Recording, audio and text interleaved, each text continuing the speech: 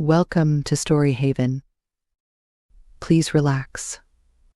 Remember to like, subscribe, and enjoy. Part 1, Chapter 12. Colia took the prince to a public house in the Litaynaya, not far off. In one of the side rooms there sat at a table, looking like one of the regular guests of the establishment, Ardalion Alexandrovitch, with a bottle before him, and a newspaper on his knee. He was waiting for the prince, and no sooner did the latter appear than he began a long harangue about something or other. But so far gone was he that the prince could hardly understand a word. "I have not got a 10-rouble note," said the prince, "but here is a 25. Change it and give me back the 15, or I shall be left without a farthing myself." "Oh, of course, of course. And you quite understand that I—" "Yes, and I have another request to make, General. Have you ever been at Nastasia Philipovna's?" "I? I? Do you mean me?" "Often, my friend, often. I only pretended I had not, in order to avoid a painful subject. You saw today, you were a witness, that I did all that a kind, an indulgent father could do. Now a father of altogether another type shall step into the scene. You shall see. The old soldier shall lay bare this intrigue, or a shameless woman will force her way into a respectable and noble family." "Yes, quite so. I wished to ask you whether you could show me the way to Nastasia Philipovna's tonight. I must go. I have business with her. I was not invited, but I was introduced. Anyhow, I am ready to trespass the laws of propriety, if only I can get in somehow or other." "My dear young friend, you have hit on my very idea. It was not for this rubbish I asked you to come over here." He pocketed the money, however, at this point. "It was to invite your alliance in the campaign against Nastasia Philipovna tonight. How well it sounds! General Ivolgin and Prince Muishkin. That will fetch her, I think. Capital. We'll go at 9. There's time yet." Where does she live?" "Oh, a long way off, near the great theatre, just in the square there. It won't be a large party." The general sat on and on. He had ordered a fresh bottle when the prince arrived. This took him an hour to drink, and then he had another, and another, during the consumption of which he told pretty nearly the whole story of his life. The prince was in despair. He felt that though he had but applied to this miserable old drunkard because he saw no other way of getting to Nastasia Philipovna's, yet he had been very wrong to put the slightest confidence in such a man. At last he rose and declared he would wait no longer. The general rose too, drank the last drops that he could squeeze out of the bottle, and staggered into the street. Muishkin began to despair.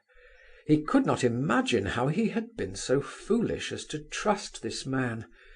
He only wanted one thing, and that was to get to Nastasia Philipovna's, even at the cost of a certain amount of impropriety. But now the scandal threatened to be more than he had bargained for. By this time Ardalion Alexandrovitch was quite intoxicated, and he kept his companion listening while he discoursed eloquently and pathetically on subjects of all kinds, interspersed with torrents of recrimination against the members of his family. He insisted that all his troubles were caused by their bad conduct, and time alone would put an end to them. At last they reached the Litaynaya. The thaw increased steadily, a warm, unhealthy wind blew through the streets, vehicles splashed through the mud, and the iron shoes of horses and mules rang on the paving stones. Crowds of melancholy people plodded wearily along the footpaths, with here and there a drunken man among them. "Do you see those brightly lighted windows?" said the general. "Many of my old comrades in arms live about here, and I, who served longer and suffered more than any of them, am walking on foot to the house of a woman of rather questionable reputation. A man, look you, who has 13 bullets on his breast. You don't believe it? Well, I can assure you it was entirely on my account that Pirogov telegraphed to Paris and left Sevastopol at the greatest risk during the siege. Nelaton, the Tuileries surgeon, demanded a safe conduct in the name of science into the besieged city in order to attend my wounds. The government knows all about it. That's the Ivolgin with 13 bullets in him. That's how they speak of me. Do you see that house, prince? One of my old friends lives on the first floor, with his large family. In this and 5 other houses, 3 overlooking Nevsky, 2 in the Morskaya, are all that remain of my personal friends. Nina Alexandrovna gave them up long ago, but I keep in touch with them still. I may say I find refreshment in this little coterie, in thus meeting my old acquaintances and subordinates, who worship me still, in spite of all.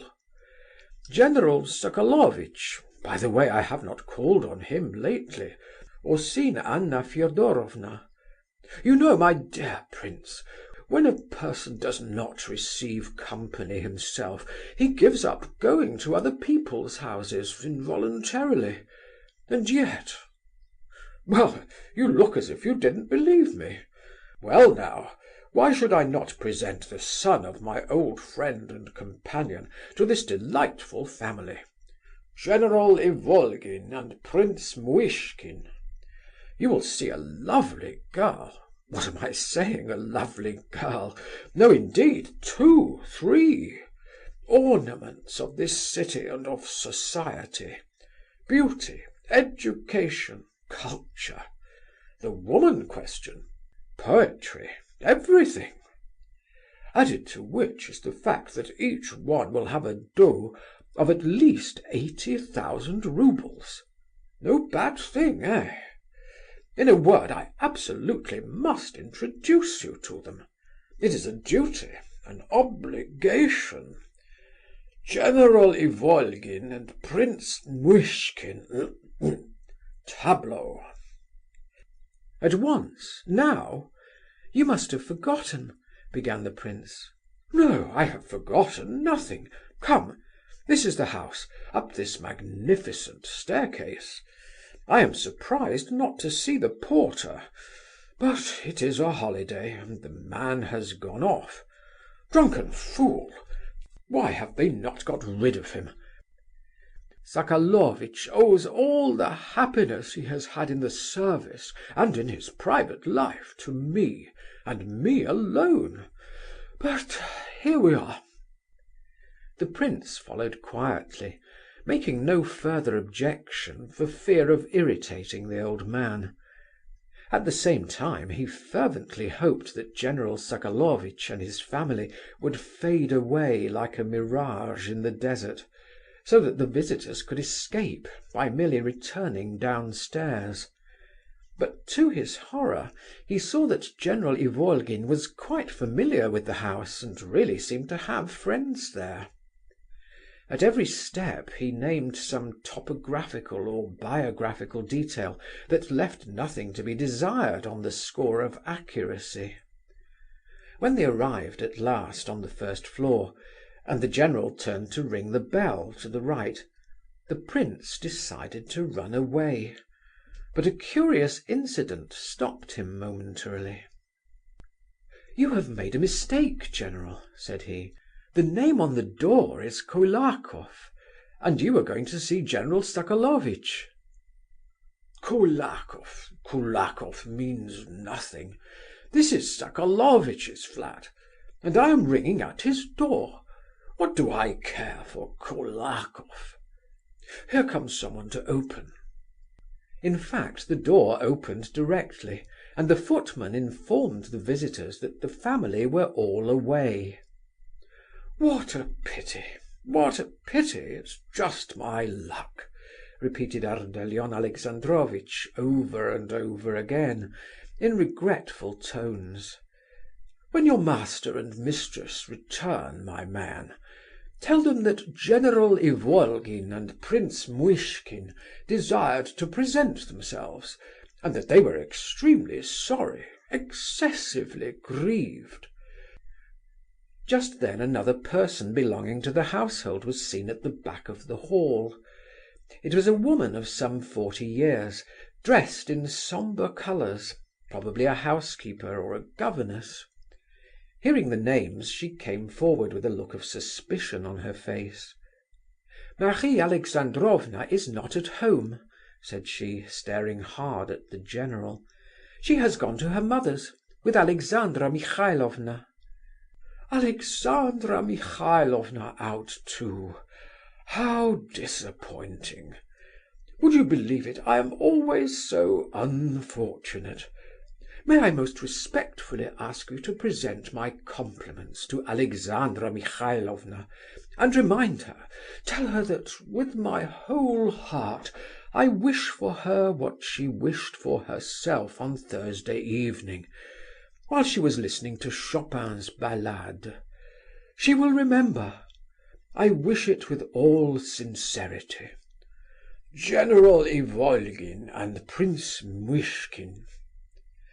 The woman's face changed. She lost her suspicious expression. "I will not fail to deliver your message," she replied, and bowed them out. As they went downstairs, the general regretted repeatedly that he had failed to introduce the prince to his friends. "You know, I am a bit of a poet," said he. "Have you noticed it? The poetic soul, you know." Then he added suddenly, "But after all, I believe we made a mistake this time. I remember that the Sokoloviches live in another house, and what is more, they are just now in Moscow. Yes, I was certainly at fault. However, it is of no consequence." "Just tell me," said the prince in reply, "may I count still on your assistance? Or shall I go on alone to see Nastasia Philipovna?" "Count on my assistance? Go alone? How can you ask me that question, when it is a matter on which the fate of my family so largely depends? You don't know Ivolgin, my friend. To trust Ivolgin is to trust a rock. That's how the first squadron I commanded spoke of me.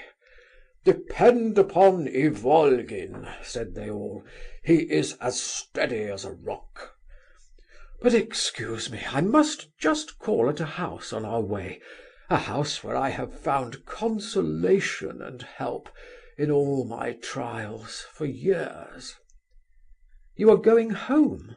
"No, I wish to visit Madame Terentieff, the widow of Captain Terentieff, my old subordinate and friend. She helps me to keep up my courage, and to bear the trials of my domestic life. And as I have an extra burden on my mind today—" "It seems to me," interrupted the prince, "that I was foolish to trouble you just now. However, at present you... Goodbye."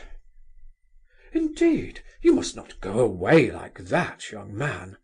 You must not," cried the general. "My friend here is a widow, the mother of a family. Her words come straight from her heart, and find an echo in mine. A visit to her is merely an affair of a few minutes. I am quite at home in her house. I will have a wash and dress, and then we can drive to the Grand Theatre. Make up your mind to spend the evening with me. We are just there. That's the house." "Why, Colia, you here? Well, is Marfa Borisovna at home, or have you only just come?" "Oh no, I have been here a long while," replied Colia, who was at the front door when the general met him. "I am keeping Hippolyte company. He is worse, and has been in bed all day. I came down to buy some cards. Marfa Borisovna expects you. But what a state you are in, father," added the boy, noticing his father's unsteady gait. "Well, let us go in."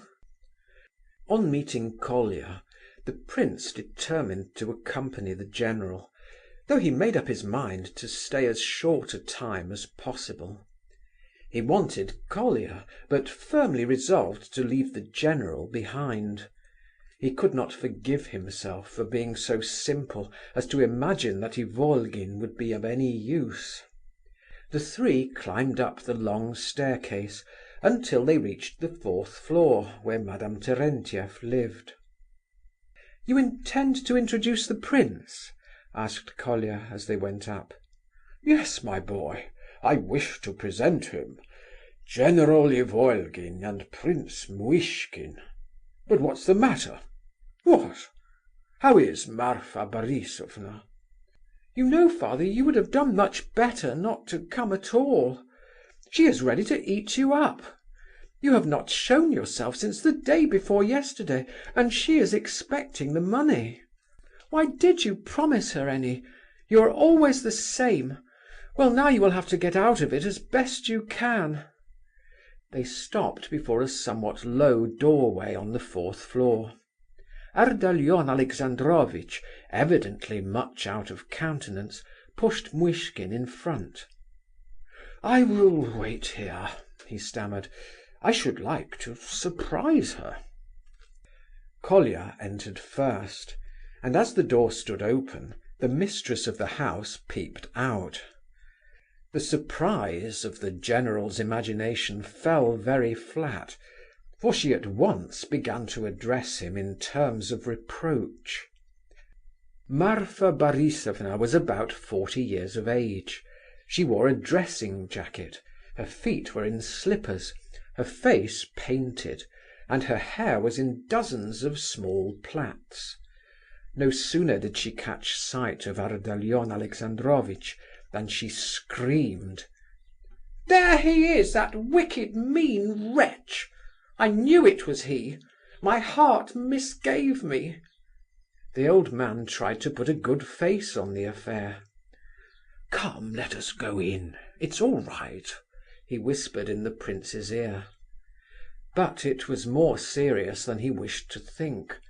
As soon as the visitors had crossed the low, dark hall and entered the narrow reception room, furnished with half a dozen cane chairs and 2 small card tables, Madame Terentieff, in the shrill tones habitual to her, continued her stream of invectives. "Are you not ashamed?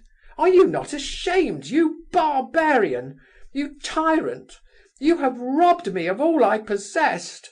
You have sucked my bones to the marrow. How long shall I be your victim? Shameless, dishonourable man!"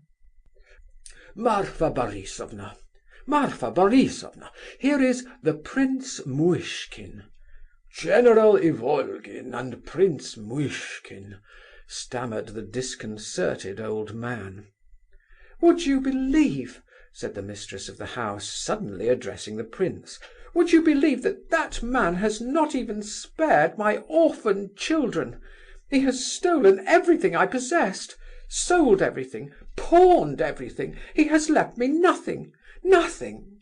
What am I to do with your IOUs, you cunning, unscrupulous rogue?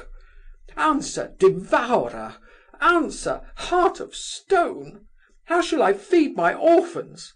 With what shall I nourish them? And now he has come, he is drunk. He can scarcely stand. How, oh, how have I offended the Almighty that he should bring this curse upon me? Answer, you worthless villain, answer!" But this was too much for the general. "Here are 25 roubles, Marfa Borisovna. It is all that I can give. And I owe even these to the prince's generosity, my noble friend. I have been cruelly deceived. Such is life. Now, excuse me.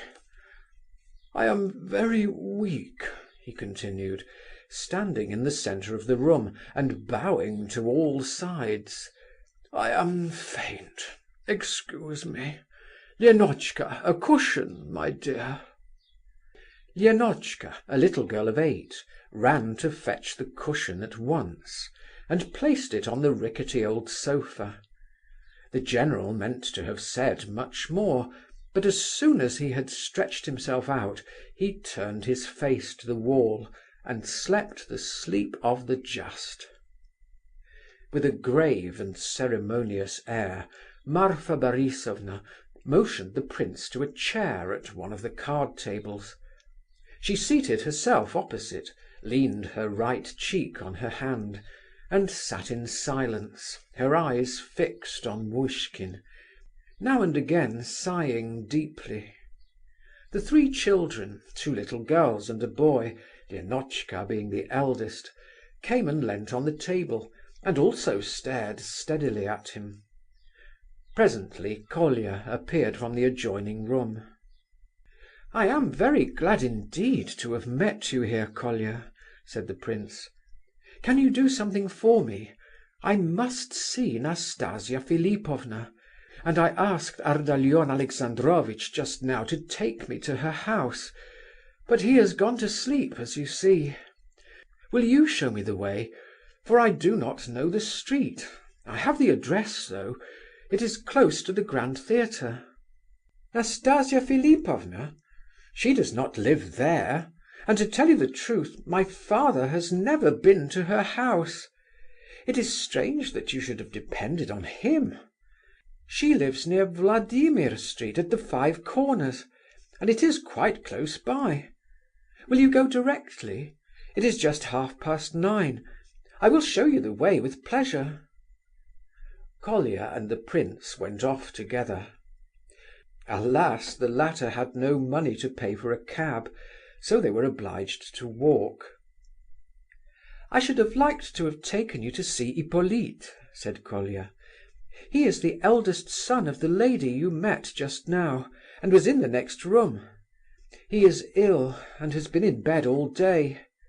But he is rather strange and extremely sensitive, and I thought he might be upset, considering the circumstances in which you came.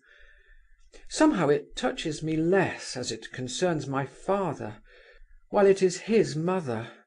That of course makes a great difference. What is a terrible disgrace to a woman does not disgrace a man, at least not in the same way. Perhaps public opinion is wrong in condemning one sex and excusing the other. Hippolyte is an extremely clever boy, but so prejudiced. He is really a slave to his opinions. Do you say he is consumptive?" "Yes. It really would be happier for him to die young. If I were in his place, I should certainly long for death. He is unhappy about his brother and sisters, the children you saw. If it were possible, if we only had a little money, we should leave our respective families and live together in an apartment of our own. It is our dream. But, do you know, when I was talking over your affair with him, he was angry, and said that anyone who did not call out a man who had given him a blow was a coward. He is very irritable today, and I left off arguing the matter with him. So Nastasia Philipovna has invited you to go and see her?" "To tell you the truth, she has not." "Then how do you come to be going there?"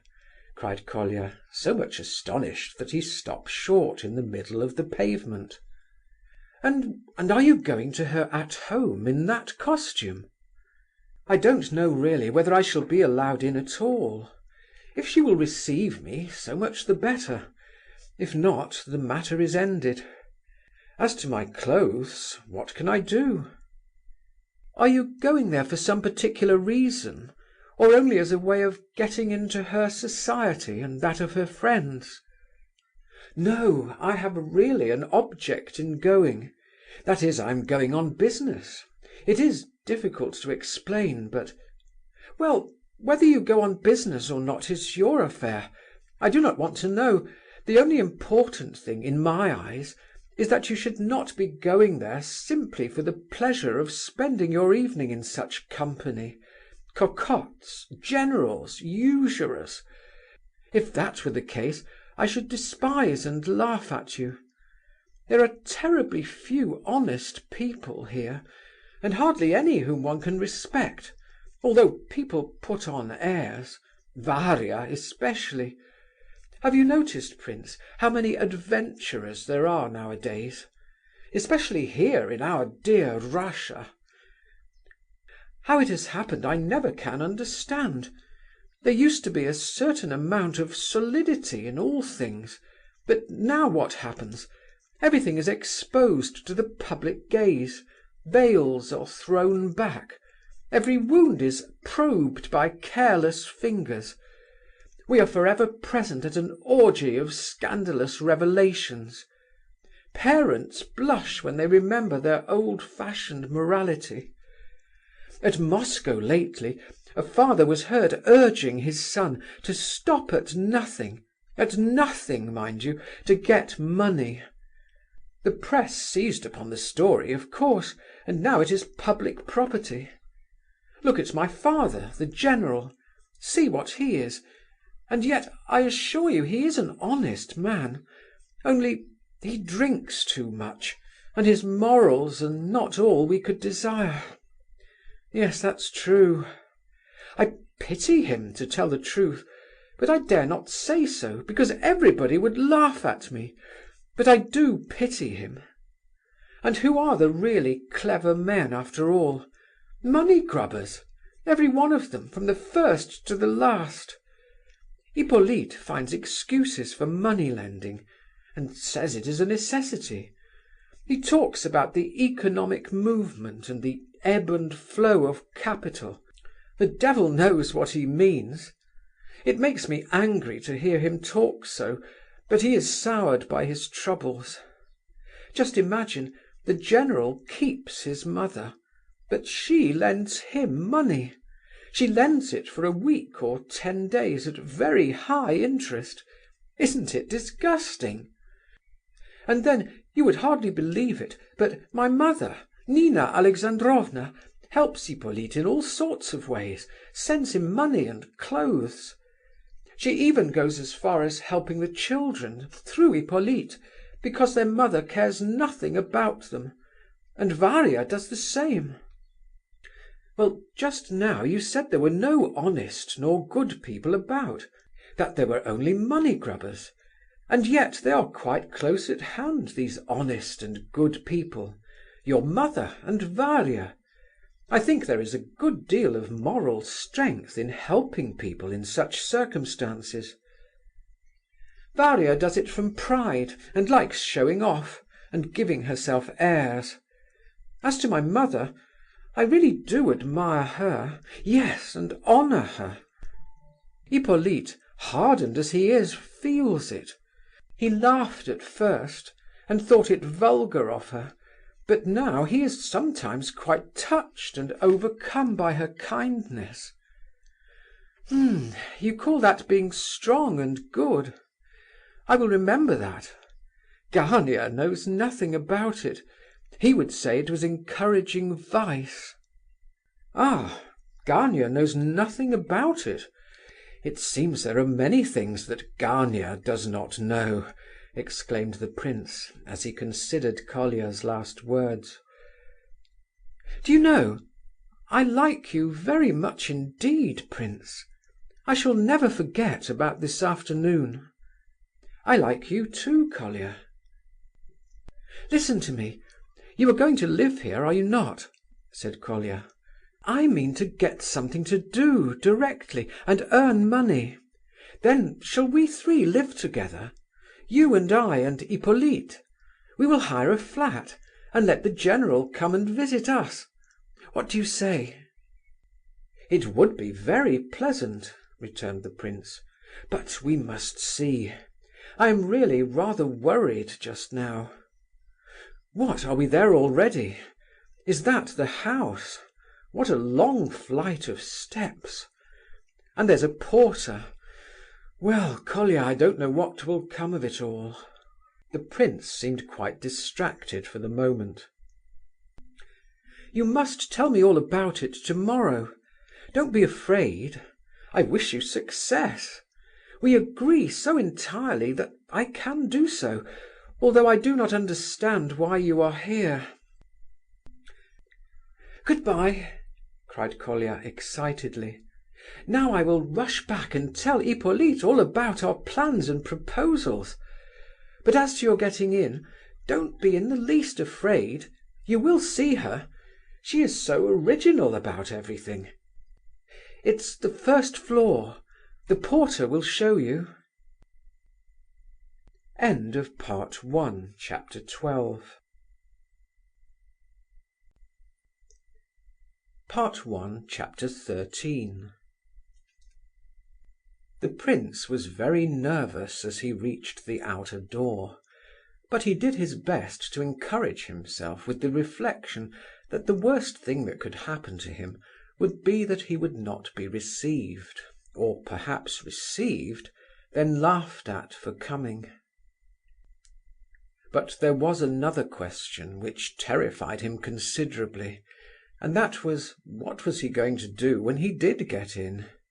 And to this question he could fashion no satisfactory reply. If only he could find an opportunity of coming close up to Nastasia Philipovna and saying to her, "Don't ruin yourself by marrying this man. He does not love you, he loves only your money. He told me so himself, and so did Aglaya Ivanovna, and I have come on purpose to warn you." But even that did not seem quite a legitimate or practicable thing to do.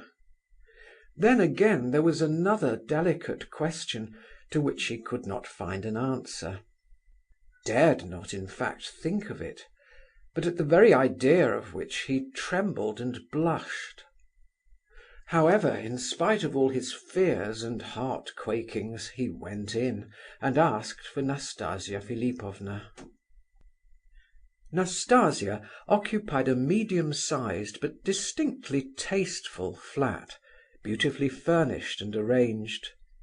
At one period of these 5 years of Petersburg life, Totski had certainly not spared his expenditure upon her. He had calculated upon her eventual love, and tried to tempt her with a lavish outlay upon comforts and luxuries, knowing too well how easily the heart accustoms itself to comforts, and how difficult it is to tear oneself away from luxuries which have become habitual, and little by little indispensable. Nastasia did not reject all this. She even loved her comforts and luxuries, but strangely enough never became in the least degree dependent upon them, and always gave the impression that she could do just as well without them. In fact, she went so far as to inform Totski on several occasions that such was the case, which the latter gentleman considered a very unpleasant communication indeed.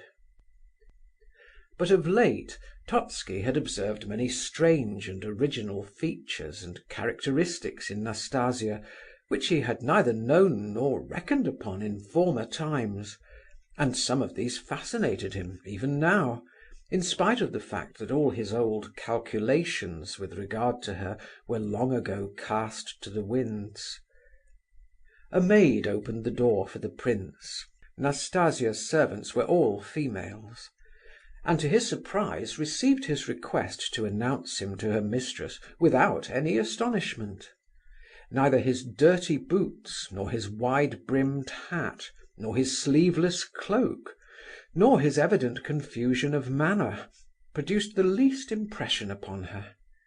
She helped him off with his cloak, and begged him to wait a moment in the ante-room while she announced him.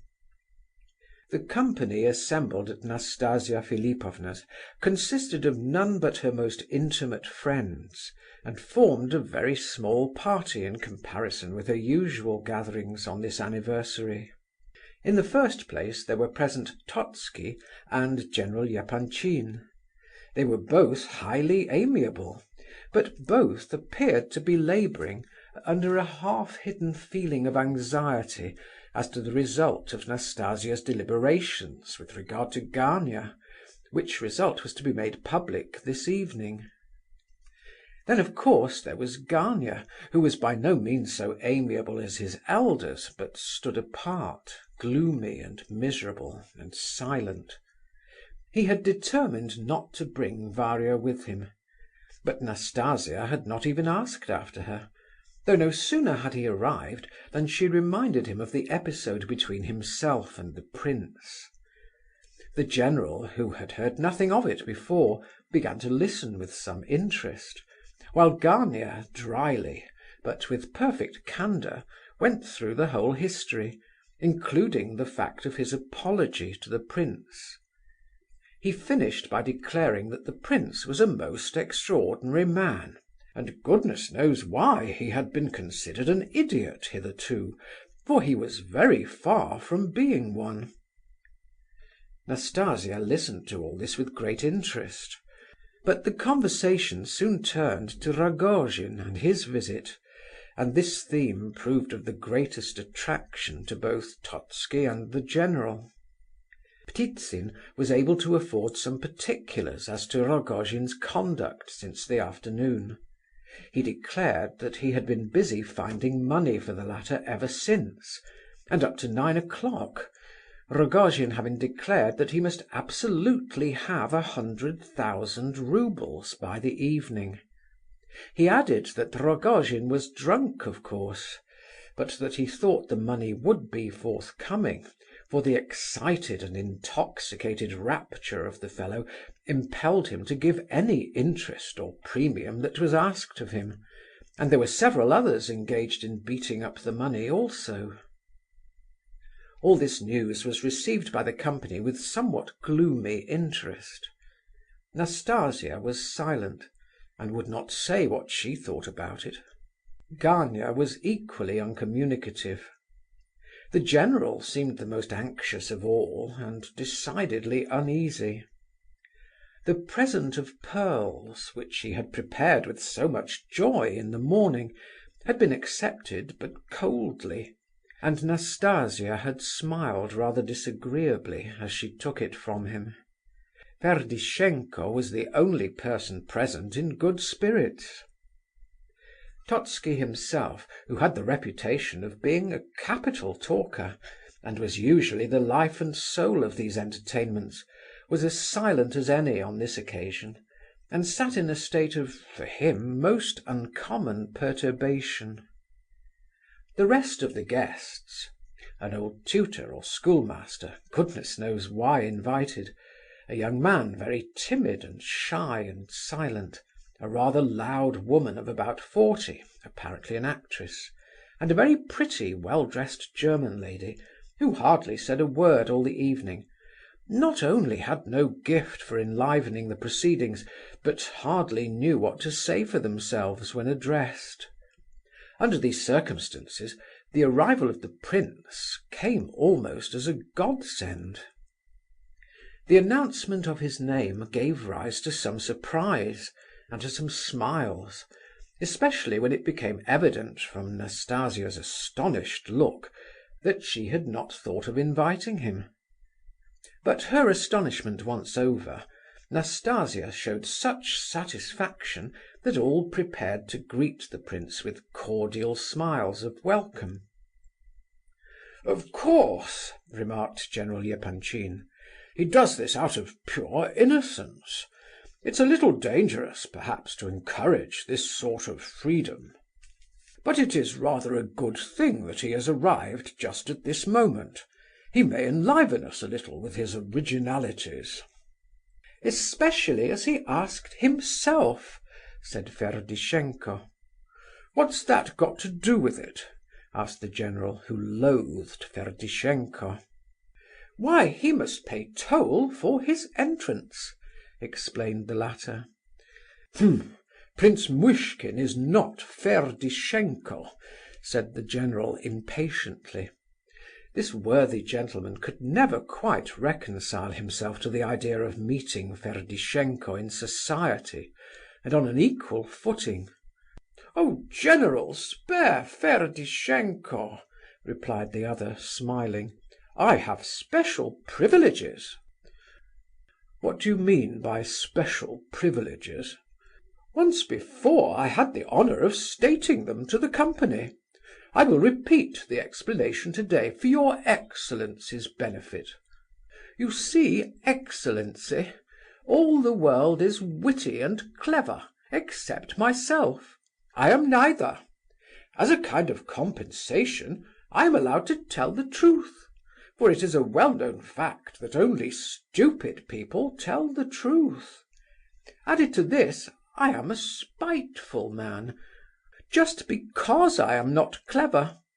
If I am offended or injured, I bear it quite patiently, until the man injuring me meets with some misfortune. Then I remember, and take my revenge.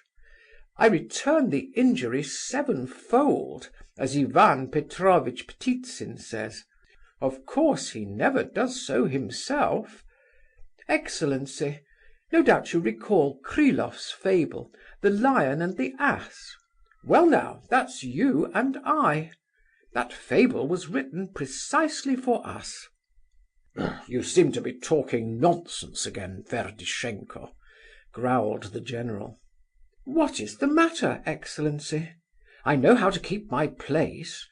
When I said just now that we, you and I, were the lion and the ass of Kryloff's fable, of course it is understood that I take the role of the ass. Your Excellency is the lion, of which the fable remarks, 'A mighty lion, terror of the woods, was shorn of his great prowess by old age.' And I, your Excellency, am the ass." "I am of your opinion on that last point," said Ivan Fedorovitch with ill-concealed irritation. All this was no doubt extremely coarse, and moreover it was premeditated, but after all Ferdishenko had persuaded everyone to accept him as a buffoon. "If I am admitted and tolerated here," he had said one day, "it is simply because I talk in this way. How can anyone possibly receive such a man as I am? I quite understand. Now could I, a Ferdishenko, be allowed to sit shoulder to shoulder with a clever man like Afanasy Ivanovitch? There is one explanation, only one. I am given the position because it is so entirely inconceivable." But these vulgarities seemed to please Nastasia Philipovna, although too often they were both rude and offensive. Those who wished to go to her house were forced to put up with Ferdishenko. Possibly the latter was not mistaken in imagining that he was received simply in order to annoy Totski, who disliked him extremely. Gania also was often made the butt of the jester's sarcasms, who used this method of keeping in Nastasia Philipovna's good graces. "The prince will begin by singing us a fashionable ditty," remarked Ferdishenko, and looked at the mistress of the house to see what she would say. "I don't think so, Ferdishenko. Please be quiet," answered Nastasia Philipovna dryly. "Ah, if he is to be under special patronage, I withdraw my clause." But Nastasia Philipovna had now risen and advanced to meet the prince. "I was so sorry to have forgotten to ask you to come when I saw you," she said, "and I am delighted to be able to thank you personally now, and to express my pleasure at your resolution." So saying, she gazed into his eyes, longing to see whether she could make any guess as to the explanation of his motive in coming to her house. The prince would very likely have made some reply to her kind words, but he was so dazzled by her appearance that he could not speak. Nastasia noticed this with satisfaction. She was in full dress this evening, and her appearance was certainly calculated to impress all beholders. She took his hand and led him towards her other guests. But just before they reached the drawing-room door, the prince stopped her, and hurriedly and in great agitation whispered to her: "You are altogether perfection. Even your pallor and thinness are perfect. One could not wish you otherwise. I did so wish to come and see you. Forgive me, please." "Don't apologize," said Nastasia, laughing. "You spoil the whole originality of the thing. I think what they say about you must be true, that you are so original. So you think me perfection, do you?" "Yes." Well, you may be a good reader of riddles, but you are wrong there, at all events. I'll remind you of this tonight." Nastasia introduced the prince to her guests, to most of whom he was already known. Totski immediately made some amiable remark. All seemed to brighten up at once, and the conversation became general.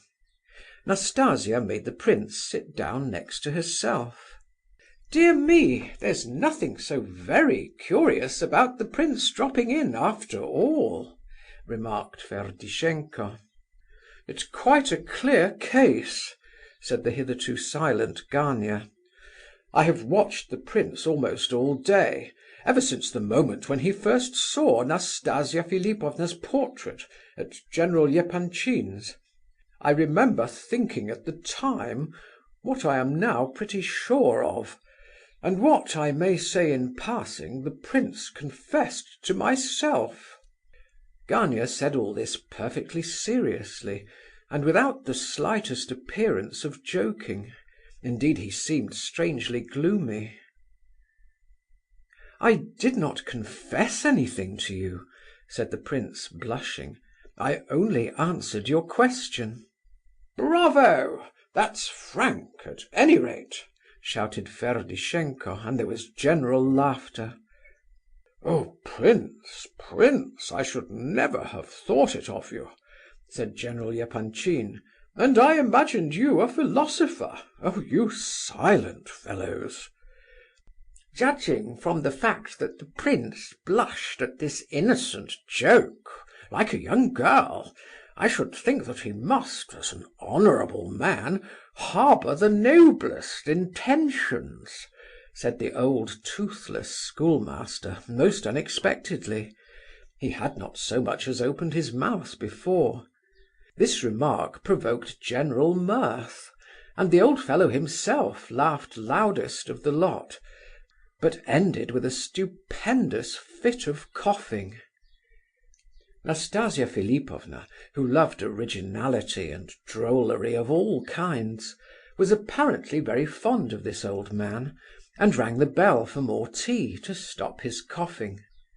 It was now 10:30. "Gentlemen, wouldn't you like a little champagne now?" she asked. "I have it all ready. It will cheer us up. Do now, no ceremony." This invitation to drink, couched as it was in such informal terms, came very strangely from Nastasia Philipovna. Her usual entertainments were not quite like this; there was more style about them. However, the wine was not refused. Each guest took a glass, excepting Gania, who drank nothing. It was extremely difficult to account for Nastasia's strange condition of mind, which became more evident each moment, and which none could avoid noticing. She took her glass, and vowed she would empty it 3 times that evening. She was hysterical, and laughed aloud every other minute, with no apparent reason. the next moment relapsing into gloom and thoughtfulness. Some of her guests suspected that she must be ill, but concluded at last that she was expecting something, for she continued to look at her watch impatiently and unceasingly. She was most absent and strange. "You seem to be a little feverish tonight," said the actress. "Yes, I feel quite ill. I have been obliged to put on this shawl. I feel so cold," replied Nastasia. She had certainly grown very pale, and every now and then she tried to suppress a trembling in her limbs. "Had we not better allow our hostess to retire?" asked Totski of the general. "Not at all, gentlemen, not at all. Your presence is absolutely necessary to me tonight," said Nastasia significantly. As most of those present were aware that this evening a certain very important decision was to be taken, these words of Nastasia Philipovna's appeared to be fraught with much hidden interest. The general and Totski exchanged looks. Gania fidgeted convulsively in his chair. "Let's play at some game," suggested the actress. "I know a new and most delightful game," added Ferdishenko. "What is it?" asked the actress. "Well, when we tried it we were a party of people, like this, for instance, and somebody proposed that each of us, without leaving his place at the table, should relate something about himself. It had to be something that he really and honestly considered the very worst action he had ever committed in his life. But he was to be honest. That was the chief point. He wasn't to be allowed to lie." "What an extraordinary idea," said the general. "That's the beauty of it, General." "It's a funny notion," said Totski, "and yet quite natural. It's only a new way of boasting." "Perhaps that is just what was so fascinating about it." "Why, it would be a game to cry over, not to laugh at," said the actress. "Did it succeed?" asked Nastasia Philipovna. "Come, let's try it, let's try it. We really are not quite so jolly as we might be. Let's try it. We may like it. It's original, at all events." "Yes," said Ferdishenko, "it's a good idea. Come along, the men begin. Of course, no one need tell a story if he prefers to be disobliging. We must draw lots. Throw your slips of paper, gentlemen, into this hat, and the prince shall draw for turns. It's a very simple game. All you have to do is to tell the story of the worst action of your life. It's as simple as anything. I'll prompt anyone who forgets the rules." No one liked the idea much. Some smiled, some frowned, some objected, but faintly, not wishing to oppose Nastasia's wishes. For this new idea seemed to be rather well received by her. She was still in an excited, hysterical state, laughing convulsively at nothing and everything. Her eyes were blazing, and her cheeks showed two bright red spots against the white. The melancholy appearance of some of her guests seemed to add to her sarcastic humour, and perhaps the very cynicism and cruelty of the game proposed by Ferdishenko pleased her. At all events, she was attracted by the idea, and gradually her guests came round to her side. The thing was original, at least, and might turn out to be amusing. "And supposing it's something that one can't speak about before ladies?" asked the timid and silent young man. "Why, then, of course, you won't say anything about it.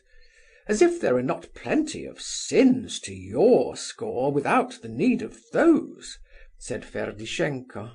"But I really don't know which of my actions is the worst," said the lively actress. "Ladies are exempted if they like." And how are you to know that one isn't lying? And if one lies, the whole point of the game is lost," said Gania. "Oh, but think how delightful to hear how one's friends lie. Besides, you needn't be afraid, Gania. Everybody knows what your worst action is without the need of any lying on your part. Only think, gentlemen," and Ferdishenko here grew quite enthusiastic, "only think with what eyes we shall observe one another tomorrow, after our tales have been told." "But surely this is a joke, Nastasia Philipovna?" asked Totski. "You don't really mean us to play this game?" "Whoever is afraid of wolves had better not go into the wood," said Nastasia, smiling. "But pardon me, Mr. Ferdishenko, is it possible to make a game out of this kind of thing?" persisted Totski, growing more and more uneasy. "I assure you it can't be a success." "And why not? Why, the last time I simply told straight off about how I stole 3 roubles." "Perhaps so, but it is hardly possible that you told it so that it seemed like truth, or so that you were believed. And as Gavrila Ardalionovitch has said, the least suggestion of a falsehood takes all point out of the game.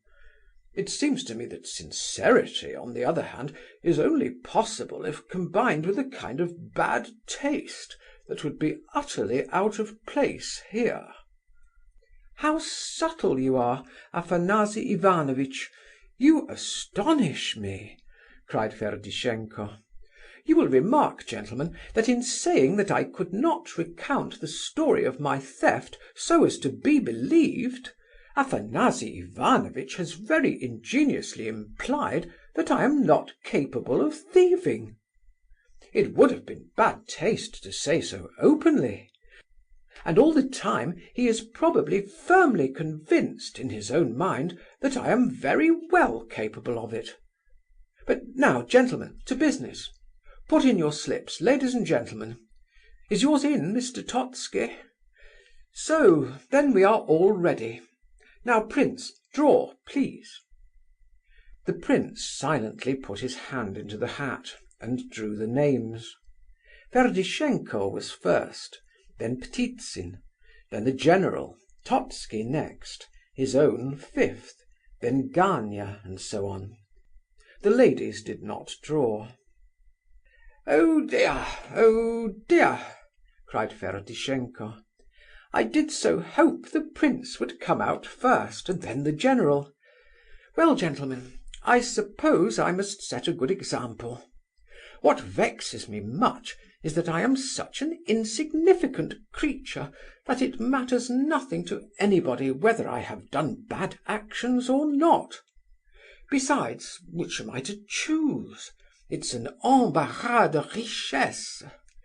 Shall I tell how I became a thief on one occasion only, to convince Afanasy Ivanovitch that it is possible to steal without being a thief?" "Do go on, Ferdishenko, and don't make unnecessary preface, or you'll never finish," said Nastasia Philipovna. All observed how irritable and cross she had become since her last burst of laughter. But none the less obstinately did she stick to her absurd whim about this new game. Totski sat looking miserable enough. The general lingered over his champagne, and seemed to be thinking of some story for the time when his turn should come. Part 1, Chapter 13. Part 1, Chapter 14. "I have no wit, Nastasia Philipovna," began Ferdishenko, "and therefore I talk too much, perhaps. Were I as witty now as Mr. Totski or the general, I should probably have sat silent all the evening, as they have.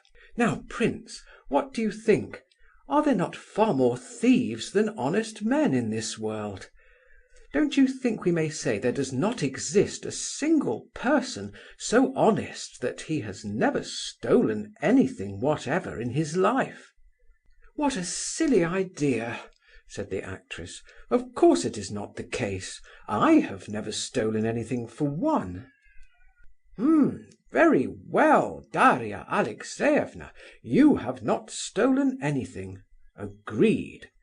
But how about the prince now? Look how he is blushing."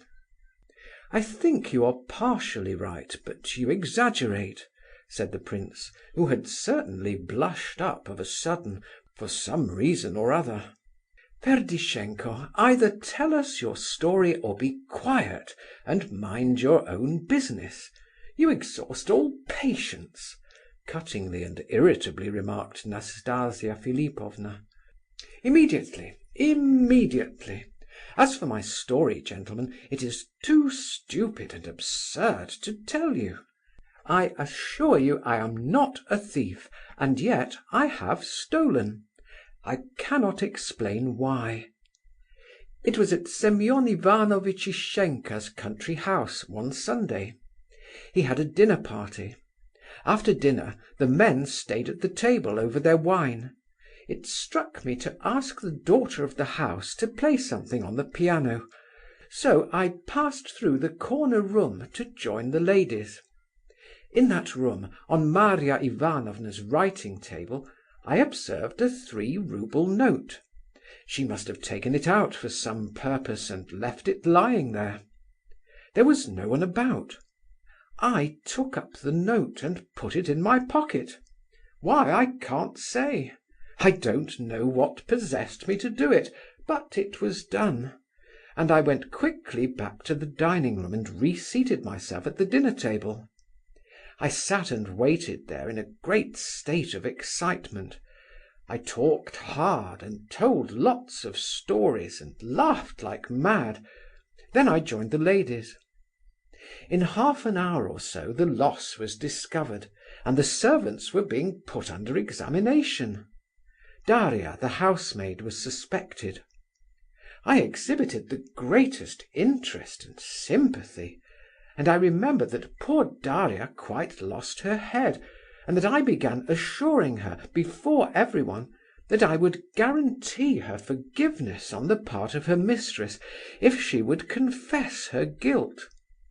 They all stared at the girl, and I remember a most wonderful attraction in the reflection that here was I sermonizing away, with the money in my own pocket all the while. I went and spent the 3 roubles that very evening at a restaurant. I went in and asked for a bottle of Lafitte, and drank it up. I wanted to be rid of the money. I did not feel much remorse either then or afterwards. But I would not repeat the performance. Believe it or not, as you please. There, that's all. Only, of course, that's not nearly your worst action," said the actress with evident dislike in her face. "That was a psychological phenomenon, not an action," remarked Totski. "And what about the maid?" asked Nastasia Philipovna with undisguised contempt. "Oh, she was turned out next day, of course. It's a very strict household there." "And you allowed it?" "I should think so, rather. I was not going to return and confess next day," laughed Ferdishenko, who seemed a little surprised at the disagreeable impression which his story had made on all parties. "How mean you were!" said Nastasia. "You wish to hear of a man tell of his worst actions, and you expect the story to come out goody-goody. One's worst actions always are mean. We shall see what the general has to say for himself now. All is not gold that glitters, you know. And because a man keeps his carriage, he need not be specially virtuous, I assure you. All sorts of people keep carriages. And by what means?" In a word, Ferdishenko was very angry, and rapidly forgetting himself. His whole face was drawn with passion.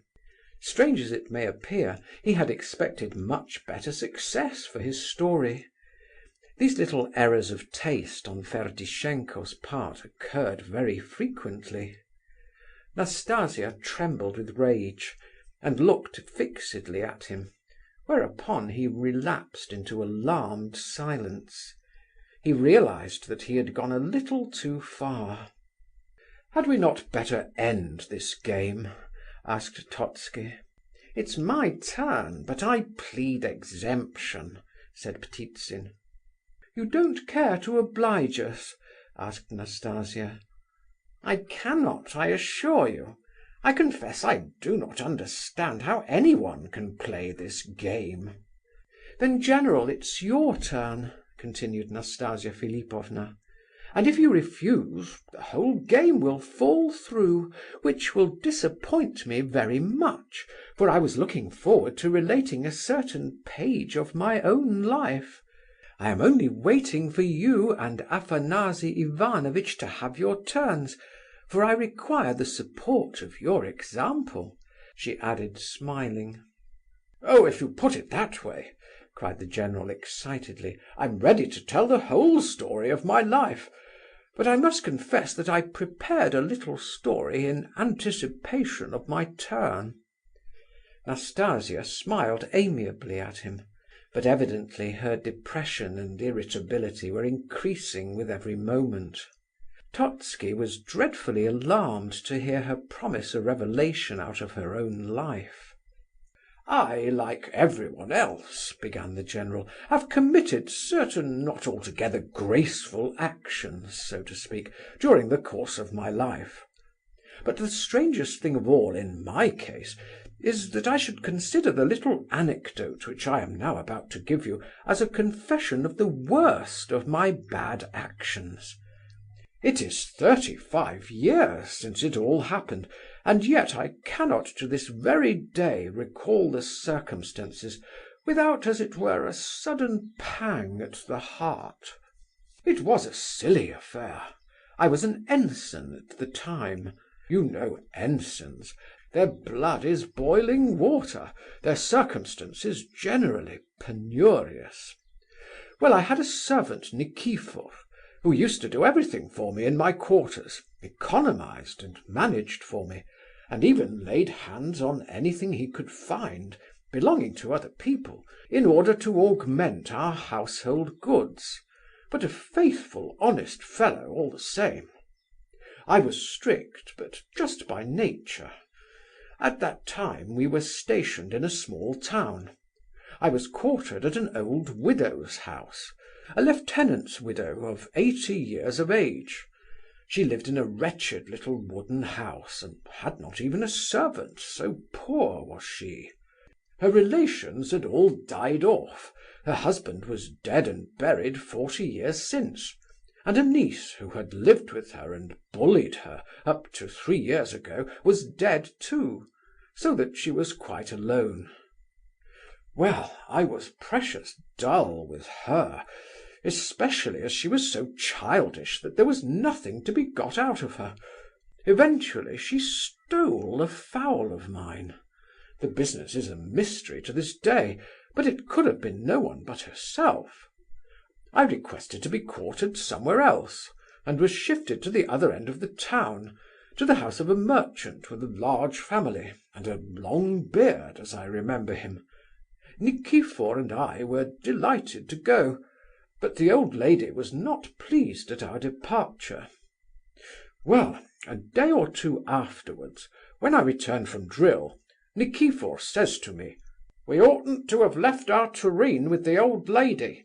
I've nothing to serve the soup in."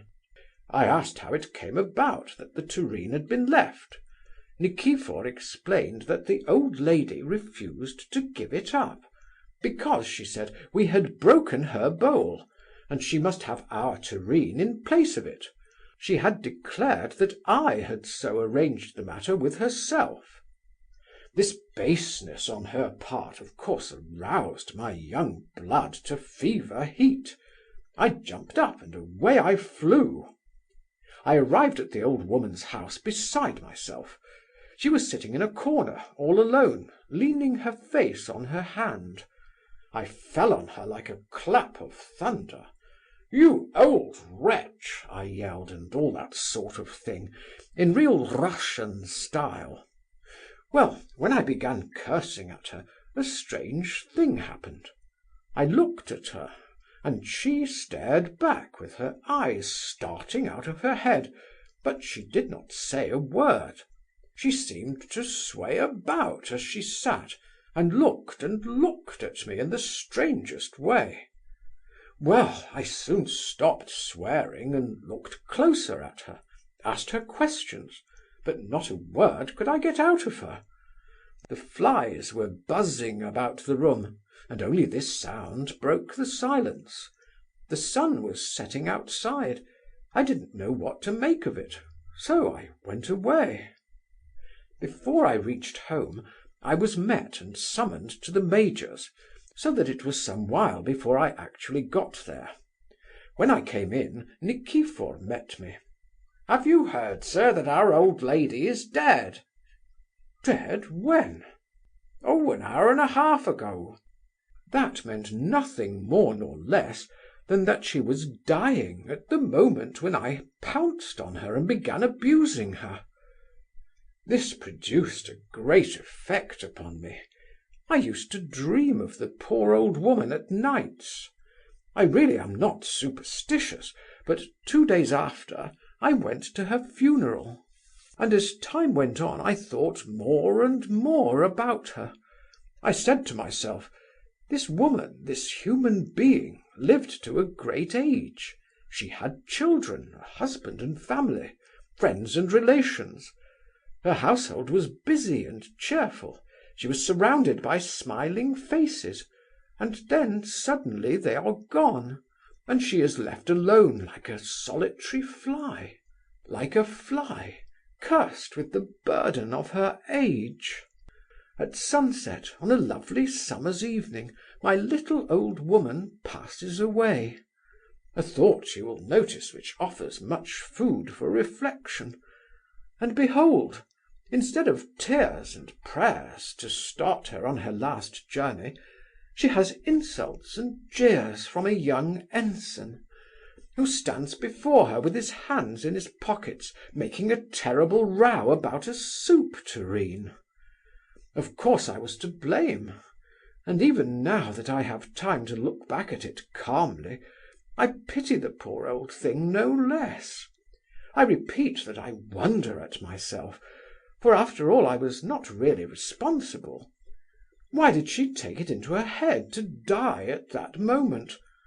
But the more I thought of it, the more I felt the weight of it upon my mind, and I never quite got rid of the impression until I put a couple of old women into an almshouse and kept them there at my own expense. There, that's all. I repeat, I dare say I have committed many a grievous sin in my day, but I cannot help always looking back upon this as the worst action I have ever perpetrated." "And instead of a bad action, your excellency has detailed one of your noblest deeds," said Ferdishenko. "Ferdishenko is done." "Dear me, General," said Nastasia Philipovna absently. "I really never imagined you had such a good heart." The general laughed with great satisfaction, and applied himself once more to the champagne.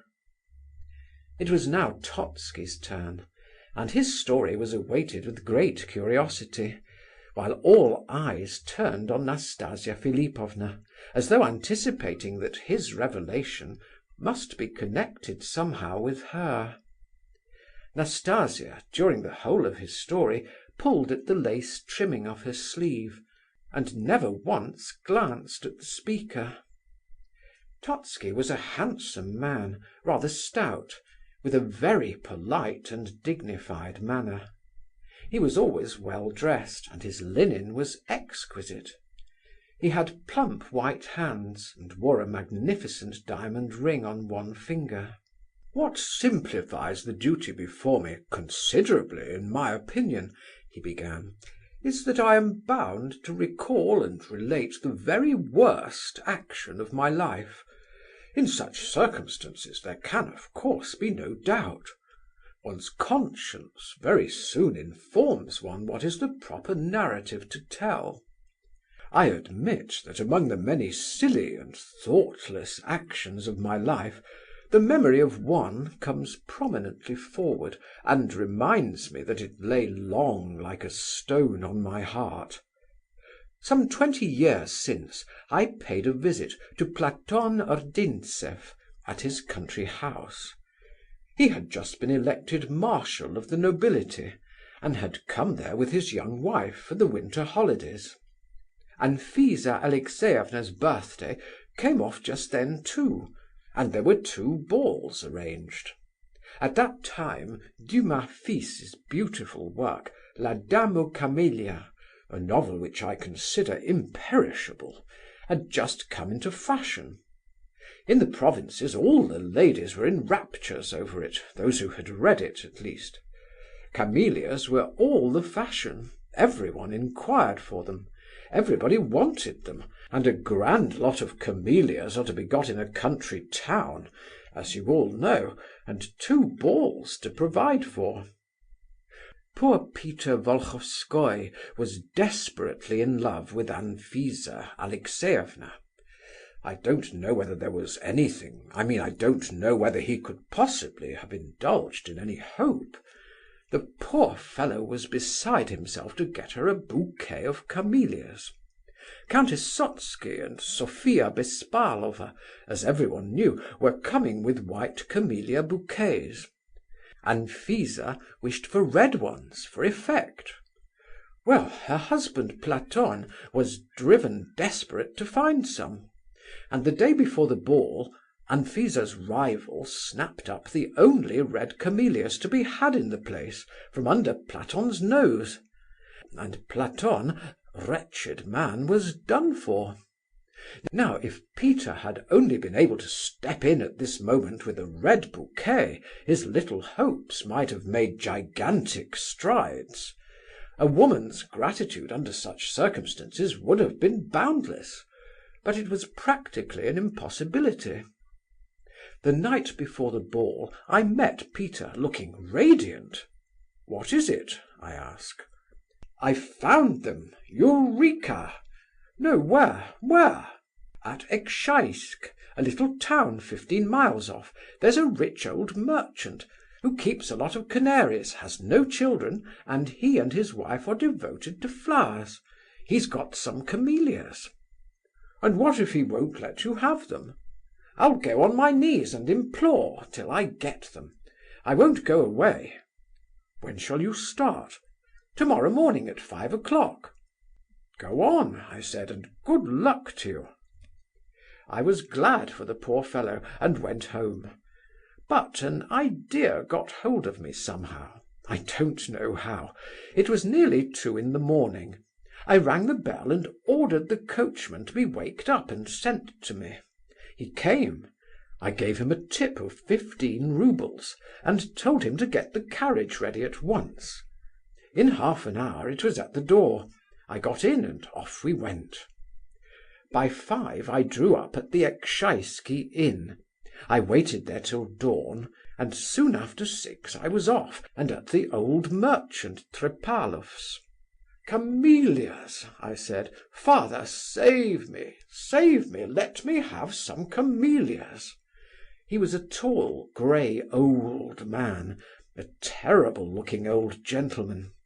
"Not a bit of it," he says, "I won't." Down I went on my knees. "Don't say so, don't! Think what you're doing," I cried. "It's a matter of life and death." "If that's the case, take them," says he. So up I get, and cut such a bouquet of red camellias. He had a whole greenhouse full of them, lovely ones. The old fellow sighs. I pull out 100 roubles. "No, no," says he. "Don't insult me that way." "Oh, if that's the case, give it to the village hospital," I say. "Ah," he says, "that's quite a different matter. That's good of you and generous. I'll pay it in there for you with pleasure. I liked that old fellow, Russian to the core, de la vraie souche. I went home in raptures, but took another road in order to avoid Peter. Immediately on arriving, I sent up the bouquet for Anfisa to see when she awoke. You may imagine her ecstasy, her gratitude. The wretched Platon, who had almost died since yesterday of the reproaches showered upon him, wept on my shoulder. Of course poor Peter had no chance after this. I thought he would cut my throat at first, and went about armed, ready to meet him. But he took it differently. He fainted, and had brain fever and convulsions. A month after, when he had hardly recovered, he went off to the Crimea, and there he was shot. I assure you this business left me no peace for many a long year. Why did I do it? I was not in love with her myself. I'm afraid it was simply mischief, pure cussedness on my part. If I hadn't seized that bouquet from under his nose, he might have been alive now, and a happy man. He might have been successful in life, and never have gone to fight the Turks." Totski ended his tale with the same dignity that had characterized its commencement. Nastasia Philipovna's eyes were flashing in a most unmistakable way now, and her lips were all a-quiver by the time Totski finished his story. All present watched both of them with curiosity. "You were right, Totski," said Nastasia. "It is a dull game and a stupid one. I'll just tell my story as I promised, and then we'll play cards." "Yes, but let's have the story first," cried the general. "Prince," said Nastasia Philipovna, unexpectedly turning to Muishkin, "here are my old friends, Totski and General Epanchin, who wish to marry me off. Tell me what you think. Shall I marry or not? As you decide, so shall it be." Totski grew white as a sheet. The general was struck dumb. All present started and listened intently. Gania sat rooted to his chair. "Marry whom?" asked the prince faintly. "Gavrila Ardalionovitch Ivolgin," said Nastasia firmly and evenly. There were a few seconds of dead silence. The prince tried to speak, but could not form his words. A great weight seemed to lie upon his breast and suffocate him. "No, don't marry him," he whispered at last, drawing his breath with an effort. "So be it then. Gavrila Ardalionovitch," she spoke solemnly and forcibly, "you hear the prince's decision. Take it as my decision, and let that be the end of the matter for good and all." "Nastasia Philipovna!" cried Totski in a quaking voice. "Nastasia Philipovna!" said the general in persuasive but agitated tones. Everyone in the room fidgeted in their places and waited to see what was coming next. "Well, gentlemen," she continued, gazing around in apparent astonishment, "what do you all look so alarmed about? Why are you so upset?" "But recollect, Nastasia Philipovna," stammered Totski, "you gave a promise, quite a free one, and you might have spared us this. I am confused and bewildered, I know, but in a word, at such a moment, and before company, and all so irregular, finishing off a game with a serious matter like this, a matter of honour and of heart, and—" "I don't follow you, Afanasy Ivanovitch. You are losing your head.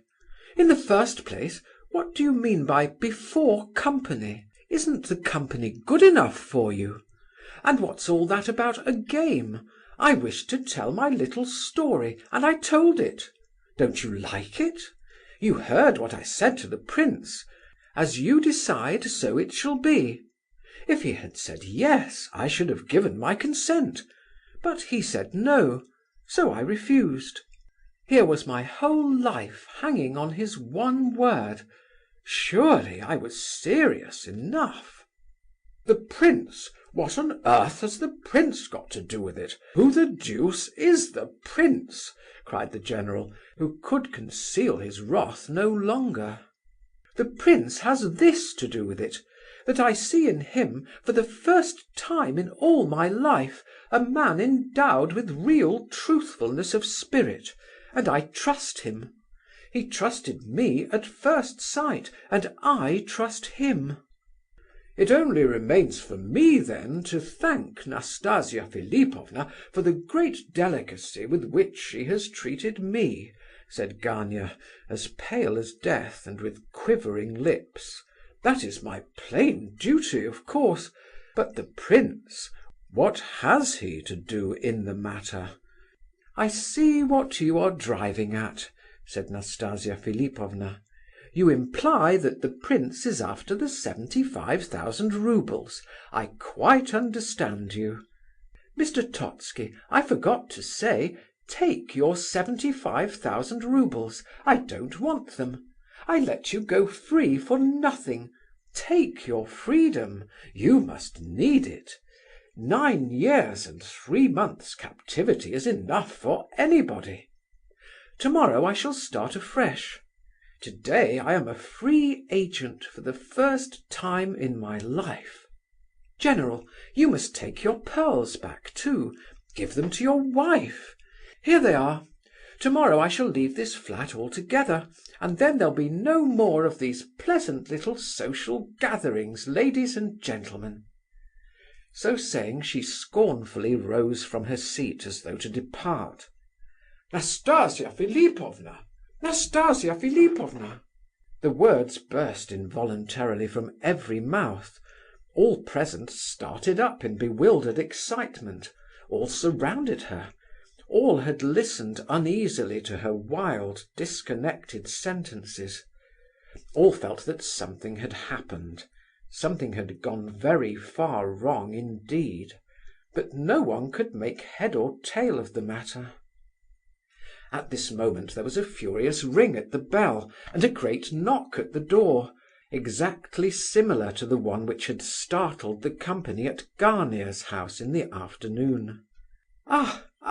Here's the climax at last, at 12:30, cried Nastasia Philipovna. "Sit down, gentlemen, I beg you. Something is about to happen." So saying, she reseated herself. A strange smile played on her lips.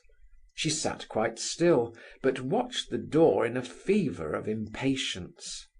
"Rogojin and his 100,000 roubles, no doubt of it," muttered Ptitsin to himself. End of Part 1, Chapter 14.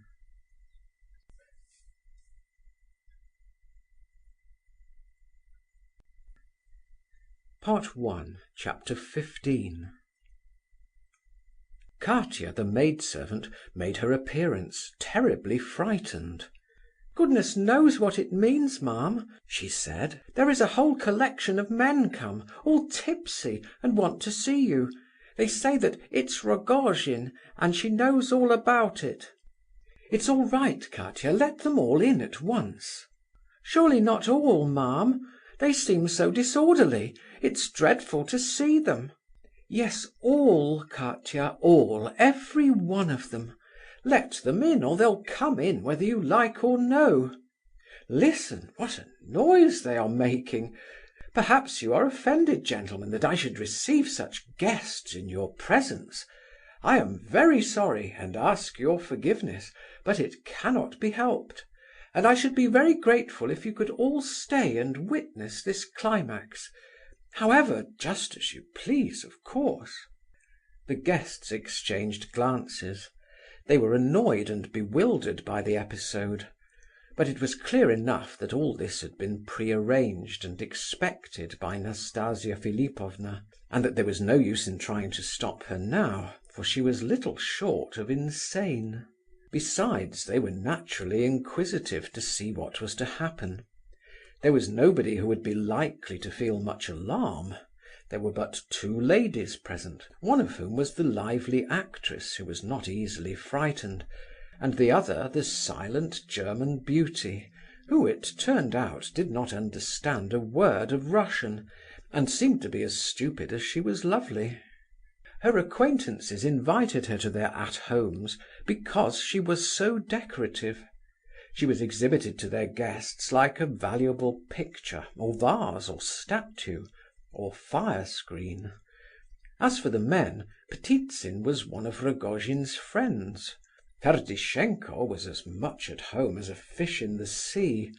Gania, not yet recovered from his amazement, appeared to be chained to a pillory.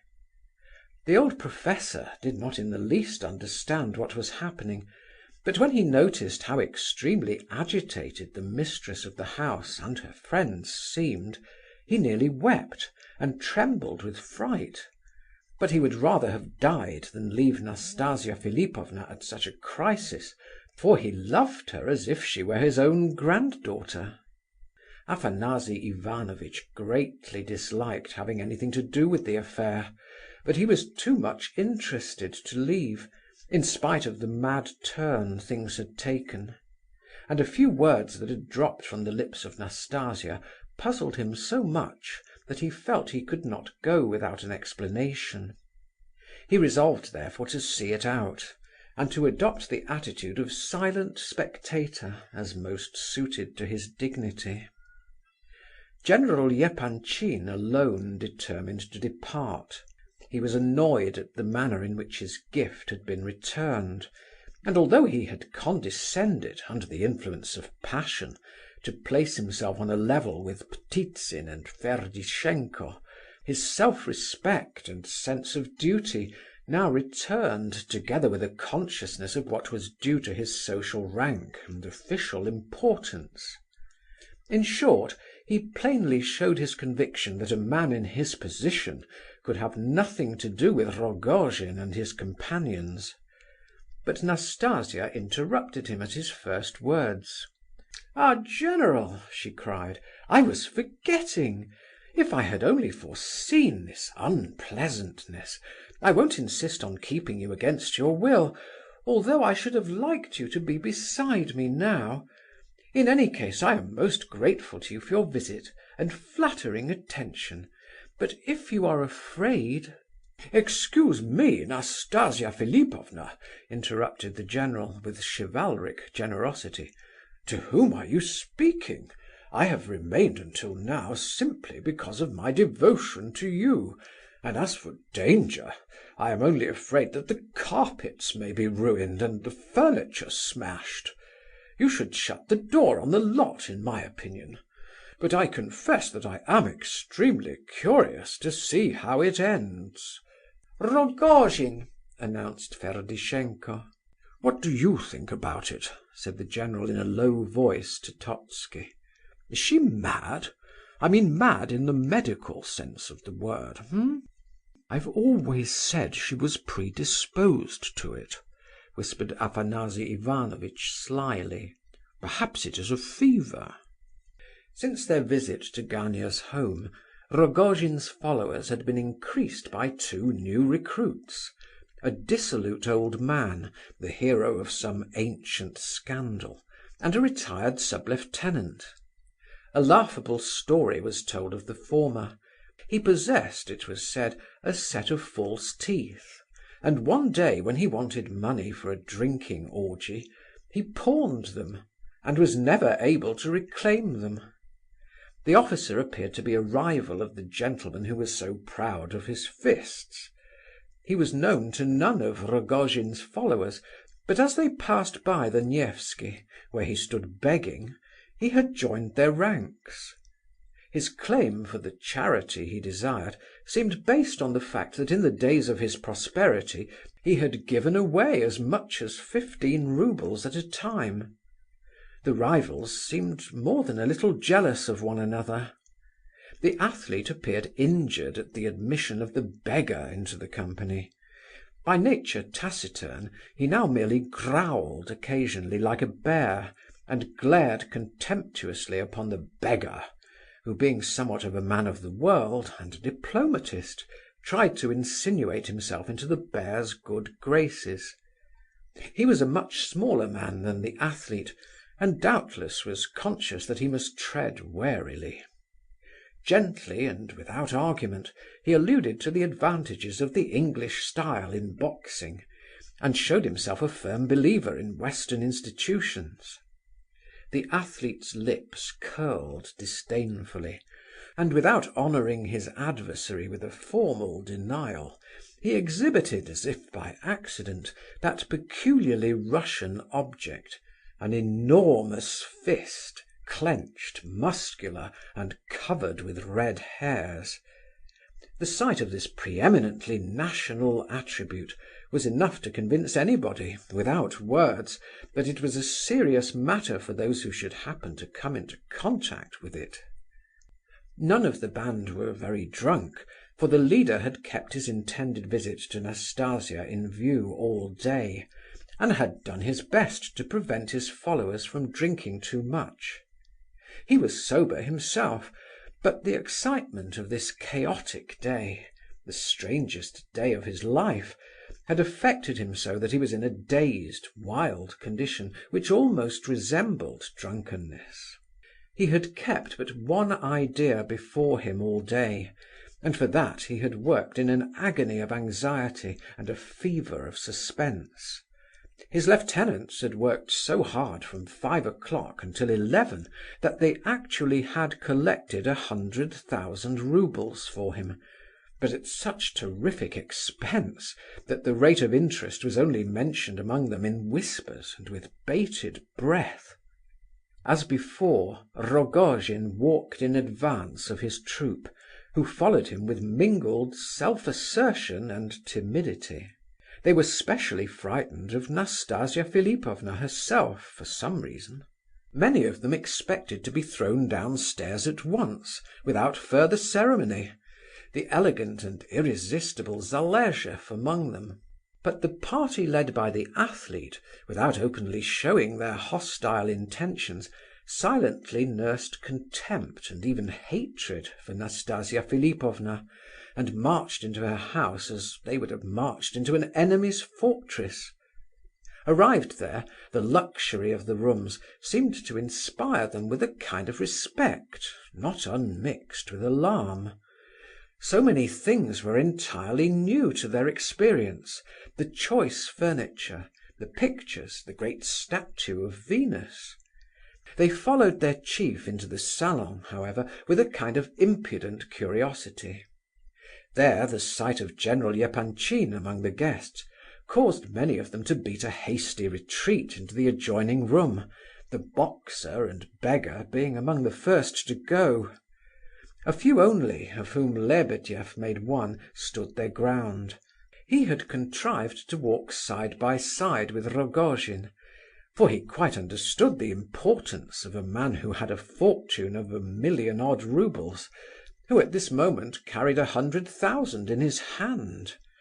It may be added that the whole company, not excepting Lebedeff, had the vaguest idea of the extent of their powers, and of how far they could safely go. At some moments Lebedeff was sure that right was on their side; at others he tried uneasily to remember various cheering and reassuring articles of the civil code. Rogojin, when he stepped into the room and his eyes fell upon Nastasia, stopped short, grew white as a sheet, and stood staring. It was clear that his heart was beating painfully. So he stood, gazing intently but timidly for a few seconds. Suddenly, as though bereft of his senses, he moved forward, staggering helplessly towards the table. On his way, he collided against Ptitsin's chair, and put his dirty foot on the lace skirt of the silent lady's dress. But he neither apologized for this, nor even noticed it. On reaching the table, he placed upon it a strange-looking object, which he had carried with him into the drawing-room. This was a paper packet, some 6 or 7 inches thick, and 8 or 9 in length, wrapped in an old newspaper, and tied round 3 or 4 times with string. Having placed this before her, he stood with drooped arms and head, as though awaiting his sentence. His costume was the same as it had been in the morning, except for a new silk handkerchief round his neck, bright green and red, fastened with a huge diamond pin, and an enormous diamond ring on his dirty forefinger. Lebedeff stood 2 or 3 paces behind his chief, and the rest of the band waited about near the door. The 2 maidservants were both peeping in, frightened and amazed at this unusual and disorderly scene. "What is that?" asked Nastasia Philipovna, gazing intently at Rogojin and indicating the paper packet. 100,000, replied the latter, almost in a whisper. "Oh, so he kept his word! There's a man for you! Well, sit down, please. Take that chair. I shall have something to say to you presently. Who are all these with you? The same party? Let them come in and sit down. There's room on that sofa. There are some chairs, and there's another sofa. Well, why don't they sit down?" Sure enough, some of the brave fellows entirely lost their heads at this point, and retreated into the next room. Others, however, took the hint and sat down, as far as they could from the table, however, feeling braver in proportion to their distance from Nastasia. Rogojin took the chair offered him, but he did not sit long. He soon stood up again, and did not reseat himself. Little by little he began to look around him and discern the other guests. Seeing Gania, he smiled venomously, and muttered to himself, "Look at that!" He gazed at Totski and the general with no apparent confusion, and with very little curiosity. But when he observed that the prince was seated beside Nastasia Philipovna, he could not take his eyes off him for a long while, and was clearly amazed. He could not account for the prince's presence there. It was not in the least surprising that Rogojin should be at this time in a more or less delirious condition, for not to speak of the excitements of the day, he had spent the night before in the train, and had not slept more than a wink for 48 hours. "This, gentleman, is 100,000 roubles," said Nastasia Philipovna, addressing the company in general. "Here, in this dirty parcel. This afternoon Rogojin yelled like a madman that he would bring me 100,000 in the evening, and I have been waiting for him all the while. He was bargaining for me, you know. First he offered me 18,000, then he rose to 40, and then to 100,000. And he has kept his word, see! My goodness, how white he is! All this happened this afternoon at Gania's. I had gone to pay his mother a visit, my future family, you know. And his sister said to my very face, 'Surely somebody will turn this shameless creature out.' After which she spat in her brother Gania's face. A girl of character, that." "Nastasia Philipovna," began the general reproachfully. He was beginning to put his own interpretation on the affair. "Well, what, general? Not quite good form, eh? Oh, nonsense! Here have I been sitting in my box at the French theatre for the last 5 years like a statue of inaccessible virtue, and kept out of the way of all admirers like a silly little idiot. Now there's this man, who comes and pays down his 100,000 on the table before you all, and in spite of my 5 years of innocence and proud virtue. And I dare be sworn he has his sledge outside, waiting to carry me off. He values me at 100,000. I see you are still angry with me, Gania. Why, surely you never really wished to take me into your family? Me, Rogojin's mistress? What did the prince say just now?" "I never said you were Rogojin's mistress. You are not," said the prince in trembling accents. "Nastasia Philipovna, dear soul!" cried the actress impatiently. "Do be calm, dear. If it annoys you so, all this, do go away and rest. Of course you would never go with this wretched fellow, in spite of his 100,000 roubles. Take his money and kick him out of the house. That's the way to treat him and the likes of him. Upon my word, if it were my business, I'd soon clear them all out." The actress was a kind-hearted woman, and highly impressionable. She was very angry now. "Don't be cross, Daria Alexeyevna," laughed Nastasia. "I was not angry when I spoke. I wasn't reproaching Gania. I don't know how it was that I could ever have indulged the whim of entering an honest family like his. I saw his mother and kissed her hand too. I came and stirred up all that fuss, Gania, this afternoon on purpose to see how much you could swallow. You surprised me, my friend. You did indeed.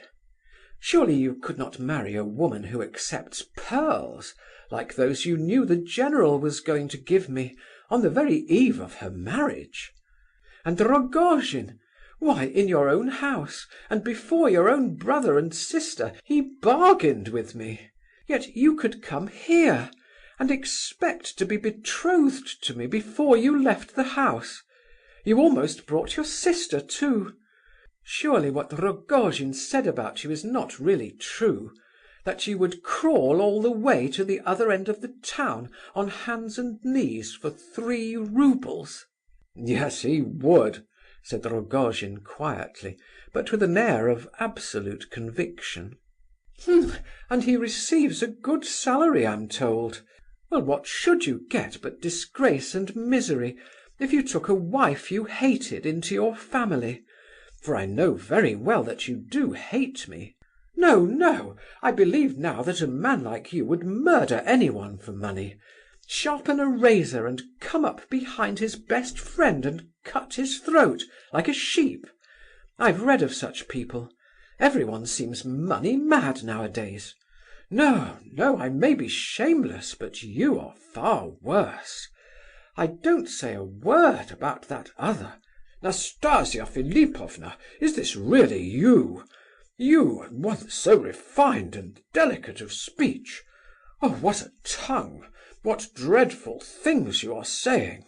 cried the general, wringing his hands in real grief. "I am intoxicated, General. I am having a day out, you know. It's my birthday. I have long looked forward to this happy occasion.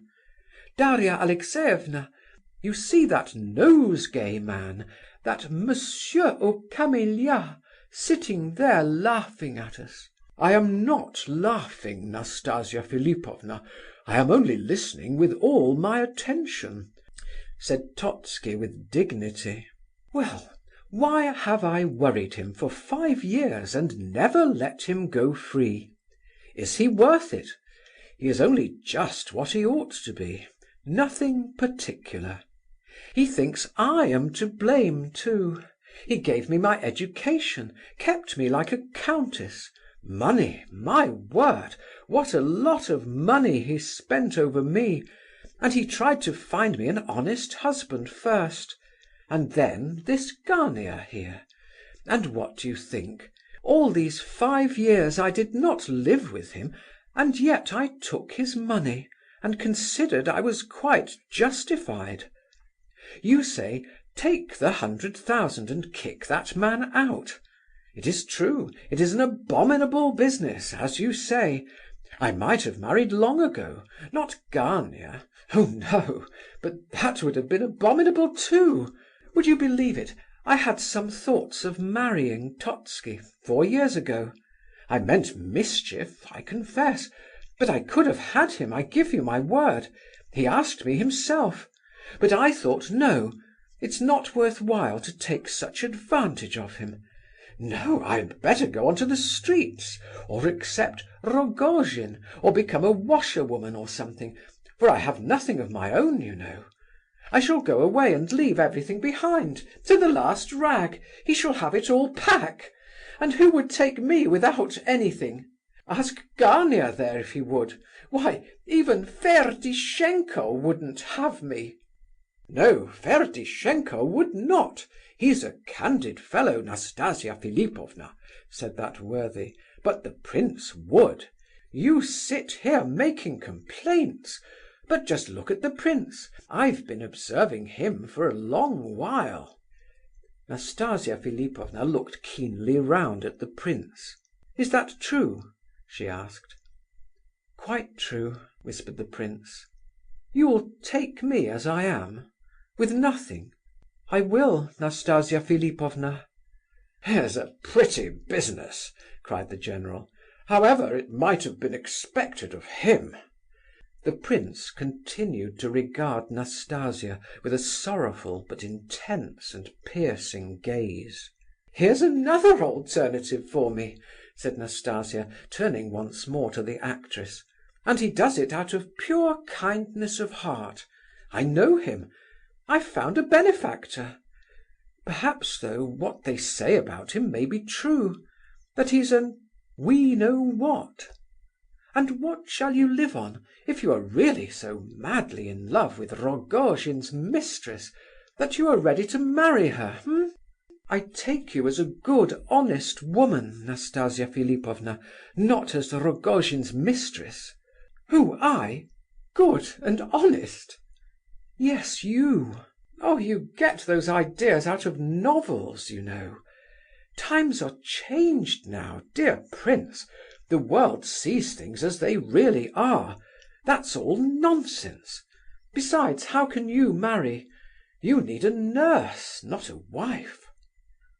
The prince rose and began to speak in a trembling, timid tone, but with the air of a man absolutely sure of the truth of his words. "I know nothing, Nastasia Philipovna. I have seen nothing. You are right, so far. But I consider that you would be honouring me, and not I you. I am a nobody. You have suffered. You have passed through hell and emerged pure, and that is very much. Why do you shame yourself by desiring to go with Rogojin? You are delirious. You have returned to Mr. Totski his 75,000 roubles, and declared that you will leave his house and all that is in it, which is a line of conduct that not one person here would imitate. Nastasia Philipovna, I love you. I would die for you. I shall never let any man say one word against you, Nastasia Philipovna. And if we are poor, I can work for both." As the prince spoke these last words, a titter was heard from Ferdishenko. Lebedeff laughed too. The general grunted with irritation. Ptitsin and Totski barely restrained their smiles. The rest all sat listening, open-mouthed with wonder. "But perhaps we shall not be poor. We may be very rich, Nastasia Philipovna," continued the prince in the same timid, quivering tones. "I don't know for certain, and I'm sorry to say I haven't had an opportunity of finding out all day. But I received a letter from Moscow while I was in Switzerland, from a Mr. Salaskin, and he acquaints me with the fact that I am entitled to a very large inheritance. This letter—" The prince pulled a letter out of his pocket. "Is he raving?" said the general. "Are we really in a madhouse?" There was a silence for a moment. Then Ptitsin spoke. "I think you said, prince, that your letter was from Salaskin. Salaskin is a very eminent man indeed in his own world. He is a wonderfully clever solicitor, and if he really tells you this, I think you may be pretty sure that he is right. It so happens, luckily, that I know his handwriting, for I have lately had business with him. If you would allow me to see it, I should perhaps be able to tell you." The prince held out the letter silently, but with a shaking hand. What? Said the general, much agitated. What's all this? Is he really heir to anything? All present concentrated their attention upon Ptitsin, reading the prince's letter. The general curiosity had received a new fillip. Ferdishenko could not sit still. Rogojin fixed his eyes first on the prince, and then on Ptitsin, and then back again. He was extremely agitated. Lebedeff could not stand it. He crept up and read over Ptitsin's shoulder, with the air of a naughty boy who expects a box on the ear every moment for his indiscretion. End of Part 1, Chapter 15.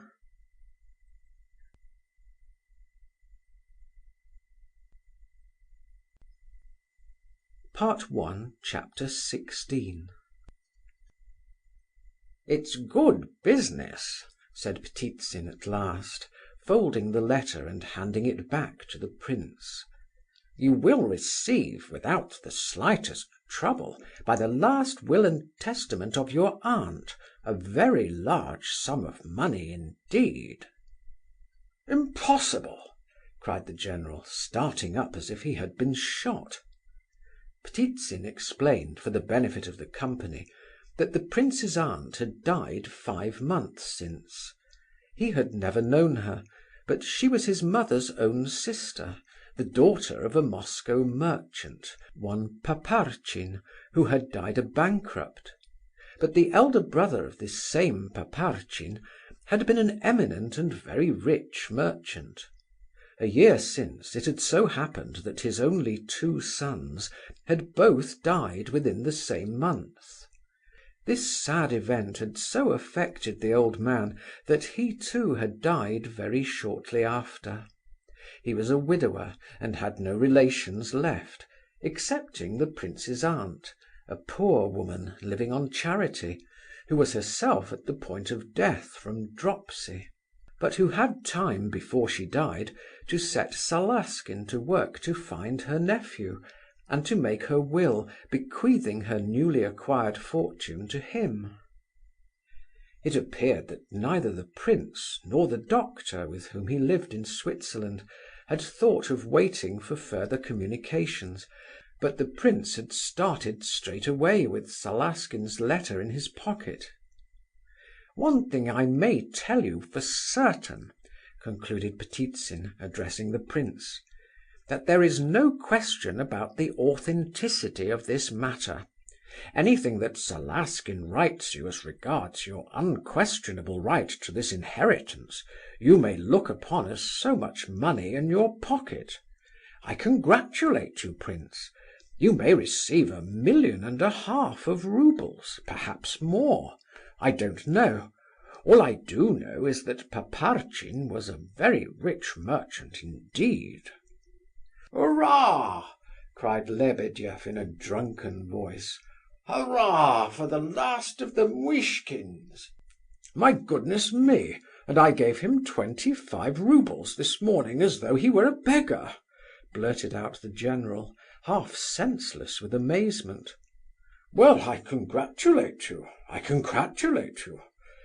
And the general rose from his seat and solemnly embraced the prince. All came forward with congratulations. Even those of Rogojin's party who had retreated into the next room now crept softly back to look on. For the moment even Nastasia Philipovna was forgotten. But gradually the consciousness crept back into the minds of each one present that the prince had just made her an offer of marriage. The situation had therefore become 3 times as fantastic as before. Totski sat and shrugged his shoulders, bewildered.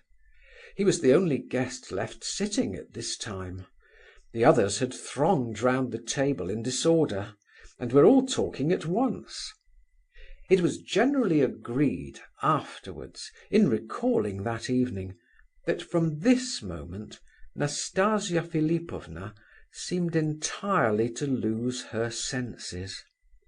She continued to sit still in her place, looking around at her guests with a strange, bewildered expression, as though she were trying to collect her thoughts and could not. Then she suddenly turned to the prince and glared at him with frowning brows. But this only lasted one moment. Perhaps it suddenly struck her that all this was a jest, but his face seemed to reassure her. She reflected and smiled again vaguely. "So I really am a princess," she whispered to herself ironically, and glancing accidentally at Daria Alexeyevna's face, she burst out laughing. "Ah, ha, ha, ha!" she cried. "This is an unexpected climax after all. I didn't expect this. What are you all standing up for, gentlemen? Sit down. Congratulate me and the prince.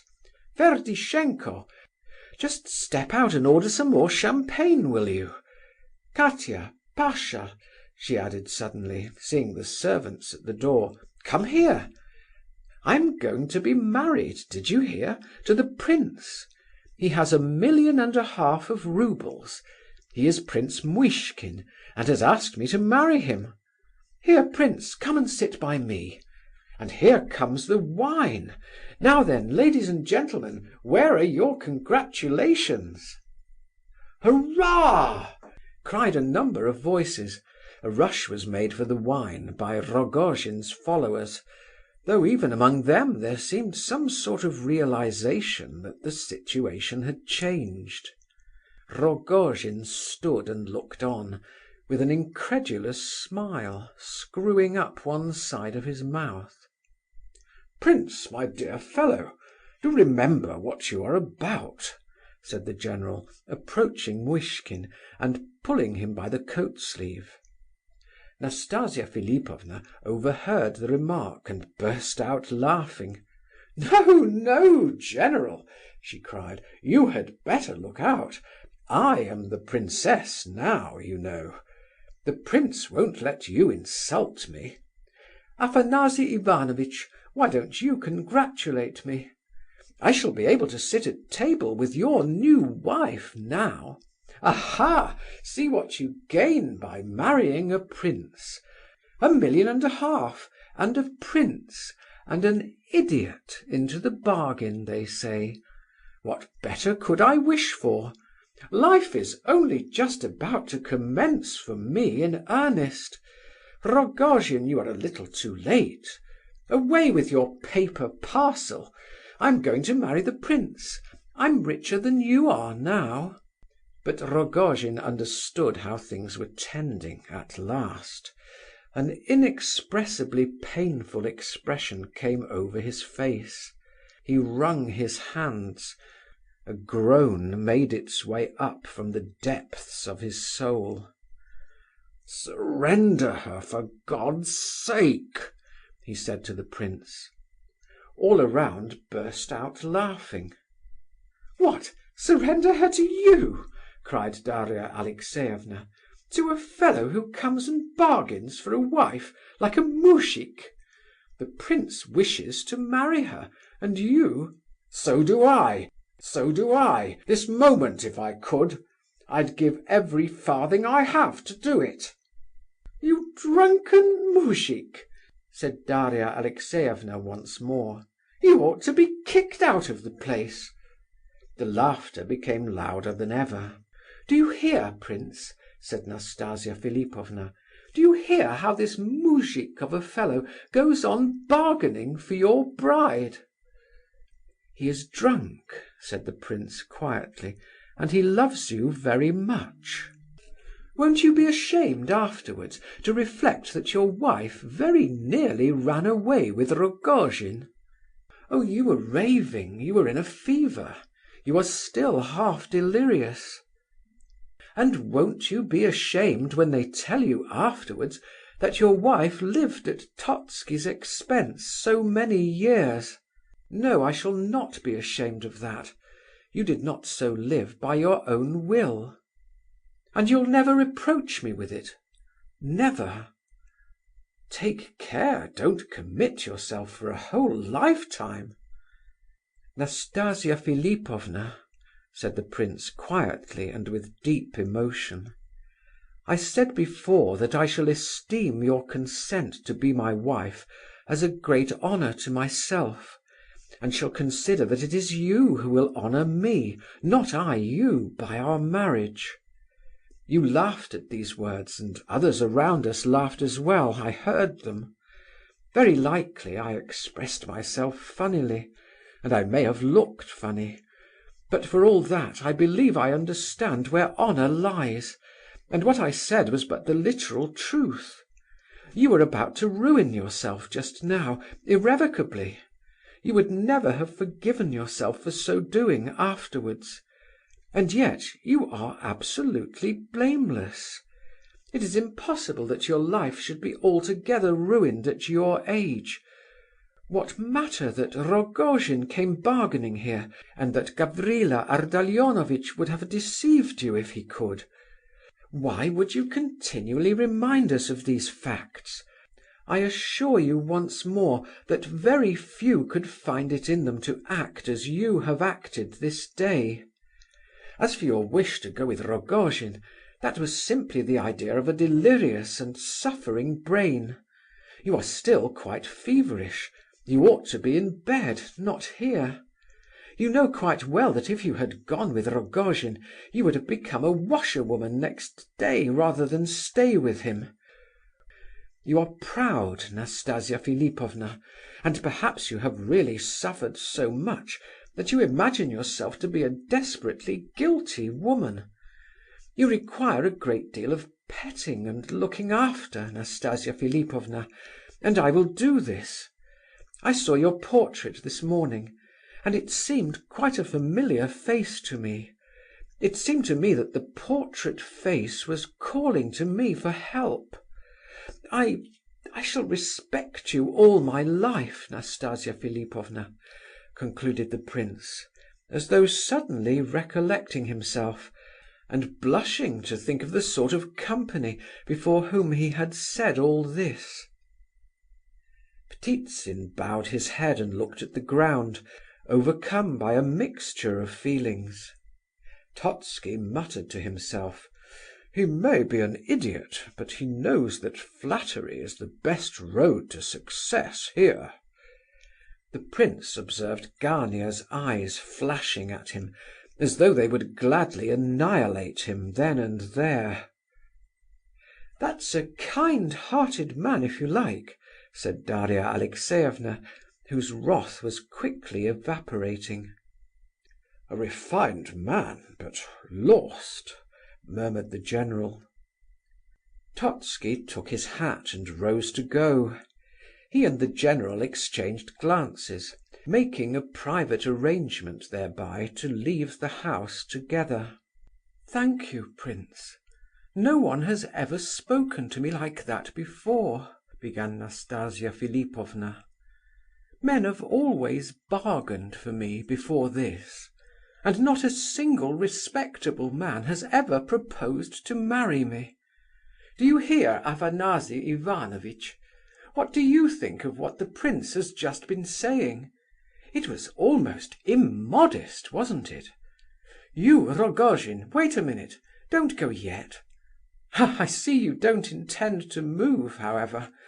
Perhaps I may go with you yet. Where did you mean to take me to?" "To Ekaterinhof," replied Lebedeff. Rogojin simply stood staring, with trembling lips, not daring to believe his ears. He was stunned, as though from a blow on the head. "What are you thinking of, my dear Nastasia?" said Daria Alexeyevna in alarm. "What are you saying? You are not going mad, are you?" Nastasia Philipovna burst out laughing and jumped up from the sofa. "You thought I should accept this good child's invitation to ruin him, did you?" she cried. "That's Totski's way, not mine. He's fond of children. Come along, Rogojin, get your money ready. We won't talk about marrying just at this moment, but let's see the money at all events. Come. I may not marry you either. I don't know. I suppose you thought you'd keep the money if I did. Ha, ha, ha, ha, ha! Nonsense! I have no sense of shame left. I tell you, I have been Totski's concubine. Prince, you must marry Aglaya Ivanovna, not Nastasia Philipovna, or this fellow Ferdishenko will always be pointing the finger of scorn at you. You aren't afraid, I know, but I should always be afraid that I had ruined you, and that you would reproach me for it. As for what you say about my doing you honour by marrying you, well, Totski can tell you all about that. You had your eye on Aglaya, Gania, you know you had, and you might have married her if you had not come bargaining. You are all like this. You should choose, once for all, between disreputable women and respectable ones, or you are sure to get mixed.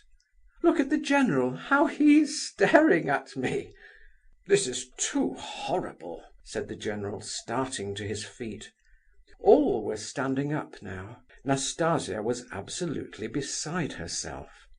"I am very proud, in spite of what I am," she continued. "You called me perfection just now, prince. A nice sort of perfection, to throw up a prince and 1.5 million of roubles, in order to be able to boast of the fact afterwards. What sort of a wife should I make for you, after all I have said? Afanasy Ivanovitch, do you observe I have really and truly thrown away 1 million of roubles? And you thought that I should consider your wretched 75,000, with Gania thrown in for a husband, a paradise of bliss. Take your 75,000 back, sir. You did not reach the 100,000. Rogojin cut a better dash than you did. I'll console Gania myself. I have an idea about that. But now I must be off. I've been in prison for 10 years. I'm free at last. Well, Rogojin, what are you waiting for? Let's get ready and go." "Come along!" shouted Rogojin, beside himself with joy. "Hey, all of you fellows! Wine, round with it! Fill the glasses! Get away!" he shouted frantically, observing that Daria Alexeyevna was approaching to protest against Nastasia's conduct. "Get away! She's mine! Everything's mine! She's a queen! Get away!" He was panting with ecstasy. He walked round and round Nastasia Philipovna and told everybody to keep their distance. All the Rogojin company were now collected in the drawing-room. Some were drinking, some laughed and talked. All were in the highest and wildest spirits. Ferdishenko was doing his best to unite himself to them. The general and Totski again made an attempt to go. Gania, too, stood hat in hand, ready to go, but seemed to be unable to tear his eyes away from the scene before him. "Get out! Keep your distance!" shouted Rogojin. "What are you shouting about there?" cried Nastasia. "I'm not yours yet. I may kick you out, for all you know. I haven't taken your money yet. There it all is on the table. Here, give me over that packet. Is there 100,000 roubles in that one packet? Phew, what abominable stuff it looks! Oh, nonsense, Daria Alexeyevna! You surely did not expect me to ruin him," indicating the prince. "Fancy him nursing me! Why, he needs a nurse himself. The general there will be his nurse now, you'll see. Here, prince, look here. Your bride is accepting money. What a disreputable woman she must be! And you wished to marry her. What are you crying about? Is it a bitter dose? Never mind, you shall laugh yet. Trust to time." In spite of these words, there were 2 large tears rolling down Nastasia's own cheeks. It's far better to think twice of it now than afterwards. Oh, you mustn't cry like that. There's Katia crying too. What is it, Katia, dear? I shall leave you and Pasha a lot of things. I've laid them out for you already. But goodbye now. I made an honest girl like you serve a low woman like myself. It's better so, prince, it is indeed. You'd begin to despise me afterwards. We should never be happy. Oh, you needn't swear, prince. I shan't believe you, you know. How foolish it would be, too. No, no. We'd better say goodbye and part friends.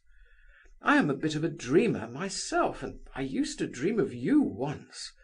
Very often during those 5 years down at his estate, I used to dream and think, and I always imagined just such a good, honest, foolish fellow as you, one who should come and say to me, 'You are an innocent woman, Nastasia Philipovna, and I adore you.' I dreamt of you often. I used to think so much down there that I nearly went mad. And then this fellow here would come down. He would stay a couple of months out of the 12, and disgrace and insult and deprave me, and then go, so that I longed to drown myself in the pond 1,000 times over. But I did not dare do it. I hadn't the heart. And now... Well, are you ready, Rogojin?" "Ready. Keep your distance, all of you." "We're all ready," said several of his friends. "The troikas are at the door, bells and all." Nastasia Philipovna seized the packet of banknotes. "Gania, I have an idea. I wish to recompense you. Why should you lose all? Rogojin, would he crawl for 3 roubles as far as the Vassili Ostrov?" "Oh, wouldn't he just!" "Well, look here, Gania. I wish to look into your heart once more, for the last time. You've worried me for the last 3 months. Now it's my turn. Do you see this packet? It contains 100,000 roubles. Now, I'm going to throw it into the fire, here, before all these witnesses. As soon as the fire catches hold of it, you put your hands into the fire and pick it out. Without gloves, you know. You must have bare hands, and you must turn your sleeves up. Pull it out, I say, and it's all yours. You may burn your fingers a little, of course, but then it's 100,000 roubles, remember. It won't take you long to lay hold of it and snatch it out. I shall so much admire you if you put your hands into the fire for my money. All here present may be witnesses that the whole packet of money is yours if you get it out. If you don't get it out, it shall burn. I will let no one else come. Away, get away, all of you. It's my money. Rogojin has bought me with it. Is it my money, Rogojin?" "Yes, my queen. It's your own money, my joy." "Get away then, all of you. I shall do as I like with my own. Don't meddle. Ferdishenko, make up the fire, quick." "Nastasia Philipovna, I can't. My hands won't obey me," said Ferdishenko, astounded and helpless with bewilderment. "Nonsense!" cried Nastasia Philipovna, seizing the poker and raking a couple of logs together. No sooner did a tongue of flame burst out than she threw the packet of notes upon it. Everyone gasped. Some even crossed themselves. "She's mad! She's mad!" was the cry. Oughtn't we to secure her?" asked the general of Ptitsin in a whisper. "Or shall we send for the authorities? Why, she's mad, isn't she? Isn't she, "No, I hardly think she is actually mad," whispered Ptitsin, who was as white as his handkerchief and trembling like a leaf. He could not take his eyes off the smouldering packet. "She's mad, surely, isn't she? The general appealed to Totski. "I told you she wasn't an ordinary woman," replied the latter, who was as pale as anyone. "Oh, but positively, you know, 100,000 roubles." "Goodness gracious! Good heavens!" came from all four quarters of the room. All now crowded round the fire and thronged to see what was going on. Everyone lamented and gave vent to exclamations of horror and woe. Some jumped up on chairs in order to get a better view. Daria Alexeyevna ran into the next room and whispered excitedly to Katia and Pasha. The beautiful German disappeared altogether. "My lady, my sovereign!" lamented Lebedeff, falling on his knees before Nastasia Philipovna and stretching out his hands towards the fire. "It's 100,000 roubles, it is indeed. I packed it up myself, I saw the money. My queen, let me get into the fire after it, say the word. I'll put my whole grey head into the fire for it. I have a poor lame wife and 13 children. My father died of starvation last week. Nastasia Philipovna! Nastasia Philipovna!" The wretched little man wept and groaned and crawled towards the fire. "Away, out of the way!" cried Nastasia. "Make room, all of you! Gania, what are you standing there for? Don't stand on ceremony, put in your hand. There's your whole happiness smouldering away. Look, quick!" But Gania had borne too much that day, and especially this evening, and he was not prepared for this last, quite unexpected trial. The crowd parted on each side of him, and he was left face to face with Nastasia Philipovna, 3 paces from her. She stood by the fire and waited, with her intent gaze fixed upon him. Gania stood before her in his evening clothes, holding his white gloves and hat in his hand, speechless and motionless, with arms folded and eyes fixed on the fire. A silly, meaningless smile played on his white, death-like lips. He could not take his eyes off the smouldering packet, but it appeared that something new had come to birth in his soul, as though he were vowing to himself that he would bear this trial. He did not move from his place. In a few seconds it became evident to all that he did not intend to rescue the money. "Hey, look at it! It'll burn in another minute or two!" cried Nastasia Philipovna. "You'll hang yourself afterwards, you know, if it does. I'm not joking." The fire, choked between a couple of smouldering pieces of wood, had died down for the first few moments after the packet was thrown upon it, but a little tongue of fire now began to lick the paper from below, and soon, gathering courage, mounted the sides of the parcel and crept around it. In another moment the whole of it burst into flames, and the exclamations of woe and horror were redoubled. "Nastasia Philipovna!" lamented Lebedeff again, straining towards the fireplace. But Rogojin dragged him away and pushed him to the rear once more. The whole of Rogojin's being was concentrated in one rapturous gaze of ecstasy. He could not take his eyes off Nastasia. He stood drinking her in, as it were. He was in the 7th heaven of delight. "Oh, what a queen she is!" he ejaculated every other minute, throwing out the remark for anyone who liked to catch it. "That's the sort of woman for me! Which of you would think of doing a thing like that, you blackguards, eh?" he yelled. He was hopelessly and wildly beside himself with ecstasy.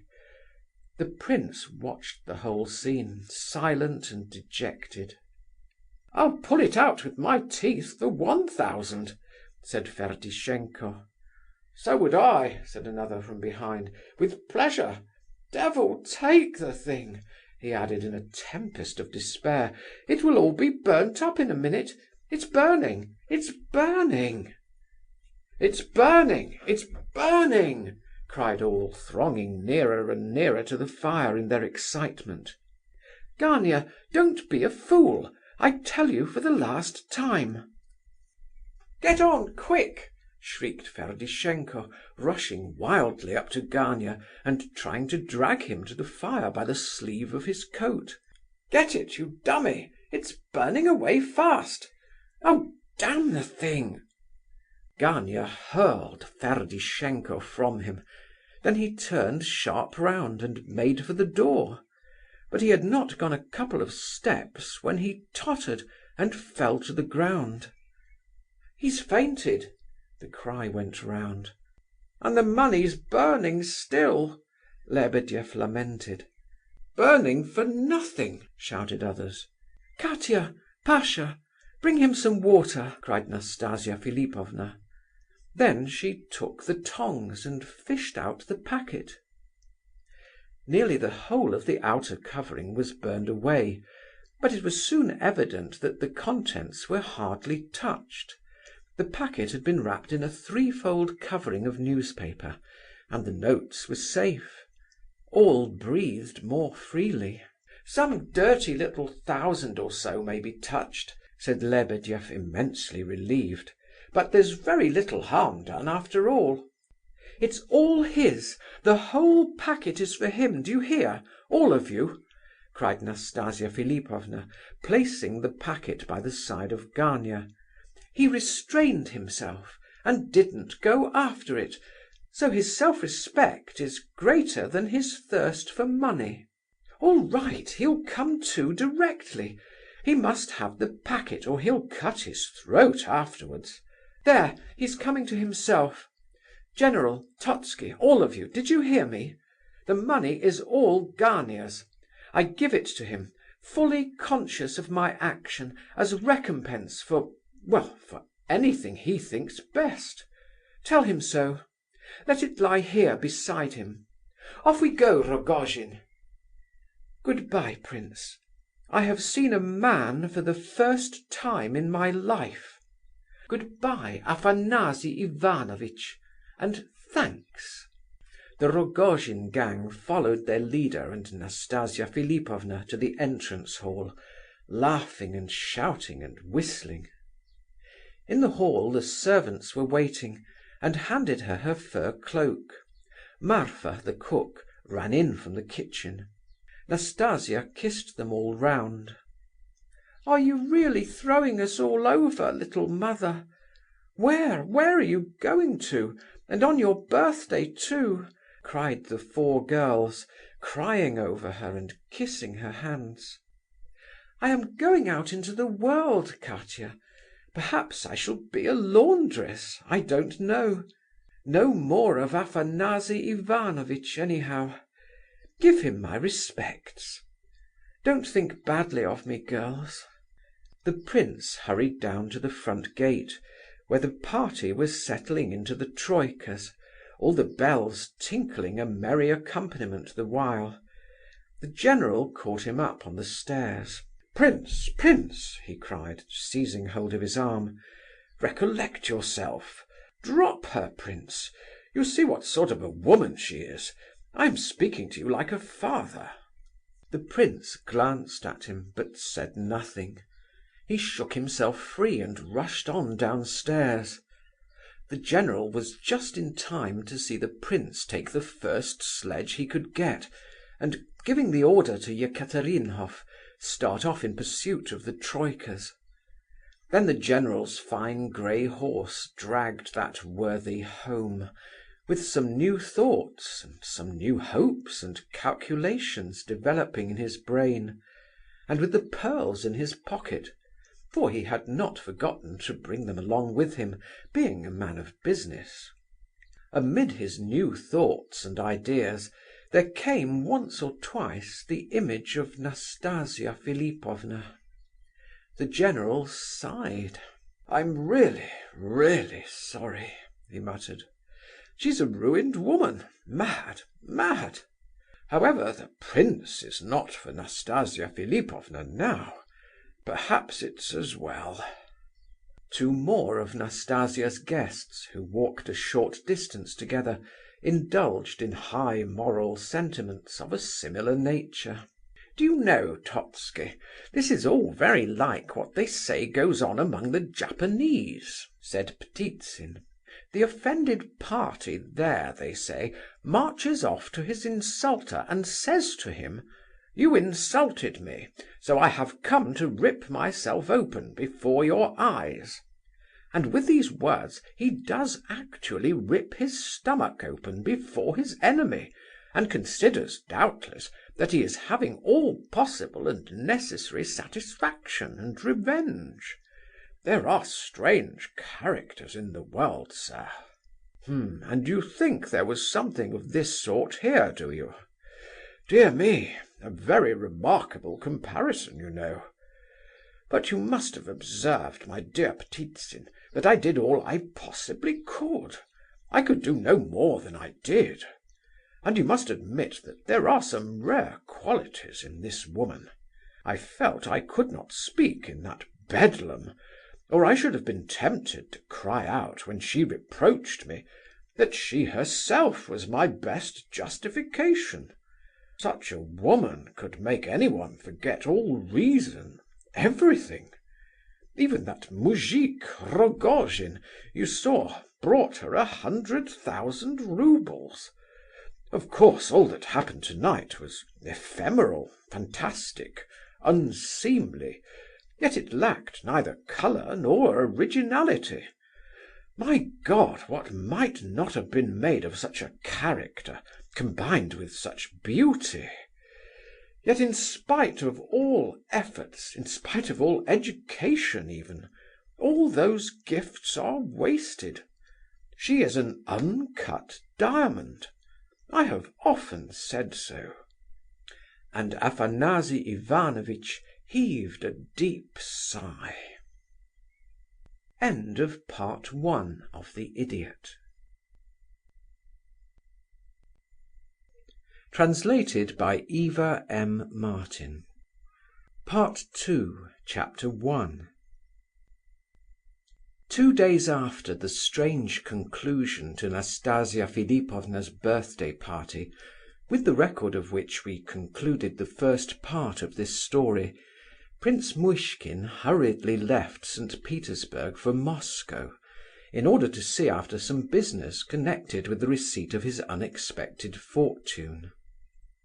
It was said that there were other reasons for his hurried departure, but as to this, and as to his movements in Moscow, and as to his prolonged absence from St. Petersburg, we are able to give very little information. The prince was away for 6 months, and even those who were most interested in his destiny were able to pick up very little news about him all that while. True, certain rumours did reach his friends, but these were both strange and rare, and each one contradicted the last.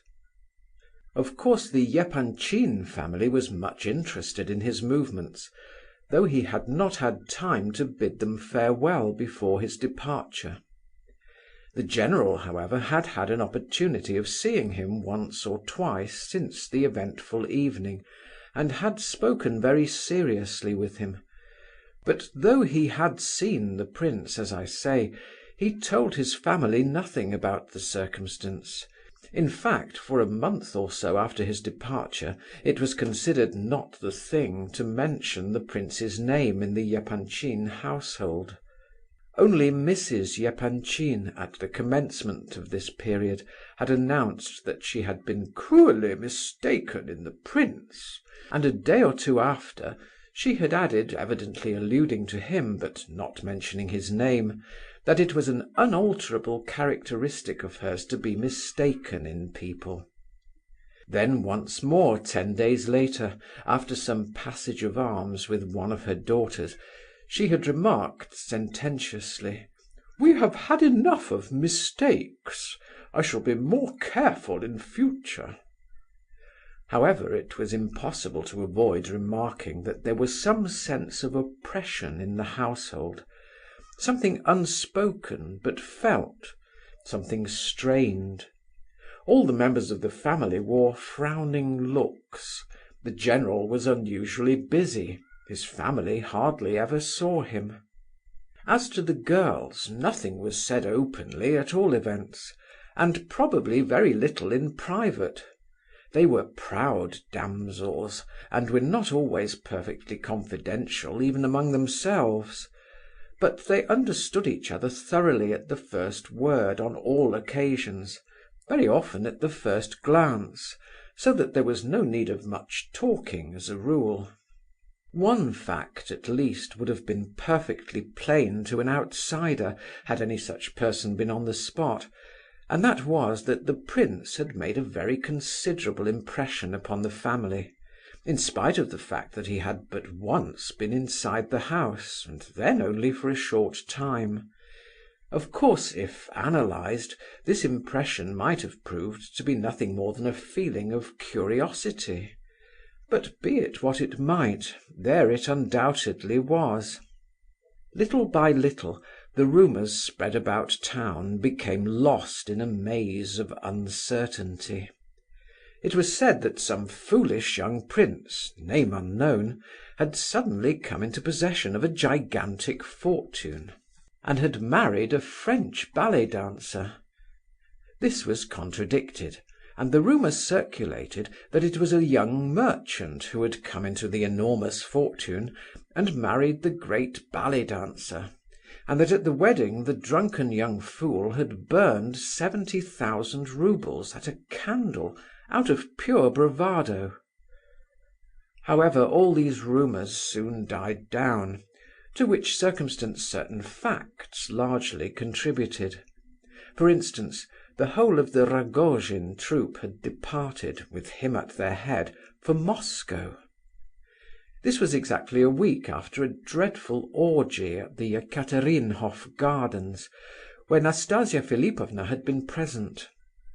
It became known that after this orgy Nastasia Philipovna had entirely disappeared, and that she had since been traced to Moscow, so that the exodus of the Rogojin band was found consistent with this report. There were rumours current as to Gania too, but circumstances soon contradicted these. He had fallen seriously ill, and his illness precluded his appearance in society, and even at business, for over a month.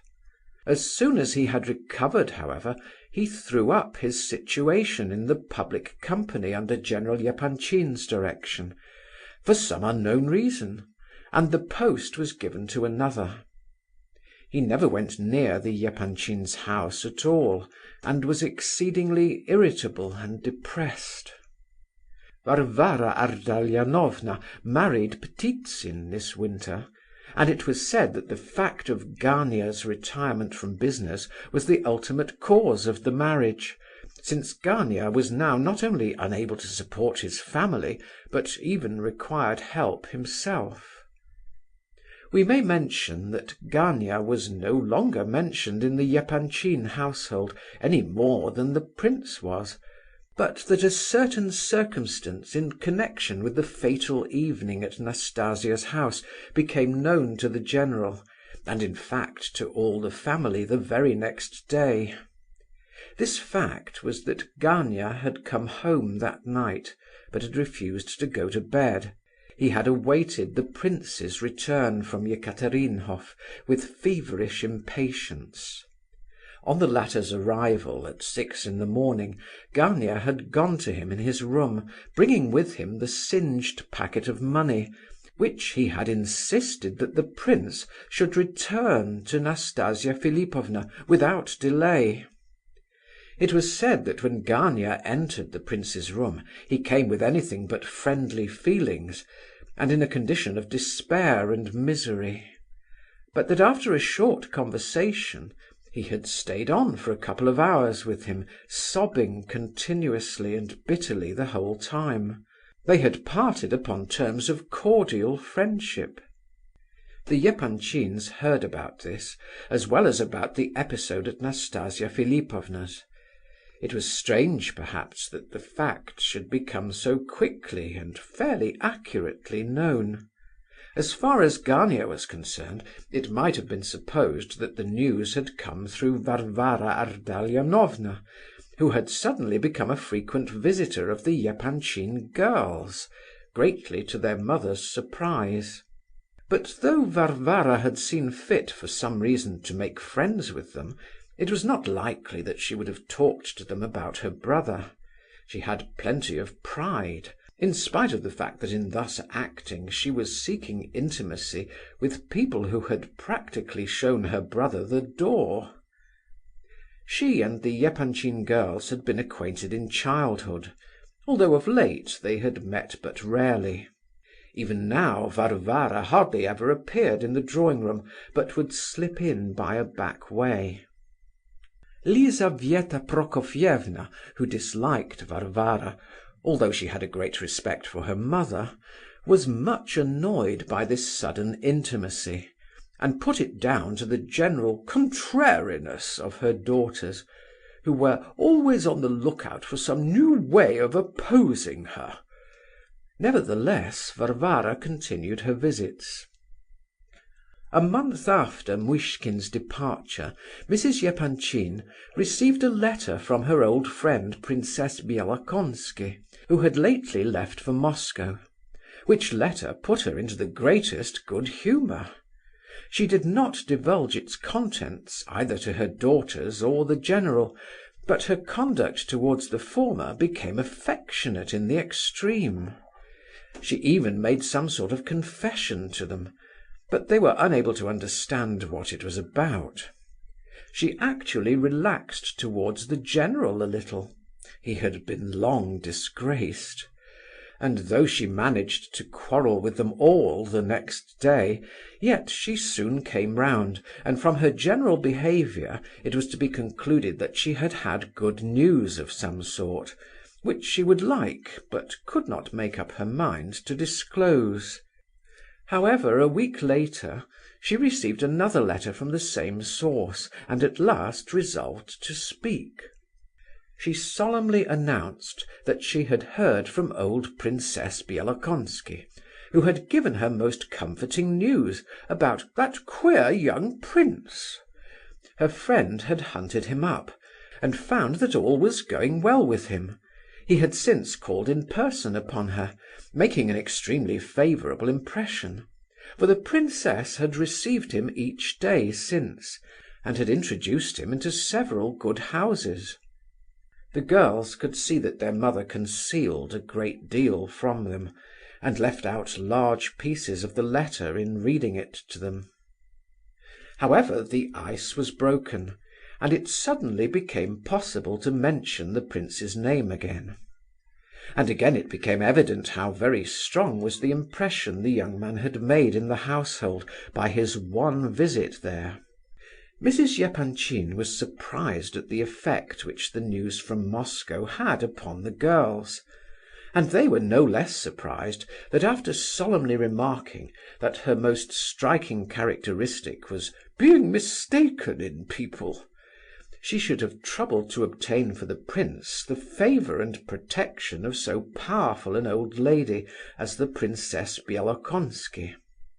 As soon as the ice was thus broken, the general lost no time in showing that he too took the greatest interest in the subject.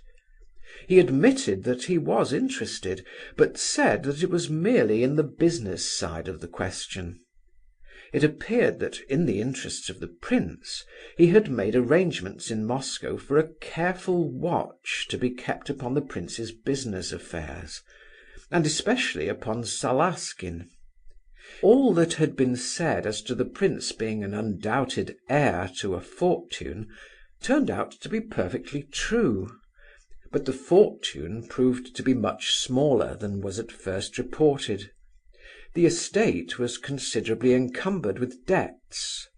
Creditors turned up on all sides, and the prince, in spite of all advice and entreaty, insisted upon managing all matters of claim himself, which of course meant satisfying everybody all round, although half the claims were absolutely fraudulent.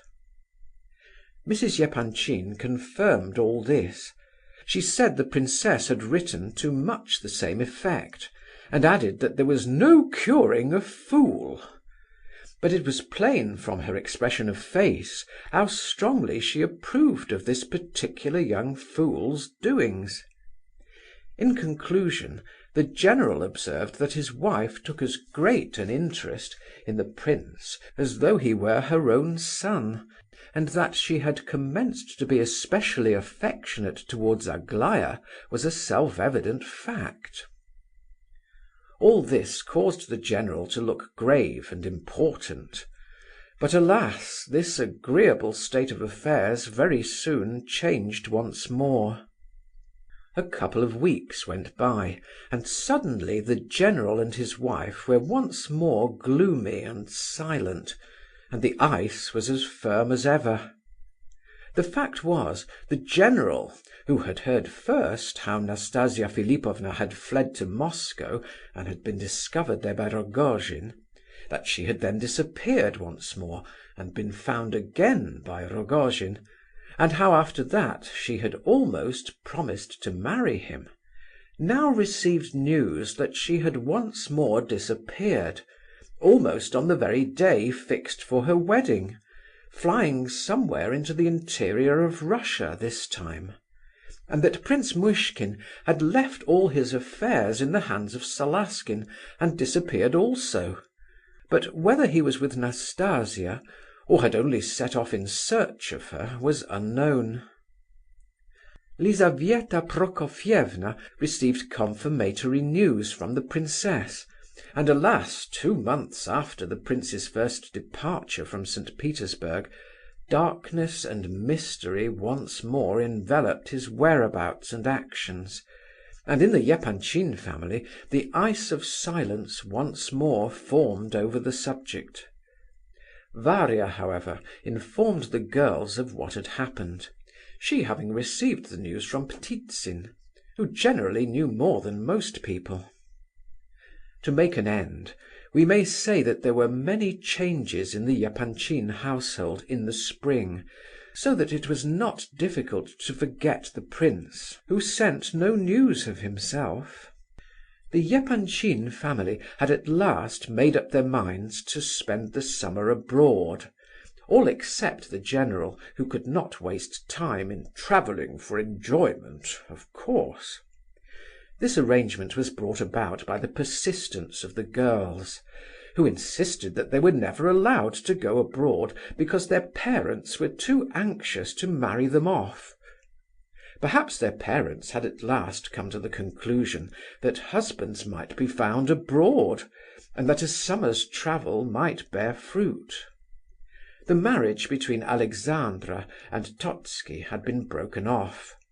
Since the prince's departure from St. Petersburg, no more had been said about it. The subject had been dropped without ceremony, much to the joy of Mrs. General, who announced that she was ready to cross herself with both hands in gratitude for the escape.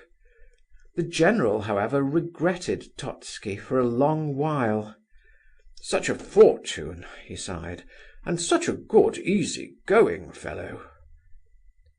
After a time it became known that Totski had married a French marquise, and was to be carried off by her to Paris, and then to Brittany. "Oh well," thought the general, "he's lost to us for good now." So the Epanchins prepared to depart for the summer. But now another circumstance occurred, which changed all the plans once more, and again the intended journey was put off, much to the delight of the general and his spouse. A certain Prince S. arrived in St. Petersburg from Moscow, an eminent and honourable young man. He was one of those active persons who always find some good work with which to employ themselves. Without forcing himself upon the public notice, modest and unobtrusive, This young prince was concerned with much that had happened in the world in general. He had served at first in one of the civil departments, had then attended to matters connected with the local government of provincial towns, and had of late been a corresponding member of several important scientific societies. He was a man of excellent family and solid means, about 35 years of age. Prince S. made the acquaintance of the general's family, and Adelaida, the second girl, made a great impression upon him. Towards the spring he proposed to her, and she accepted him. The general and his wife were delighted. The journey abroad was put off, and the wedding was fixed for a day not very distant. The trip abroad might have been enjoyed later on by Mrs. Epanchin and her two remaining daughters, but for another circumstance. It so happened that Prince S. introduced a distant relation of his own into the Epanchin family, one Evgenie Pavlovitch, a young officer of about 28 years of age, whose conquests among the ladies in Moscow had been proverbial. This young gentleman no sooner set eyes on Aglaya than he became a frequent visitor at the house. He was witty, well educated, and extremely wealthy, as the general very soon discovered. His past reputation was the only thing against him. Nothing was said. There were not even any hints dropped, but still it seemed better to the parents to say nothing more about going abroad this season, at all events. Aglaya herself perhaps was of a different opinion. All this happened just before the second appearance of our hero upon the scene. By this time, to judge from appearances, poor Prince Muishkin had been quite forgotten in St. Petersburg. If he had appeared suddenly among his acquaintances, he would have been received as one from the skies. But we must just glance at one more fact before we conclude this preface. Colia Ivolgin, for some time after the prince's departure, continued his old life. That is, he went to school, looked after his father, helped Varia in the house and ran her errands, and went frequently to see his friend Hippolyte. The lodgers had disappeared very quickly. Ferdishenko soon after the events at Nastasia Philipovna's, while the prince went to Moscow, as we know. Gania and his mother went to live with Varia and Petitsin immediately after the latter's wedding, while the general was housed in a debtor's prison by reason of certain IOUs given to the captain's widow, under the impression that they would never be formally used against him. This unkind action much surprised poor Ardalion Alexandrovitch, the victim, as he called himself, of an unbounded trust in the nobility of the human heart. When he signed those notes of hand, he never dreamt that they would be a source of future trouble. The event showed that he was mistaken. "Trust in anyone after this! Have the least confidence in man or woman!" he cried in bitter tones, as he sat with his new friends in prison, and recounted to them his favourite stories of the siege of Kars and the resuscitated soldier. On the whole, he accommodated himself very well to his new position. Ptitsin and Varia declared that he was in the right place, and Gania was of the same opinion. The only person who deplored his fate was poor Nina Alexandrovna, who wept bitter tears over him, to the great surprise of her household, and though always in feeble health, made a point of going to see him as often as possible. Since the general's mishap, as Colia called it, and the marriage of his sister, the boy had quietly possessed himself of far more freedom. His relations saw little of him, for he rarely slept at home. He made many new friends, and was moreover a frequent visitor at the debtor's prison, to which he invariably accompanied his mother. Varia, who used to be always correcting him, never spoke to him now on the subject of his frequent absences, and the whole household was surprised to see Gania, in spite of his depression, on quite friendly terms with his brother.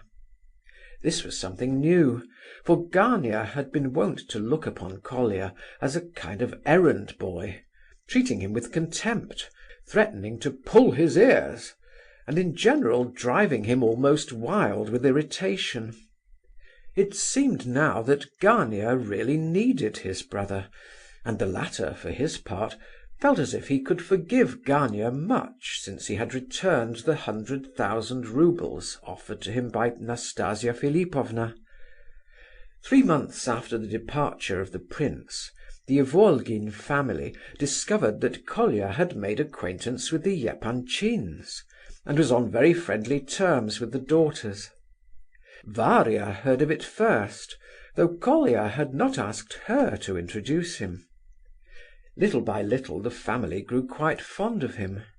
Madame Epanchin at first looked on him with disdain and received him coldly, but in a short time he grew to please her, because, as she said, he was candid and no flatterer. A very true description. From the first he put himself on an equality with his new friends, and though he sometimes read newspapers and books to the mistress of the house, it was simply because he liked to be useful. One day, however, he and Lizabetha Prokofievna quarrelled seriously about the woman question, in the course of a lively discussion on that burning subject. He told her that she was a tyrant, and that he would never set foot in her house again. It may seem incredible, but a day or two after, Madame Epanchin sent a servant with a note begging him to return, and Colia, without standing on his dignity, did so at once. Aglaya was the only one of the family whose good graces he could not gain, and who always spoke to him haughtily, but it so happened that the boy one day succeeded in giving the proud maiden a surprise. It was about Easter, when, taking advantage of a momentary tete-a-tete, Colia handed Aglaya a letter, remarking that he had orders to deliver it to her privately. She stared at him in amazement, but he did not wait to hear what she had to say, and went out. Aglaya broke the seal, and read as follows: Once you did me the honour of giving me your confidence. Perhaps you have quite forgotten me now. How is it that I am writing to you? I do not know. But I am conscious of an irresistible desire to remind you of my existence, especially you. How many times I have needed all three of you, but only you have dwelt always in my mind's eye. I need you. I need you very much. I will not write about myself. I have nothing to tell you. But I long for you to be happy. Are you happy? That is all I wish to say to you. Your brother, Prince L. Muishkin. On reading this short and disconnected note, Aglaya suddenly blushed all over, and became very thoughtful. It would be difficult to describe her thoughts at that moment. One of them was, shall I show it to anyone? But she was ashamed to show it, so she ended by hiding it in her table drawer, with a very strange, ironical smile upon her lips. Next day she took it out, and put it into a large book, as she usually did with papers which she wanted to be able to find easily. She laughed when, about a week later, she happened to notice the name of the book, and saw that it was Don Quixote, but it would be difficult to say exactly why. I cannot say either whether she showed the letter to her sisters. But when she had read it herself once more, it suddenly struck her that surely that conceited boy, Colia, had not been the one chosen correspondent of the prince all this while. She determined to ask him, and did so with an exaggerated show of carelessness. He informed her haughtily that though he had given the prince his permanent address when the latter left town, and had offered his services, the prince had never before given him any commission to perform, nor had he written until the following lines arrived, with Aglaya's letter. Aglaya took the note and read it. "Dear Colia, please be so kind as to give the enclosed sealed letter to Aglaya Ivanovna. Keep well. Ever your loving Prince L. Muishkin." "It seems absurd to trust a little pepper-box like you," said Aglaya, as she returned the note, and walked past the pepper-box with an expression of great contempt. This was more than Colia could bear. He had actually borrowed Gania's new green tie for the occasion, without saying why he wanted it, in order to impress her. He was very deeply mortified. End of Part 2, Chapter 1.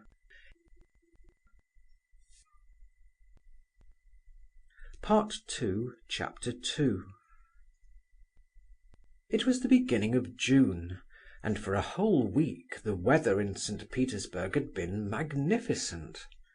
The Epanchins had a luxurious country house at Pavlovsk, and to this spot Mrs. Epanchin determined to proceed without further delay.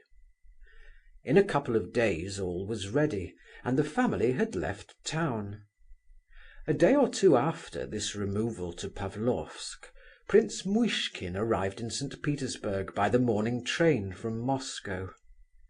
No one met him, but as he stepped out of the carriage, he suddenly became aware of two strangely glowing eyes fixed upon him from among the crowd that met the train.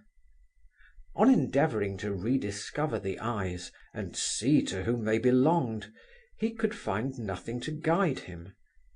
It must have been a hallucination. But the disagreeable impression remained, and without this the prince was sad and thoughtful already, and seemed to be much preoccupied. His cab took him to a small and bad hotel near the Litaynaya. Here he engaged a couple of rooms, dark and badly furnished. He washed and changed, and hurriedly left the hotel again, as though anxious to waste no time. Anyone who now saw him for the first time since he left Petersburg would judge that he had improved vastly, so far as his exterior was concerned. His clothes certainly were very different. They were more fashionable, perhaps even too much so, and anyone inclined to mockery might have found something to smile at in his appearance. But what is there that people will not smile at? The prince took a cab and drove to a street near the Nativity, where he soon discovered the house he was seeking. It was a small wooden villa, and he was struck by its attractive and clean appearance. It stood in a pleasant little garden full of flowers. The windows looking on the street were open, and the sound of a voice, reading aloud or making a speech, came through them. It rose at times to a shout, and was interrupted occasionally by bursts of laughter. Prince Muishkin entered the courtyard and ascended the steps. A cook with her sleeves turned up to the elbows opened the door. The visitor asked if Mr. Lebedeff was at home. "He's in there," said she, pointing to the salon. The room had a blue wallpaper, and was well, almost pretentiously furnished, with its round table, its divan, and its bronze clock under a glass shade. There was a narrow pier glass against the wall, and a chandelier adorned with lustres hung by a bronze chain from the ceiling. When the prince entered, Lebedeff was standing in the middle of the room, his back to the door. He was in his shirt sleeves, on account of the extreme heat, and he seemed to have just reached the peroration of his speech, and was impressively beating his breast. His audience consisted of a youth of about 15 years of age, with a clever face, who had a book in his hand, though he was not reading. A young lady of 20, in deep mourning, stood near him with an infant in her arms. Another girl of 13, also in black, was laughing loudly, her mouth wide open. And on the sofa lay a handsome young man, with black hair and eyes, and a suspicion of beard and whiskers. He frequently interrupted the speaker, and argued with him, to the great delight of the others. "Lukian Timofeyovitch! Lukian Timofeyovitch, here's someone to see you. Look here, a gentleman to speak to you. Well, it's not my fault." And the cook turned and went away, red with anger. Lebedeff started, and at sight of the prince stood like a statue for a moment. Then he moved up to him with an ingratiating smile, but stopped short again. "Prince! Excellency!" he stammered. Then suddenly he ran towards the girl with the infant, a movement so unexpected by her that she staggered and fell back, but next moment he was threatening the other child, who was standing, still laughing, in the doorway. She screamed and ran towards the kitchen. Lebedeff stamped his foot angrily. Then, seeing the prince regarding him with amazement, he murmured apologetically, "Pardon, to show respect." "You are quite wrong," began the prince. At once, in one moment." He rushed like a whirlwind from the room, and Muishkin looked inquiringly at the others. They were all laughing, and the guest joined in the chorus. "He has gone to get his coat," said the boy. "How annoying!" exclaimed the prince. "I thought... Tell me, is he..." "You think he is drunk?" cried the young man on the sofa. "Not in the least. He's only had 3 or 4 small glasses, perhaps 5. But what is that? The usual thing." As the prince opened his mouth to answer, he was interrupted by the girl, whose sweet face wore an expression of absolute frankness. "He never drinks much in the morning. If you have come to talk business with him, do it now. It is the best time. He sometimes comes back drunk in the evening, but just now he passes the greater part of the evening in tears, and reads passages of Holy Scripture aloud, because our mother died 5 weeks ago." "No doubt he ran off because he did not know what to say to you," said the youth on the divan. "I bet he is trying to cheat you, and is thinking how best to do it." Just then Lebedeff returned, having put on his coat. "5 weeks," said he, wiping his eyes. "Only 5 weeks. Poor orphans!" "But why wear a coat in holes," asked the girl, "when your new one is hanging behind the door? Did you not see it?" "Hold your tongue, dragonfly!" he scolded. "What a plague you are!" He stamped his foot irritably, but she only laughed and answered, "Are you trying to frighten me? I'm not Tanya, you know, and I don't intend to run away. Look, you are waking Lubotchka, and she will have convulsions again. Why do you shout like that?" "Well, well, I won't again," said the master of the house, his anxiety getting the better of his temper. He went up to his daughter and looked at the child in her arms, anxiously making the sign of the cross over her 3 times. "God bless her! God bless her!" he cried with emotion.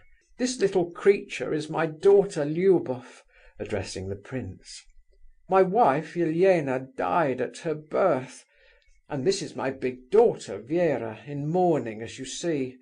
And this,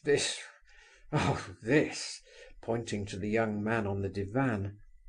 "Well, go on, never mind me," mocked the other. "Don't be afraid." Excellency, have you read that account of the murder of the Zemarin family in the newspaper?" cried Lebedeff all of a sudden. "Yes," said Muishkin with some surprise. "Well, that is the murderer. It is he, in fact." "What do you mean?" asked the visitor. "I am speaking allegorically, of course, but he will be the murderer of a Zemarin family in the future. He is getting ready." They all laughed, and the thought crossed the prince's mind that perhaps Lebedeff was really trifling in this way because he foresaw inconvenient questions, and wanted to gain time. "He is a traitor, a conspirator!" shouted Lebedeff, who seemed to have lost all control over himself. "A monster, a slanderer! Ought I to treat him as a nephew, the son of my sister Anisia?" "Oh, do be quiet, you must be drunk.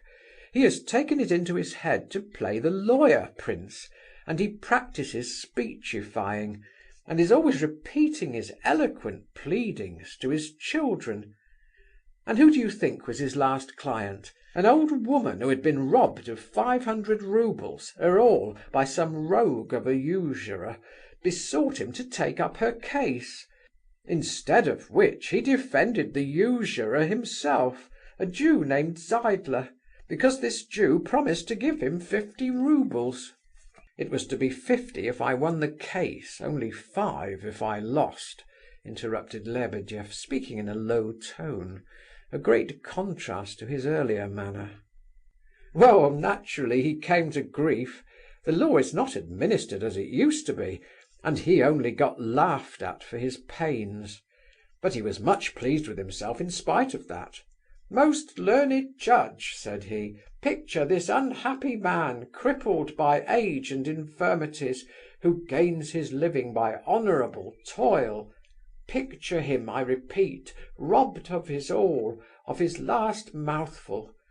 Remember, I entreat you, the words of that learned legislator: "Let mercy and justice alike rule the courts of law." Now, would you believe it, Excellency, every morning he recites this speech to us from beginning to end, exactly as he spoke it before the magistrate. Today we have heard it for the 5th time.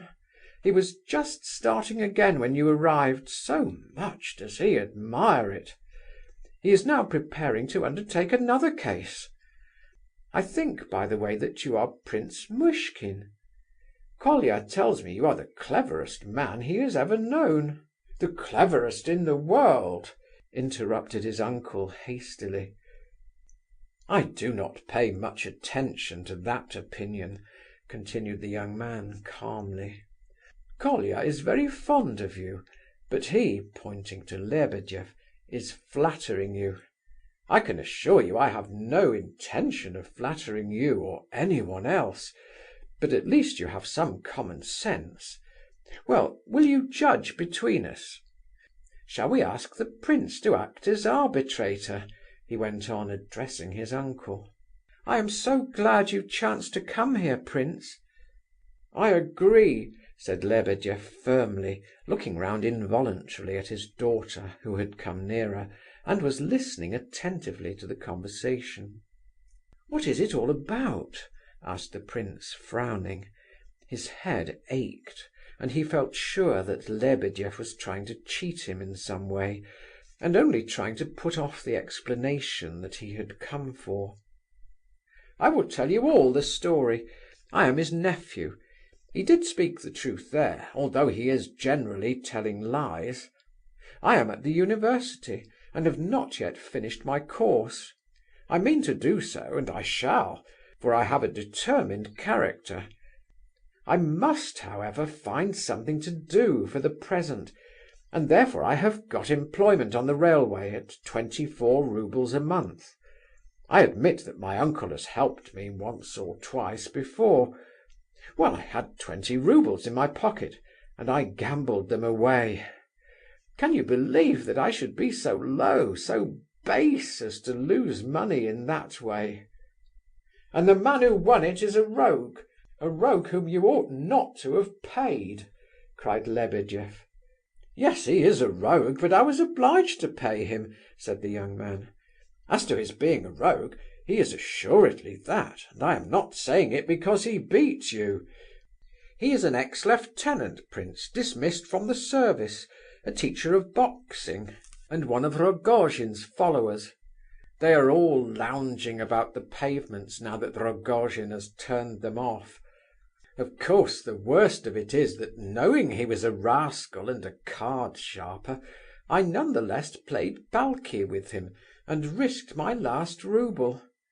To tell the truth, I thought to myself, if I lose I will go to my uncle, and I'm sure he will not refuse to help me. Now that was base, cowardly and base." "That is so," observed Lebedeff quietly. "Cowardly and base." "Well, wait a bit before you begin to triumph," said the nephew viciously, for the words seemed to irritate him. "He is delighted. I came to him here and told him everything. I acted honourably, for I did not excuse myself. I spoke most severely of my conduct, as everyone here can witness. But I must smarten myself up before I take up my new post, for I am really like a tramp. Just look at my boots.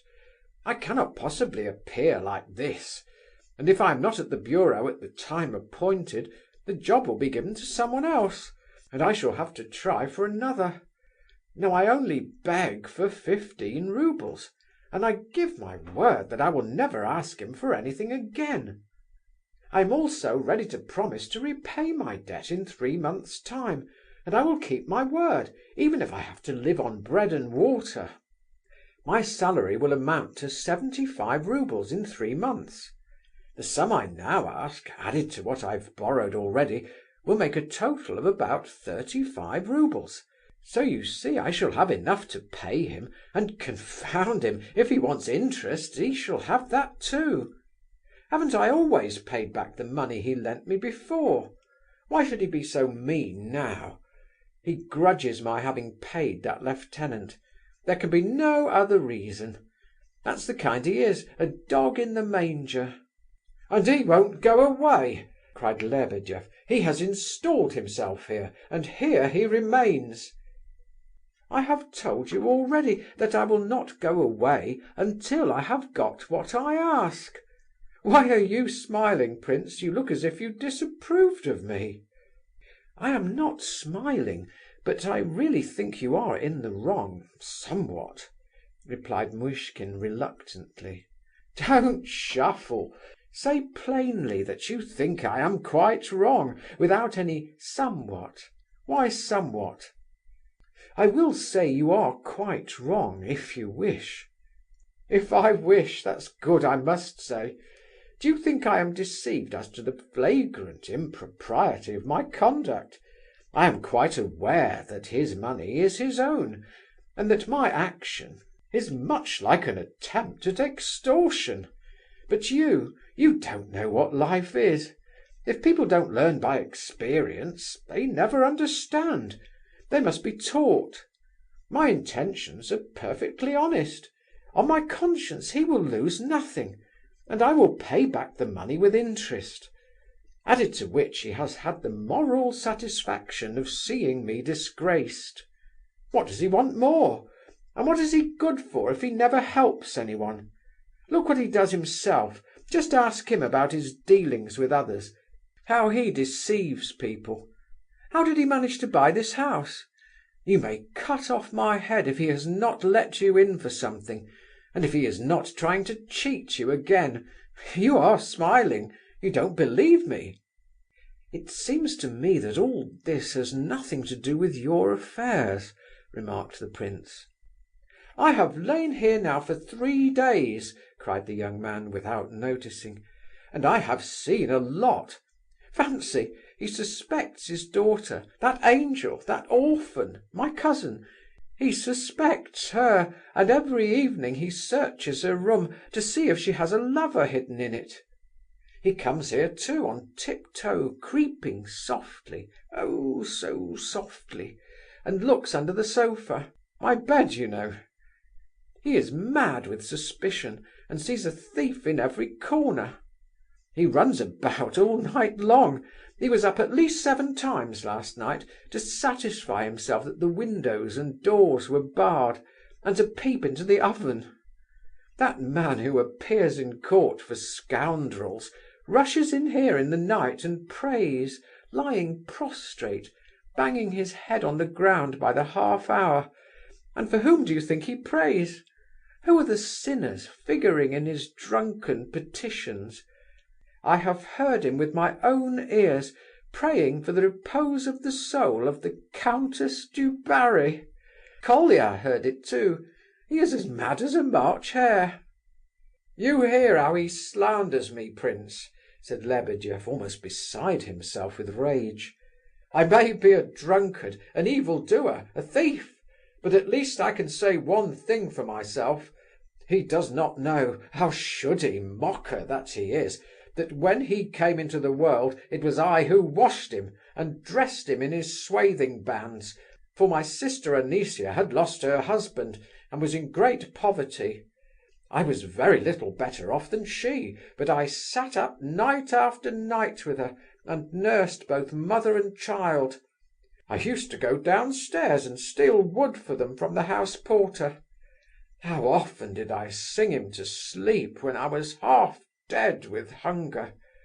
In short, I was more than a father to him, and now he jeers at me. Even if I did cross myself and pray for the repose of the soul of the Comtesse du Barry, what does it matter? 3 days ago, for the first time in my life, I read her biography in an historical dictionary. Do you know who she was? You there," addressing his nephew. "Speak, do you know?" "Of course, no one knows anything about her but you," muttered the young man in a would-be jeering tone. "She was a countess who rose from shame to reign like a queen. An empress wrote to her with her own hand as ma chère cousine. At a lever du roi one morning, do you know what a lever du roi was? A cardinal, a papal legate, offered to put on her stockings. A high and holy person like that looked on it as an honour. Did you know this? I see by your expression that you did not. Well, how did she die? Answer." "Oh, do stop, you are too absurd." "This is how she died. After all this honour and glory, after having been almost a queen, she was guillotined by that butcher Samson. She was quite innocent, but it had to be done for the satisfaction of the fishwives of Paris. She was so terrified that she did not understand what was happening. But when Samson seized her head and pushed her under the knife with his foot, she cried out, 'Wait a moment, monsieur.' Well, because of that moment of bitter suffering, perhaps the Saviour will pardon her other faults, for one cannot imagine a greater agony. As I read the story, my heart bled for her. And what does it matter to you, little worm, if I implored the divine mercy for her, great sinner as she was, as I said my evening prayer? I might have done it because I doubted if anyone had ever crossed himself for her sake before. It may be that in the other world she will rejoice to think that a sinner like herself has cried to heaven for the salvation of her soul. Why are you laughing? You believe nothing, atheist! And your story was not even correct. If you had listened to what I was saying, you would have heard that I did not only pray for the Comtesse du Barry. I said, 'O Lord, give rest to the soul of that great sinner, the Comtesse du Barry, and to all unhappy ones like her.' You see, that is quite a different thing. For how many sinners there are, how many women who have passed through the trials of this life are now suffering and groaning in purgatory. I prayed for you too, in spite of your insolence and impudence. Also for your fellows, as it seems that you claim to know how I pray." "Oh, that's enough in all conscience. Pray for whom you choose, and the devil take them and you. We have a scholar here. You did not know that, prince," he continued with a sneer. "He reads all sorts of books and memoirs now." "At any rate, your uncle has a kind heart," remarked the prince, who really had to force himself to speak to the nephew, so much did he dislike him. "Oh, now you are going to praise him. He will be set up. He puts his hand on his heart, and he is delighted. I never said he was a man without heart, but he is a rascal, that's the pity of it. And then he is addicted to drink, and his mind is unhinged, like that of most people who have taken more than is good for them for years. He loves his children, oh, I know that well enough. He respected my aunt, his late wife, and he even has a sort of affection for me.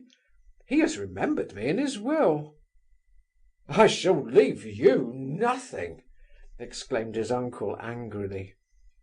"Listen to me, Lebedeff," said the prince in a decided voice, turning his back on the young man. "I know by experience that when you choose you can be businesslike. I have very little time to spare, and if you... By the way, excuse me, what is your Christian name? I have forgotten it." "Timofey." "And?" "Lukianovitch." Everyone in the room began to laugh. "He is telling lies!" cried the nephew. "Even now he cannot speak the truth. He is not called Timofey Lukianovitch, prince, but Lukian Timofeyovitch. Now do tell us why you must needs lie about it. Lukian or Timofey, it is all the same to you, and what difference can it make to the prince? He tells lies without the least necessity, simply by force of habit, I assure you."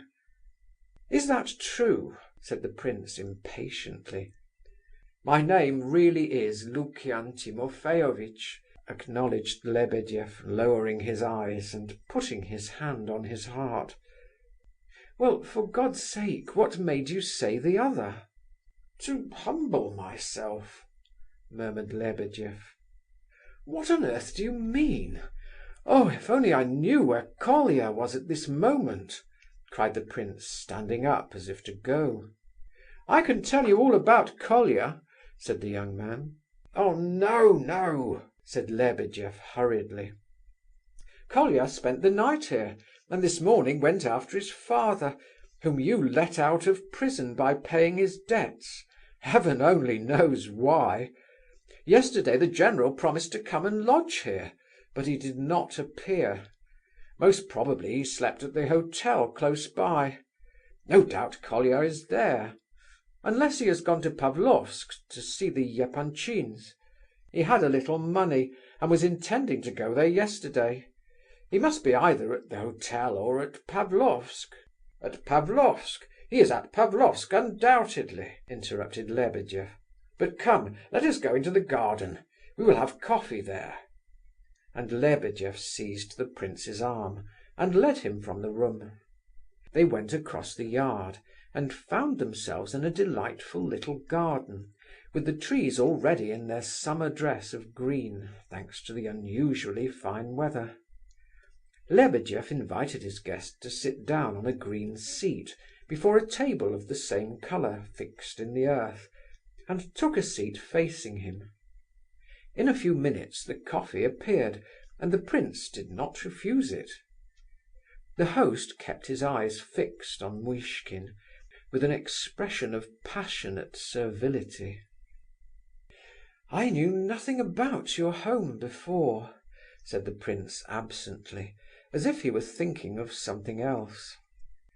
"Poor orphans," began Lebedeff, his face assuming a mournful air, but he stopped short, for the other looked at him inattentively, as if he had already forgotten his own remark. They waited a few minutes in silence, while Lebedeff sat with his eyes fixed mournfully on the young man's face. "Well," said the latter, at last rousing himself. "Ah, yes. You know why I came, Lebedeff. Your letter brought me. Speak, tell me all about it." The clerk, rather confused, tried to say something, hesitated, began to speak, and again stopped. The prince looked at him gravely. "I think I understand, Lukian Timofeyovitch. You were not sure that I should come. You did not think I should start at the first word from you, and you merely wrote to relieve your conscience. However, you see now that I have come, and I have had enough of trickery. Give up serving, or trying to serve, two masters. Rogojin has been here these 3 weeks. Have you managed to sell her to him as you did before? Tell me the truth." "He discovered everything, the monster, himself." "Don't abuse him, though I dare say you have something to complain of." "He beat me, he thrashed me unmercifully," replied Lebedeff vehemently. "He set a dog on me in Moscow, a bloodhound, a terrible beast that chased me all down the street." "You seem to take me for a child, Lebedeff. Tell me, is it a fact that she left him while they were in Moscow?" "Yes, it is a fact, and this time, let me tell you, on the very eve of their marriage. It was a question of minutes when she slipped off to Petersburg. She came to me directly she arrived. 'Save me, Lukian, find me some refuge, and say nothing to the prince. She is afraid of you, even more than she is of him, and in that she shows her wisdom.'" And Lebedeff slyly put his finger to his brow as he said the last words. "And now it is you who have brought them together again." "Excellency, how could I prevent it?" "That will do. I can find out for myself. Only tell me, where is she now?" "At his house, with him." "Oh no, certainly not." "'I am free,' she says. You know how she insists on that point. 'I am entirely free.' She repeats it over and over again. She is living in Petersburgskaya, with my sister-in-law, as I told you in my letter." "She is there at this moment?" "Yes, unless she has gone to Pavlovsk. The fine weather may have tempted her, perhaps, into the country with Daria Alexeyevna." "I am quite free," she says. "Only yesterday she boasted of her freedom to Nikolai Ardalionovitch. A bad sign," added Lebedeff, smiling. "Colia goes to see her often, does he not?" "He is a strange boy, thoughtless, and inclined to be indiscreet." "Is it long since you saw her?" "I go to see her every day, every day." "Then you were there yesterday?" "No, I have not been there these 3 last days." "It is a pity you have taken too much wine, Lebedeff. I want to ask you something, but—" All right, I am not drunk," replied the clerk, preparing to listen. "Tell me, how was she when you left her?" "She is a woman who is seeking." "Seeking?" "She seems always to be searching about, as if she had lost something. The mere idea of her coming marriage disgusts her. She looks on it as an insult. She cares as much for him as for a piece of orange peel, not more. Yet I am much mistaken if she does not look on him with fear and trembling. She forbids his name to be mentioned before her, and they only meet when unavoidable. He understands well enough, but it must be gone through. She is restless, mocking, deceitful, violent." "Deceitful and violent?" "Yes, violent. I can give you a proof of it. A few days ago she tried to pull my hair, because I said something that annoyed her. I tried to soothe her by reading the Apocalypse aloud." "What?" exclaimed the prince, thinking he had not heard aright. "By reading the Apocalypse. The lady has a restless imagination. She has a liking for conversation on serious subjects of any kind. In fact, they please her so much that it flatters her to discuss them. Now, for 15 years at least I have studied the Apocalypse, and she agrees with me in thinking that the present is the epoch represented by the third horse, the black one whose rider holds a measure in his hand. It seems to me that everything is ruled by a measure in our century. All men are clamouring for their rights. A measure of wheat for a penny, and 3 measures of barley for a penny. But added to this, men desire freedom of mind and body, a pure heart, a healthy life, and all of God's good gifts. Now, by pleading their rights alone, they will never attain all this, so the white horse, with his rider Death, comes next, and is followed by Hell. We talked about this matter when we met, and it impressed her very much." "Do you believe all this?" asked Muishkin, looking curiously at his companion. "I both believe it and explain it. I am but a poor creature, a beggar, an atom in the scale of humanity. Who has the least respect for Lebedeff? He is a target for all the world, the butt of any fool who chooses to kick him.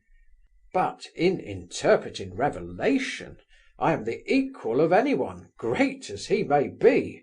Such is the power of the mind and the spirit.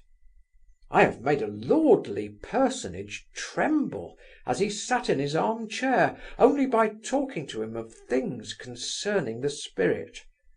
2 years ago, on Easter Eve, His Excellency Nil Alexeyovitch, whose subordinate I was then, wished to hear what I had to say, and sent a message by Peter Zakkaritch to ask me to go to his private room.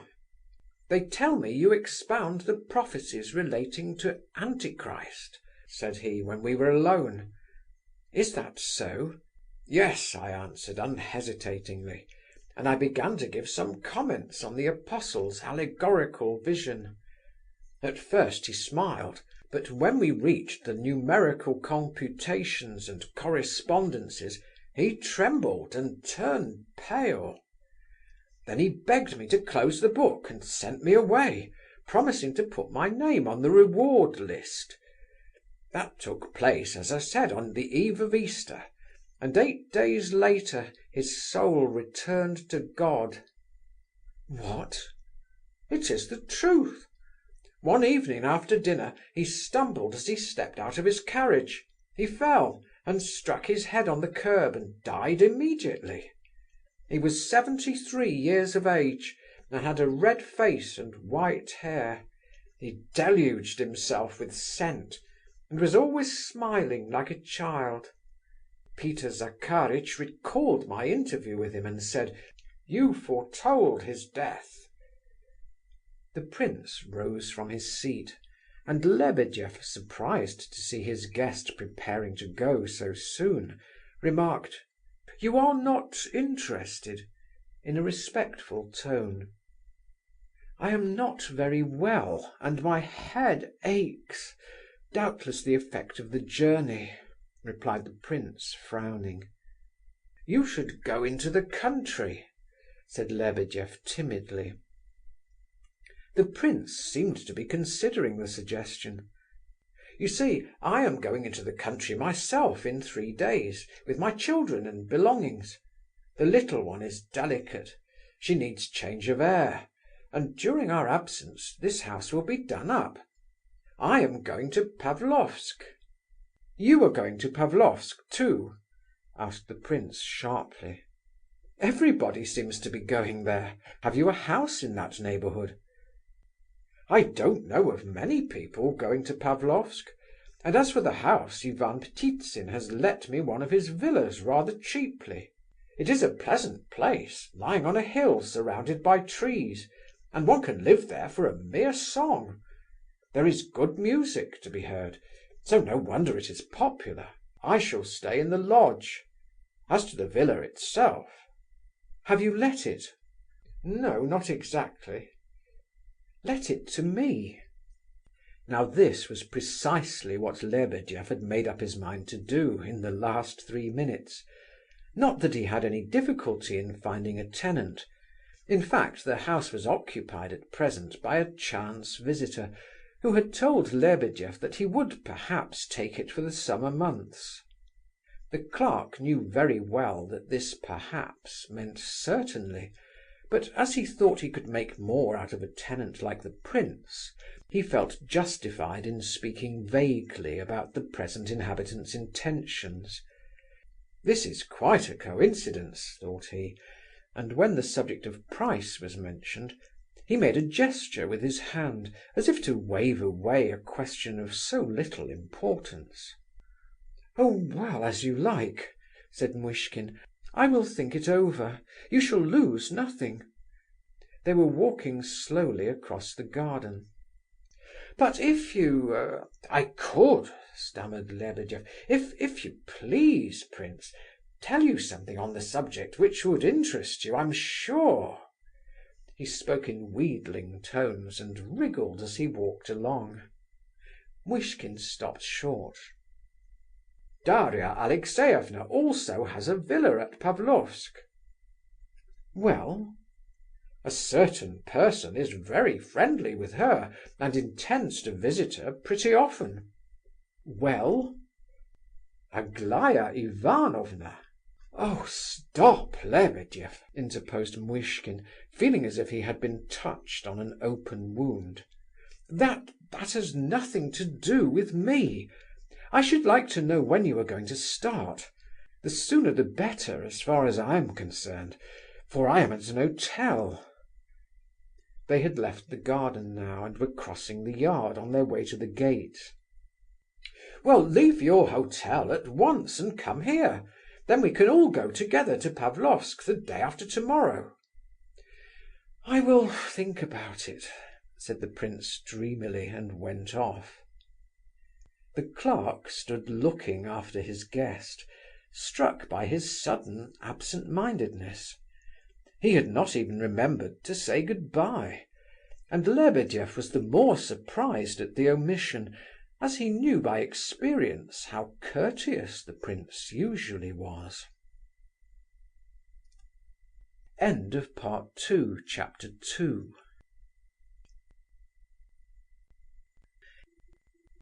Part 2, Chapter 3. It was now close on 12 o'clock. The prince knew that if he called at the Epanchins' now, he would only find the general, and that the latter might probably carry him straight off to Pavlovsk with him, whereas there was one visit he was most anxious to make without delay. So, at the risk of missing General Epanchin altogether, and thus postponing his visit to Pavlovsk for a day at least, the prince decided to go and look for the house he desired to find. The visit he was about to pay was, in some respects, a risky one. He was in two minds about it, but knowing that the house was in the Gorokhovaya, not far from the Sadovaya, he determined to go in that direction, and to try to make up his mind on the way. Arrived at the point where the Gorokhovaya crosses the Sadovaya, he was surprised to find how excessively agitated he was. He had no idea that his heart could beat so painfully. One house in the Gorokhovaya began to attract his attention long before he reached it, and the prince remembered afterwards that he had said to himself, "That is the house, I'm sure of it."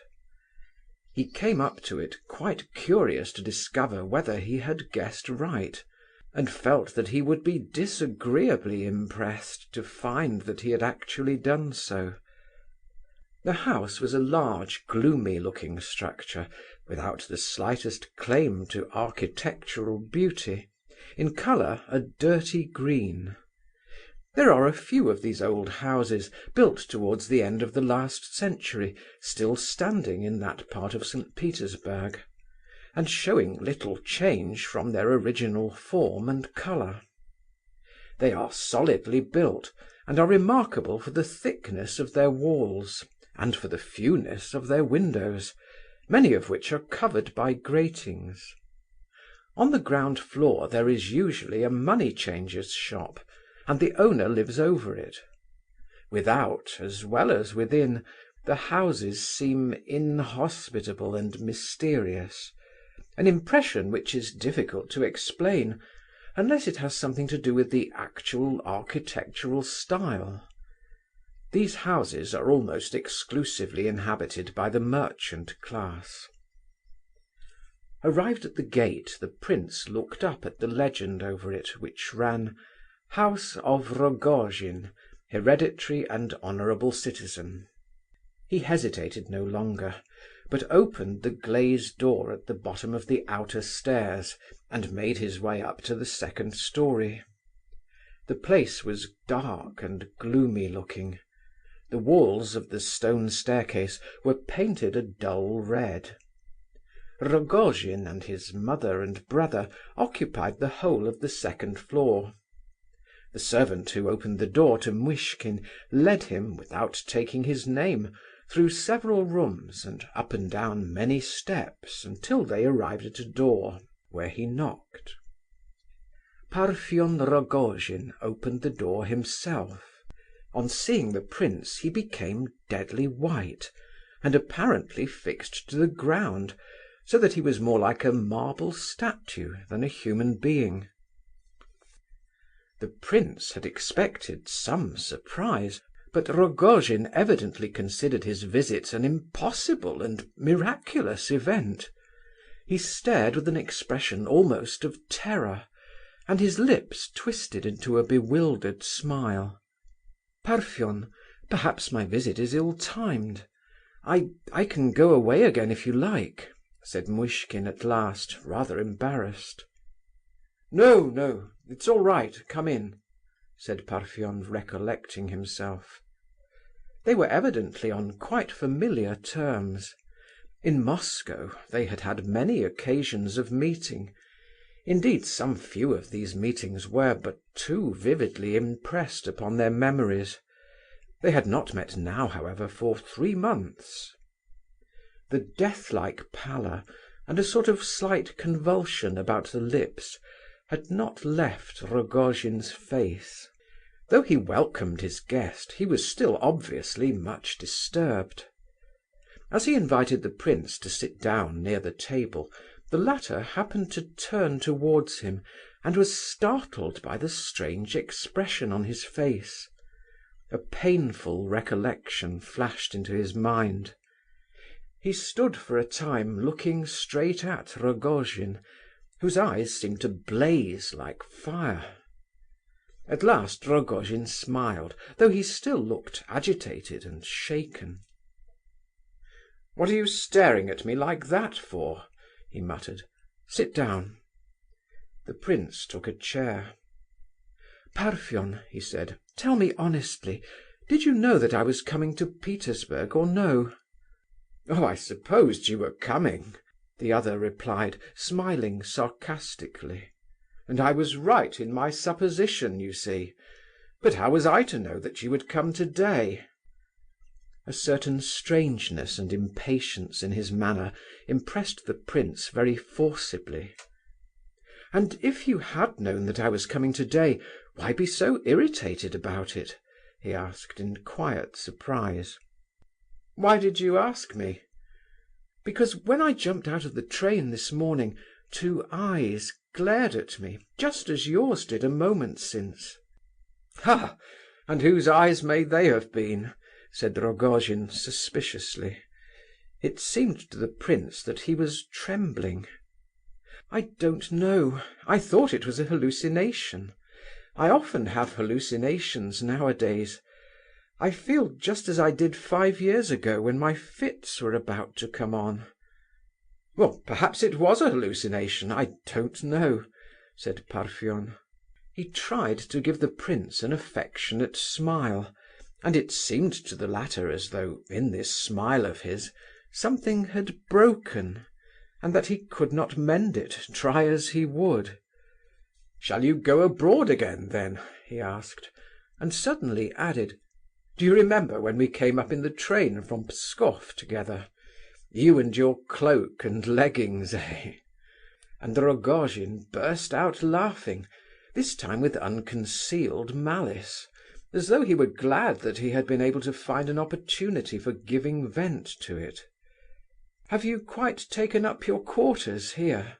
asked the prince. "Yes, I'm at home. Where else should I go to?" "We haven't met for some time.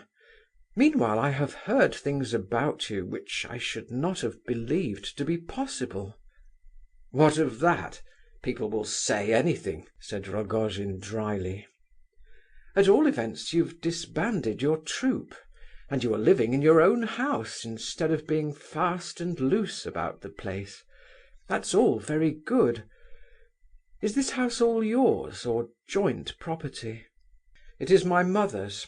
You get to her apartments by that passage." "Where's your brother?" "In the other wing." "Is he married?" "Widower. Why do you want to know all this?" The prince looked at him, but said nothing.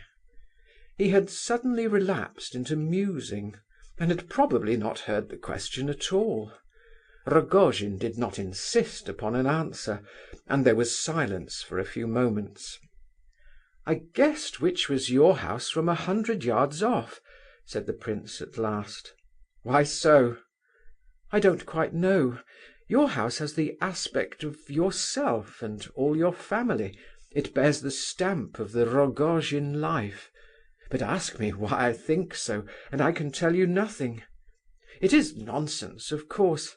I am nervous about this kind of thing troubling me so much. I had never before imagined what sort of house you would live in, and yet no sooner did I set my eyes on this one than I said to myself that it must be yours." "Really?" said Rogojin vaguely, not taking in what the prince meant by his rather obscure remarks. The room they were now sitting in was a large one, lofty but dark, well furnished, principally with writing tables and desks covered with papers and books. A wide sofa covered with red morocco evidently served Rogojin for a bed. On the table beside which the prince had been invited to seat himself lay some books. One, containing a marker where the reader had left off, was a volume of Solovieff's history. Some oil paintings in worn gilded frames hung on the walls, but it was impossible to make out what subjects they represented, so blackened were they by smoke and age. One, a life-sized portrait, attracted the prince's attention. It showed a man of about 50, wearing a long riding coat of German cut. He had 2 medals on his breast. His beard was white, short and thin. His face yellow and wrinkled, with a sly, suspicious expression in the eyes. "That is your father, is it not?" asked the prince. "Yes, it is," replied Rogojin with an unpleasant smile, as if he had expected his guest to ask the question, and then to make some disagreeable remark. "Was he one of the old believers?" "No, he went to church, but to tell the truth he really preferred the old religion.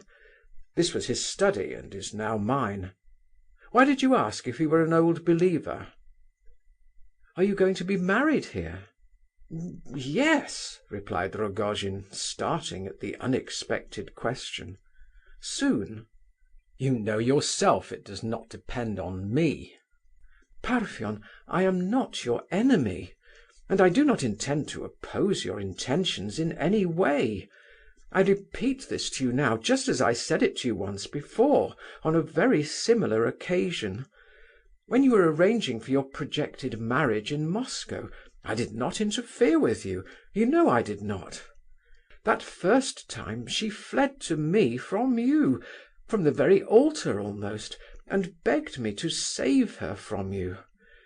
Afterwards she ran away from me again, and you found her and arranged your marriage with her once more. And now, I hear, she has run away from you and come to Petersburg. Is it true? Lebedeff wrote me to this effect, and that's why I came here. That you had once more arranged matters with Nastasia Philipovna I only learned last night in the train, from a friend of yours, Zalesheff, if you wish to know. I confess I came here with an object. I wished to persuade Nastasia to go abroad for her health. She requires it. Both mind and body need a change badly. I did not intend to take her abroad myself. I was going to arrange for her to go without me. Now, I tell you honestly, Parfen, if it is true that all is made up between you, I will not so much as set eyes upon her, and I will never even come to see you again. You know quite well that I am telling the truth, because I have always been frank with you. I have never concealed my own opinion from you. I have always told you that I consider a marriage between you and her would be ruin to her. You would also be ruined, and perhaps even more hopelessly. If this marriage were to be broken off again, I admit I should be greatly pleased, but at the same time I have not the slightest intention of trying to part you. You may be quite easy in your mind, and you need not suspect me. You know yourself whether I was ever really your rival or not, even when she ran away and came to me. There, you are laughing at me. I know why you laugh. It is perfectly true that we lived apart from one another all the time, in different towns. I told you before that I did not love her with love, but with pity. You said then that you understood me. Did you really understand me or not? What hatred there is in your eyes at this moment! I came to relieve your mind, because you are dear to me also. I love you very much, Parfen. And now I shall go away, and never come back again. Goodbye." The prince rose. "Stay a little," said Parfen, not leaving his chair, and resting his head on his right hand. "I haven't seen you for a long time."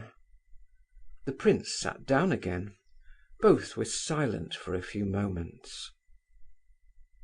"When you are not with me, I hate you, Lef Nicolaievitch. I have loathed you every day of these 3 months since I last saw you. By heaven I have," said Rogojin. "I could have poisoned you at any minute. Now you have been with me but a quarter of an hour, and all my malice seems to have melted away, and you are as dear to me as ever. Stay here a little longer." "When I am with you, you trust me, but as soon as my back is turned you suspect me," said the prince, smiling, and trying to hide his emotion. "I trust your voice when I hear you speak. I quite understand that you and I cannot be put on a level, of course." "Why did you add that? There, now you are cross again," said the prince, wondering. "We were not asked, you see. We were made different, with different tastes and feelings, without being consulted. You say you love her with pity. I have no pity for her. She hates me, that's the plain truth of the matter. I dream of her every night, and always that she is laughing at me with another man. And so she does laugh at me. She thinks no more of marrying me than if she were changing her shoe. Would you believe it, I haven't seen her for 5 days, and I daren't go near her. She asks me what I come for, as if she were not content with having disgraced me." "Disgraced you? How?" "Just as though you didn't know. Why, she ran away from me and went to you. You admitted it yourself just now." "But surely you do not believe that she—" "That she did not disgrace me at Moscow with that officer, Zemtuznikoff? I know for certain she did, after having fixed our marriage day herself."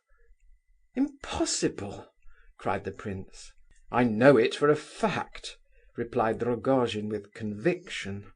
It is not like her, you say? My friend, that's absurd. Perhaps such an act would horrify her if she were with you, but it is quite different where I am concerned.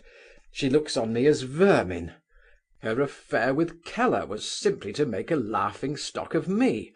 You don't know what a fool she made of me in Moscow, and the money I spent over her. The money! And you can marry her now, Parfen. What will come of it all?" said the prince with dread in his voice. Rogojin gazed back gloomily, and with a terrible expression in his eyes, but said nothing. "I haven't been to see her for 5 days," he repeated after a slight pause. "I'm afraid of being turned out. She says she's still her own mistress, and may turn me off altogether and go abroad. She told me this herself," he said with a peculiar glance at Muishkin. "I think she often does it merely to frighten me. She is always laughing at me for some reason or other. But at other times she's angry and won't say a word, and that's what I'm afraid of. I took her a shawl one day, the like of which she might never have seen, although she did live in luxury, and she gave it away to her maid, Katia. Sometimes, when I can keep away no longer, I steal past the house on the sly, and once I watched her at the gate till dawn. I thought something was going on, and she saw me from the window. She asked me what I should do if I found she had deceived me. I said, 'You know well enough.'" "What did she know?" cried the prince. "How was I to tell?" replied Rogojin with an angry laugh. "I did my best to catch her tripping in Moscow, but did not succeed. However, I caught hold of her one day and said, 'You're engaged to be married into a respectable family, and do you know what sort of woman you are? That's the sort of woman you are,' I said." "You told her that?" "Yes." "Well, go on." "She said, 'I wouldn't even have you for a footman now, much less for a husband.' 'I shan't leave the house,' I said, 'so it doesn't matter.' 'Then I shall call somebody and have you kicked out,' she cried. So then I rushed at her and beat her till she was bruised all over." "Impossible!" cried the prince, aghast. "I tell you it's true," said Rogojin quietly, but with eyes ablaze with passion.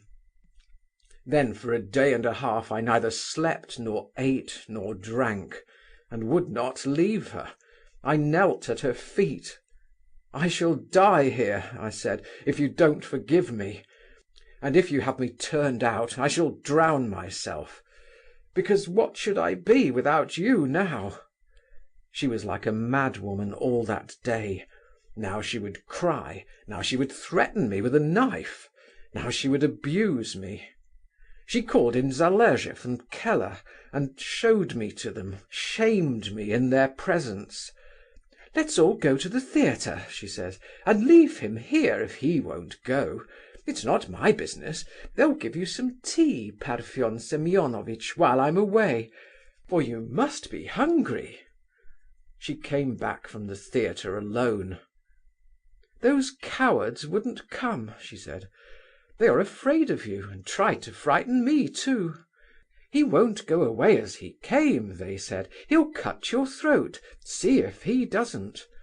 Now I shall go to my bedroom, and I shall not even lock my door, just to show you how much I am afraid of you.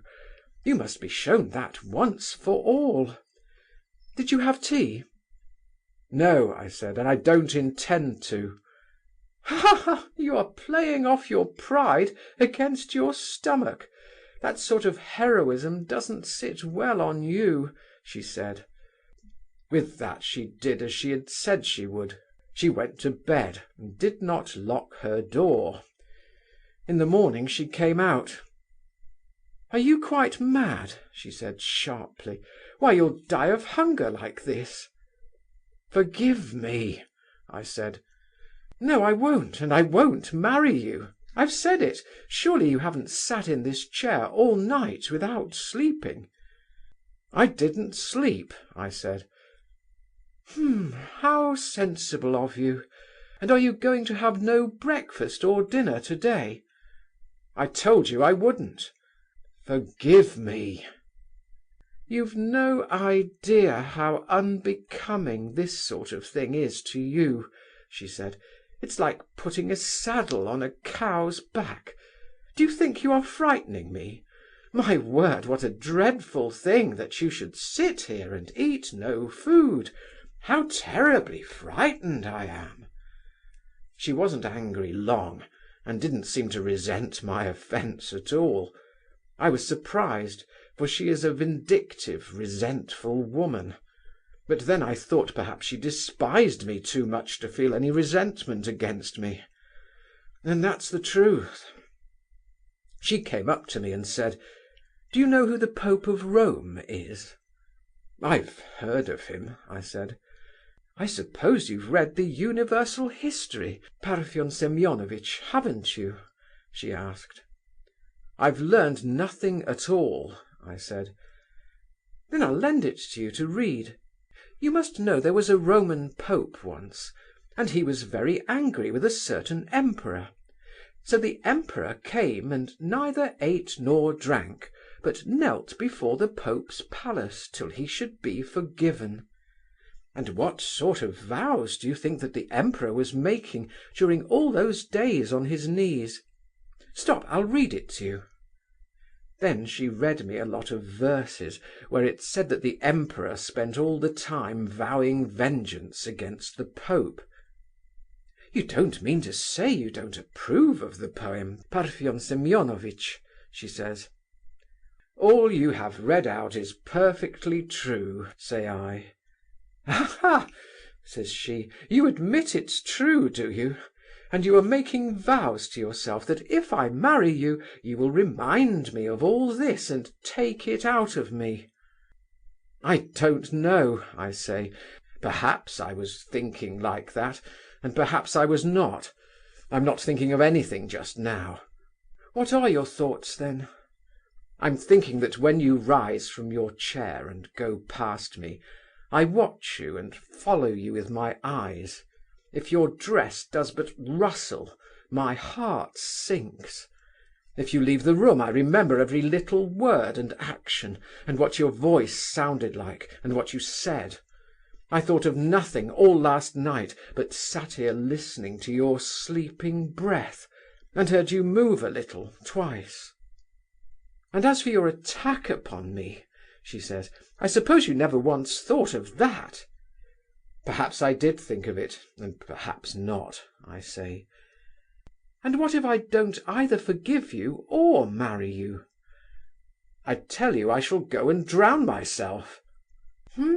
She said, and then relapsed into silence. Then she got angry and went out. "I suppose you'd murder me before you drowned yourself, though," she cried as she left the room. An hour later she came to me again, looking melancholy. "I will marry you, Parfen Semyonovitch," she says, "not because I'm frightened of you, but because it's all the same to me how I ruin myself. And how can I do it better? Sit down, they'll bring you some dinner directly. And if I do marry you, I'll be a faithful wife to you, you need not doubt that." Then she thought a bit and said, "At all events, you are not a flunkey. At first I thought you were no better than a flunkey." And she arranged the wedding and fixed the day straight away on the spot. Then in another week she had run away again and came here to Lebedeff's. And when I found her here, she said to me, "I'm not going to renounce you altogether, but I wish to put off the wedding a bit longer yet. Just as long as I like, for I am still my own mistress, so you may wait, if you like. That's how the matter stands between us now. What do you think of all this, Lef Nicolaievitch?" "What do you think of it yourself?" replied the prince, looking sadly at Rogojin. As if I can think anything about it. I—" He was about to say more, but stopped in despair. The prince rose again, as if he would leave. "At all events, I shall not interfere with you," he murmured, as though making answer to some secret thought of his own. "I'll tell you what," cried Rogojin, and his eyes flashed fire. "I can't understand your yielding her to me like this. I don't understand it. Have you given up loving her altogether? At first you suffered badly. I know it. I saw it. Besides, why did you come post-haste after us? Out of pity, eh? Ha, ha, ha!" His mouth curved in a mocking smile.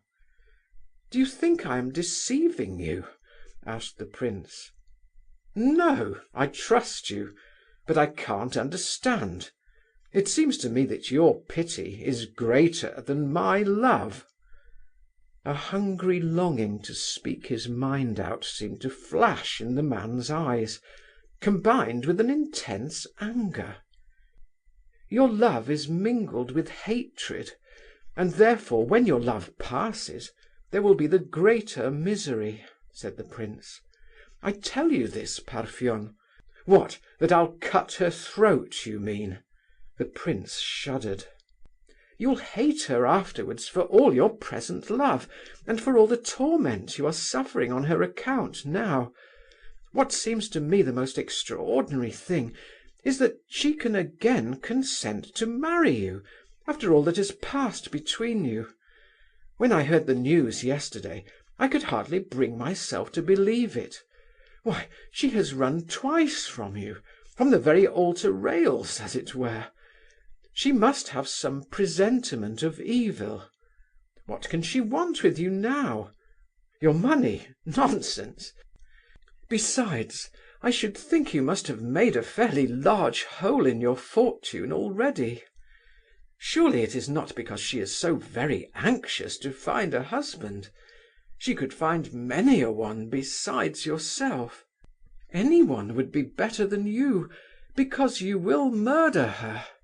And I feel sure she must know that but too well by now. Is it because you love her so passionately?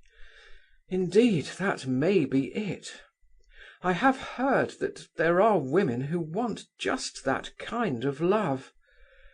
But still—" The prince paused reflectively. "What are you grinning at my father's portrait again for?" asked Rogojin suddenly. He was carefully observing every change in the expression of the prince's face. "I smiled because the idea came into my head that if it were not for this unhappy passion of yours, you might have, and would have, become just such a man as your father, and that very quickly too. You'd have settled down in this house of yours with some silent and obedient wife. You would have spoken rarely, trusted no one, heeded no one, and thought of nothing but making money." "Laugh away! She said exactly the same, almost word for word, when she saw my father's portrait.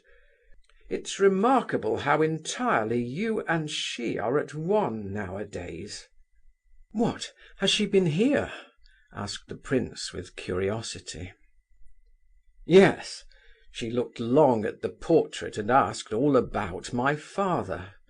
'You'd be just such another,' she said at last, and laughed. 'You have such strong passions, Parfen,' she said, 'that they'd have taken you to Siberia in no time, if you had not, luckily, intelligence as well. For you have a good deal of intelligence.' She said this, believe it or not, the first time I ever heard anything of that sort from her. You'd soon have thrown up all this rowdyism that you indulge in now, and you'd have settled down to quiet, steady money-making, because you have little education, and here you'd have stayed just like your father before you, and you'd have loved your money so that you'd amass not 2 million like him, but 10 million, and you'd have died of hunger on your money bags to finish up with, for you carry everything to extremes. There, that's exactly word for word as she said it to me. She never talked to me like that before. She always talks nonsense and laughs when she's with me. We went all over this old house together. 'I shall change all this,' I said, 'or else I'll buy a new house for the wedding.'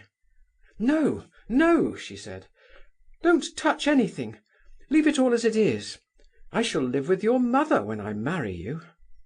I took her to see my mother, and she was as respectful and kind as though she were her own daughter.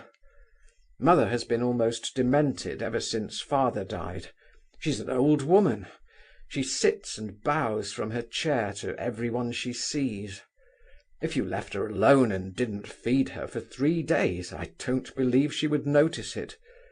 Well, I took her hand and I said, 'Give your blessing to this lady, mother. She's going to be my wife.' So Nastasia kissed mother's hand with great feeling. 'She must have suffered terribly, hasn't she?' she said. She saw this book lying here before me. 'What, have you begun to read Russian history?' she asked. She told me once in Moscow, you know, that I had better get Solovieff's Russian history and read it, because I knew nothing. 'That's good,' she said. 'You go on like that, reading books. I'll make you a list myself of the books you ought to read first, shall I?' She had never once spoken to me like this before. It was the first time I felt I could breathe before her like a living creature. 'I'm very, very glad to hear of this, Parfen,' said the prince with real feeling. 'Who knows? Maybe God will yet bring you near to one another.' 'Never, never!' cried Rogojin excitedly. 'Look here, Parfen, if you love her so much, surely you must be anxious to earn her respect, and if you do so wish, surely you may hope to. I said just now that I considered it extraordinary that she could still be ready to marry you. Well, though I cannot yet understand it, I feel sure she must have some good reason, or she wouldn't do it. She is sure of your love, but besides that, she must attribute something else to you, some good qualities, otherwise the thing would not be. What you have just said confirms my words. You say yourself that she found it possible to speak to you quite differently from her usual manner. You are suspicious, you know, and jealous. Therefore, when anything annoying happens to you, you exaggerate its significance. Of course, she does not think so ill of you as you say.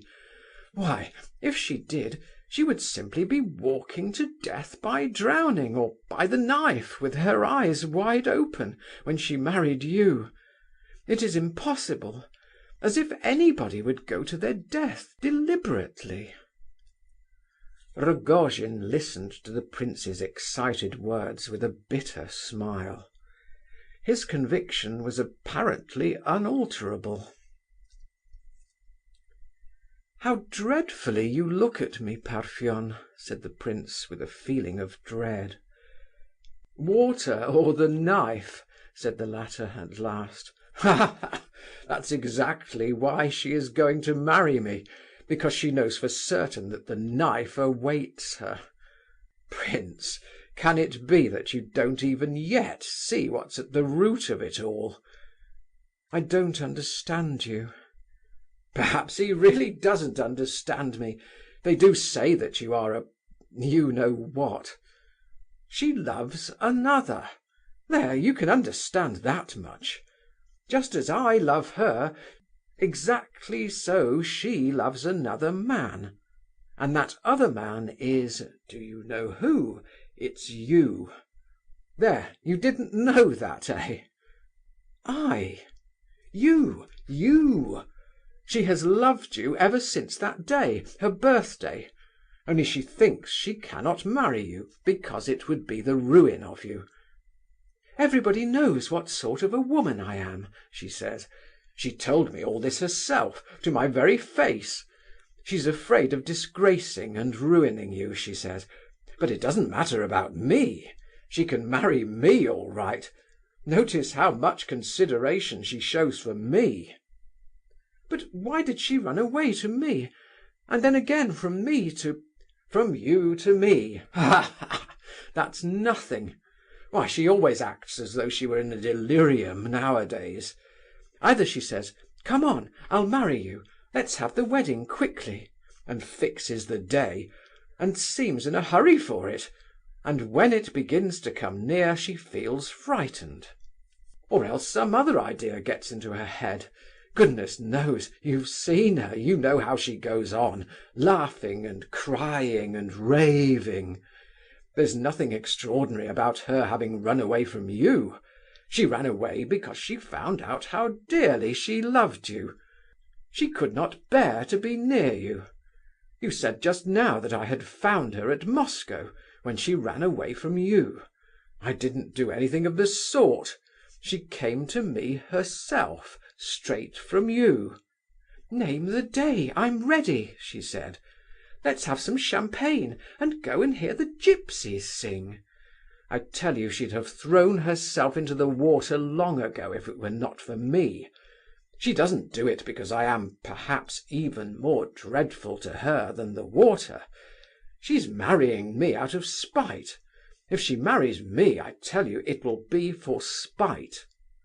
"But how can you—" began the prince, gazing with dread and horror at Rogojin. "Why don't you finish your sentence? Shall I tell you what you were thinking to yourself just then? You were thinking, 'How can she marry him after this? How can it possibly be permitted?' Oh, I know what you were thinking about." "I didn't come here for that purpose, Parfen. That was not in my mind." "That may be. Perhaps you didn't come with the idea, but the idea is certainly there now. Ha, ha, ha! Well, that's enough. What are you upset about? Didn't you really know it all before? You astonish me." "All this is mere jealousy. It is some malady of yours, Parfen. You exaggerate everything," said the prince, excessively agitated. "What are you doing?" "Let go of it," said Parfen, seizing from the prince's hand a knife which the latter had at that moment taken up from the table, where it lay beside the history. Parfen replaced it where it had been. "I seemed to know it, I felt it, when I was coming back to Petersburg," continued the prince. "I did not want to come. I wished to forget all this, to uproot it from my memory altogether. Well, good-bye. What is the matter?" He had absently taken up the knife a second time, and again Rogojin snatched it from his hand and threw it down on the table. It was a plain-looking knife with a bone handle, a blade about 8 inches long, and broad in proportion. It did not clasp. Seeing that the prince was considerably struck by the fact that he had twice seized this knife out of his hand, Rogojin caught it up with some irritation, put it inside the book, and threw the latter across to another table. "Do you cut your pages with it, or what?" asked Muishkin, still rather absently, as though unable to throw off a deep preoccupation into which the conversation had thrown him. "Yes." "It's a garden knife, isn't it?" "Yes, can't one cut pages with a garden knife?" "It's quite new." "Well, what of that? Can't I buy a new knife if I like?" shouted Rogojin furiously, his irritation growing with every word. The prince shuddered and gazed fixedly at Parfen. Suddenly he burst out laughing. "Why, what an idea!" he said. "I didn't mean to ask you any of these questions. I was thinking of something quite different. But my head is heavy, and I seem so absent-minded nowadays. Well, Good-bye. I can't remember what I wanted to say. Good-bye." "Not that way," said Rogojin. "There, I've forgotten that too." "This way. Come along, I'll show you." End of Part 2, Chapter 3.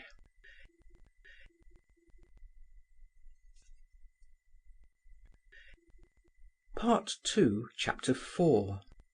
They passed through the same rooms which the prince had traversed on his arrival. In the largest there were pictures on the walls, portraits and landscapes of little interest. Over the door, however, there was one of strange and rather striking shape. It was 6 or 7 feet in length, and not more than a foot in height. It represented the Saviour just taken from the cross. The prince glanced at it, but took no further notice. He moved on hastily, as though anxious to get out of the house. But Rogojin suddenly stopped underneath the picture. "My father picked up all these pictures very cheap at auctions and so on," he said. "They are all rubbish, except the one over the door, and that is valuable. A man offered 500 roubles for it last week." "Yes, that's a copy of a Holbein," said the prince, looking at it again. "And a good copy, too, as far as I am able to judge. I saw the picture abroad and could not forget it. What's the matter?" Rogojin had dropped the subject of the picture and walked on. Of course his strange frame of mind was sufficient to account for his conduct, but still it seemed queer to the prince that he should so abruptly drop a conversation commenced by himself. Rogojin did not take any notice of his question. "Lef Nicolaievitch," said Rogojin after a pause, during which the two walked along a little further, "I have long wished to ask you, do you believe in God?" "How strangely you speak, and how odd you look," said the other involuntarily. "I like looking at that picture," muttered Rogojin, not noticing apparently that the prince had not answered his question. "That picture! That picture!" cried Muishkin, struck by a sudden idea. "Why, a man's faith might be ruined by looking at that picture." "So it is," said Rogojin unexpectedly. They had now reached the front door. The prince stopped. "How?" he said. "What do you mean? I was half joking, and you took me up quite seriously. Why do you ask me whether I believe in God?"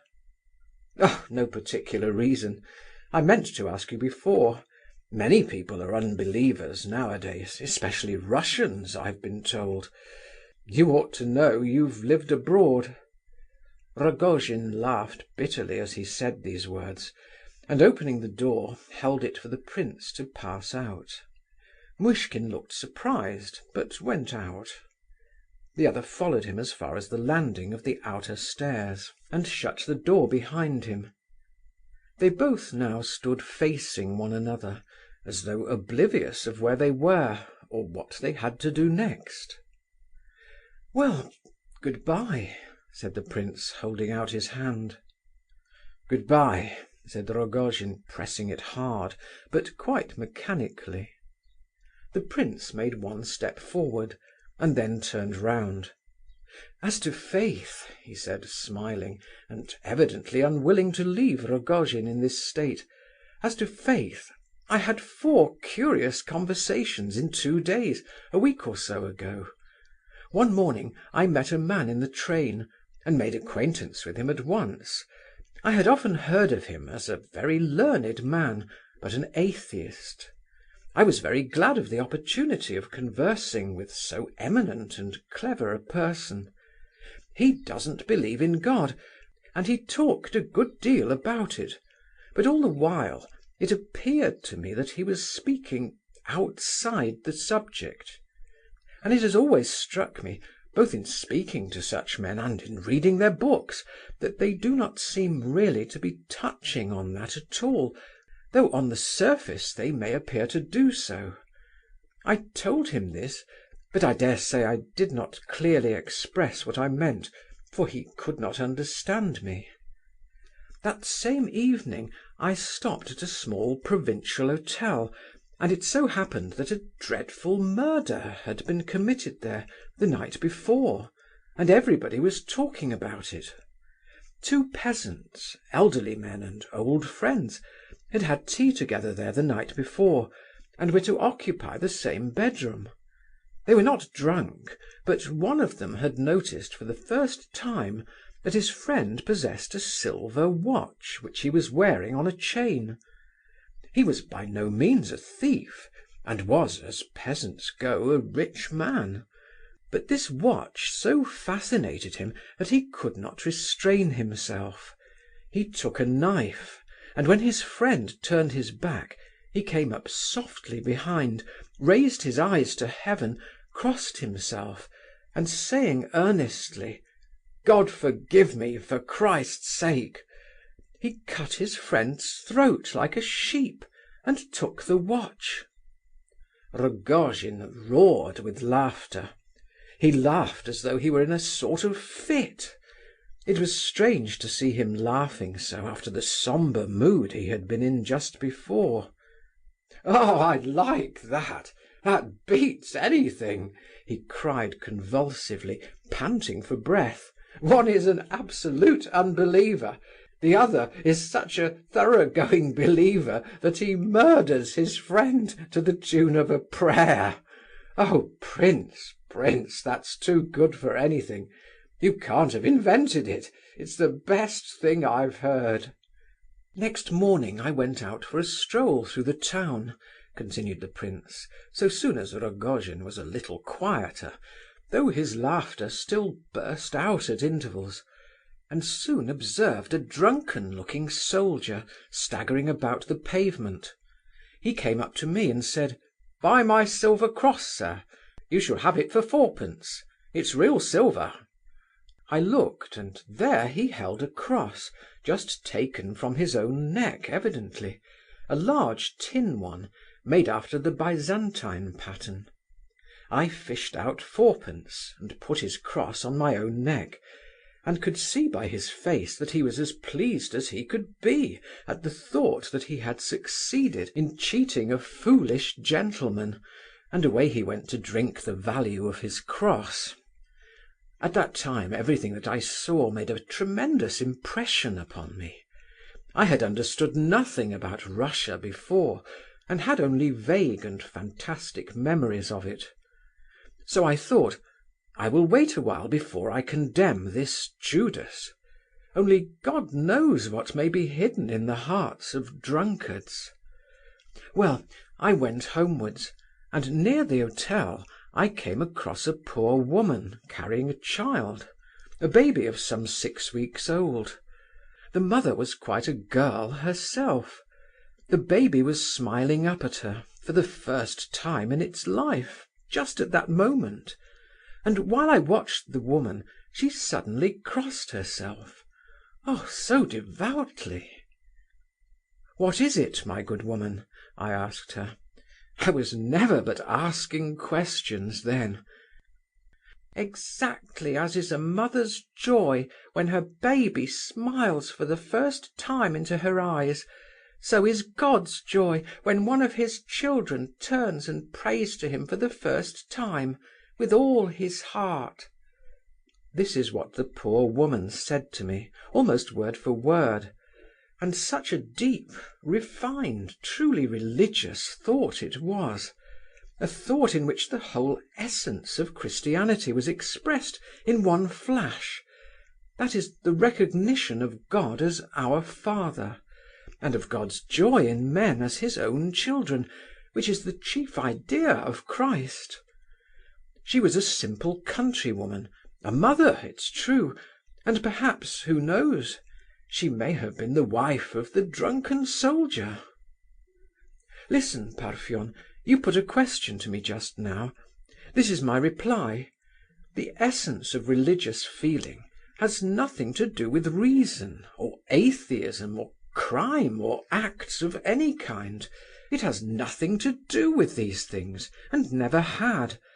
There is something besides all this, something which the arguments of the atheists can never touch. But the principal thing, and the conclusion of my argument, is that this is most clearly seen in the heart of a Russian. This is a conviction which I have gained while I have been in this Russia of ours. Yes, Parfen, there is work to be done.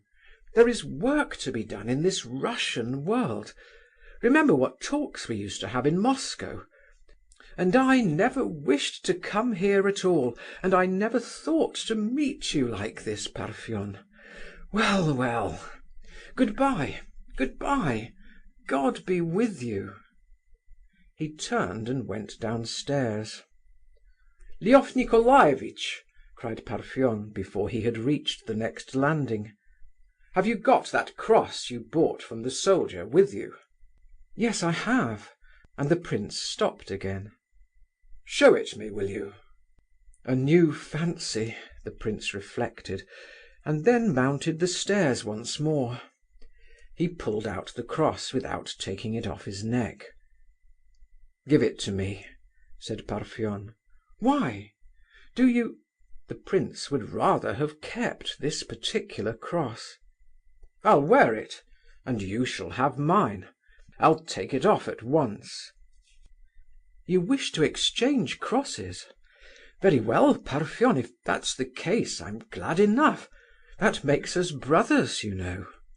The prince took off his tin cross, Parfen his gold one, and the exchange was made. Parfen was silent. With sad surprise, the prince observed that the look of distrust, the bitter, ironical smile, had still not altogether left his newly adopted brother's face. At moments, at all events, it showed itself but too plainly. At last Rogojin took the prince's hand, and stood so for some moments, as though he could not make up his mind. Then he drew him along, murmuring almost inaudibly, "Come." They stopped on the landing, and rang the bell at a door opposite to Parfen's own lodging. A woman opened to them and bowed low to Parfen, who asked her some questions hurriedly, but did not wait to hear her answer. He led the prince on through several dark, cold-looking rooms, spotlessly clean, with white covers over all the furniture.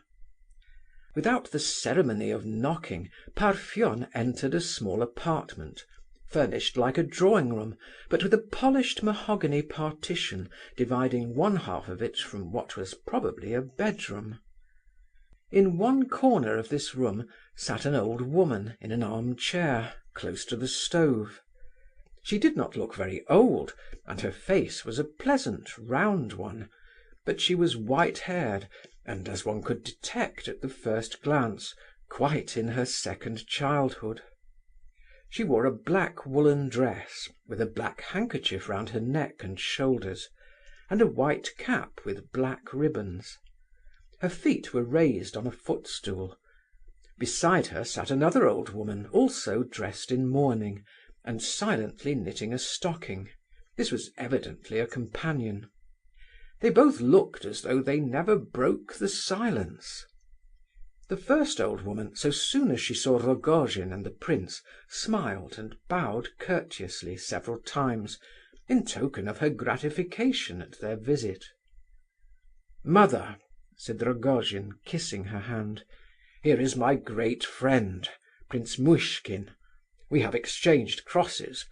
He was like a real brother to me at Moscow at one time, and did a great deal for me. Bless him, mother, as you would bless your own son. Wait a moment, let me arrange your hands for you." But the old lady, before Parfen had time to touch her, raised her right hand, and with 3 fingers held up, devoutly made the sign of the cross 3 times over the prince. She then nodded her head kindly at him once more. "There, come along, Lef Nicolaievitch. That's all I brought you here for," said Rogojin. When they reached the stairs again, he added: "She understood nothing of what I said to her, and did not know what I wanted her to do, and yet she blessed you. That shows she wished to do so herself. Well, good-bye, it's time you went, and I must go too." He opened his own door. "Well, let me at least embrace you and say good-bye, you strange fellow," cried the prince, looking with gentle reproach at Rogojin, and advancing towards him. But the latter had hardly raised his arms when he dropped them again. He could not make up his mind to it. He turned away from the prince in order to avoid looking at him. He could not embrace him. "Don't be afraid," he muttered indistinctly. "Though I have taken your cross, I shall not murder you for your watch." So saying, he laughed suddenly and strangely. Then in a moment his face became transfigured. He grew deadly white. His lips trembled, his eyes burned like fire. He stretched out his arms and held the prince tightly to him, and said in a strangled voice: "Well, take her. It's fate. She's yours. I surrender her. Remember, Rogojin."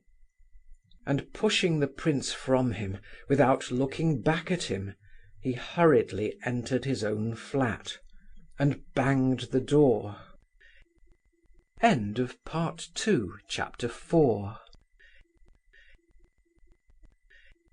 Part 2, Chapter 5.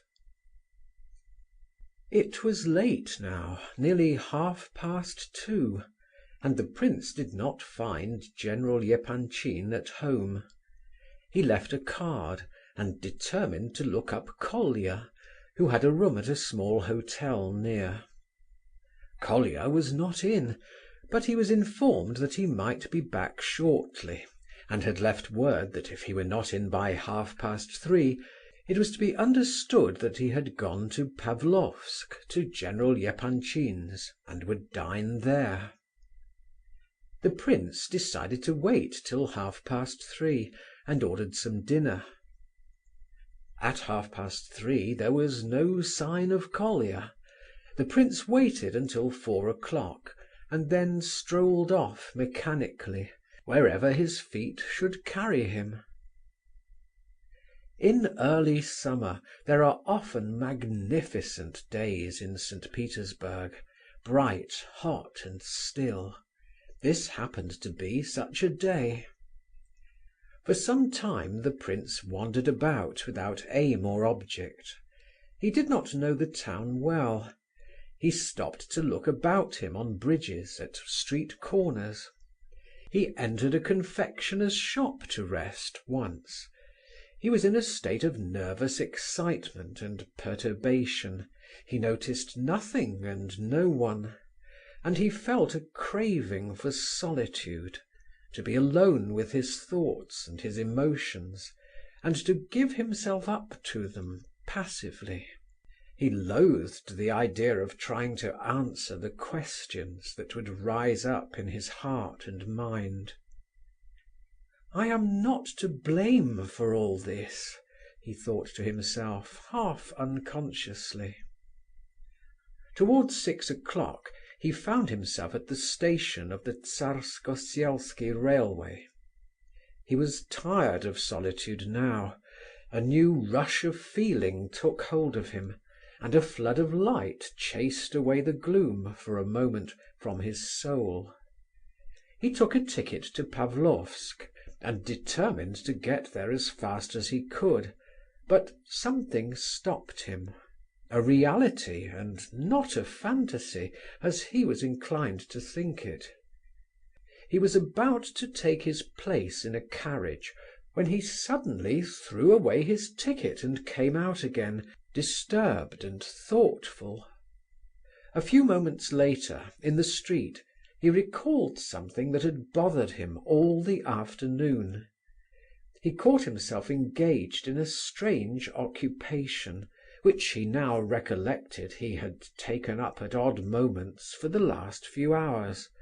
It was looking about all around him for something, he did not know what.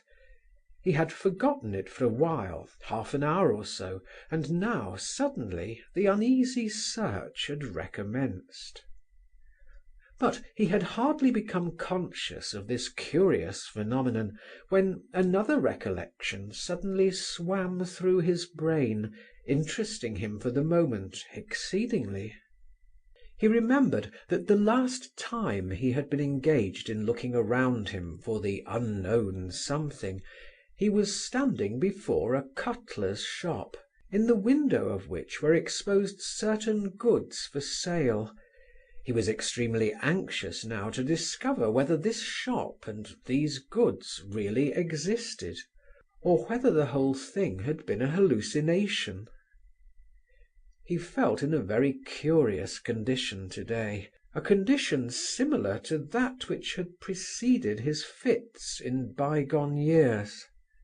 He remembered that at such times he had been particularly absent-minded, and could not discriminate between objects and persons unless he concentrated special attention upon them. He remembered seeing something in the window marked at 60 kopecks. Therefore, if the shop existed, and if this object were really in the window, it would prove that he had been able to concentrate his attention on this article at a moment when, as a general rule, his absence of mind would have been too great to admit of any such concentration. In fact, very shortly after he had left the railway station in such a state of agitation. So he walked back, looking about him for the shop, and his heart beat with intolerable impatience. Ah, here was the very shop, and there was the article marked 60 kop. Of course it's 60 kopecks, he thought, and certainly worth no more. This idea amused him, and he laughed. But it was a hysterical laugh. He was feeling terribly oppressed.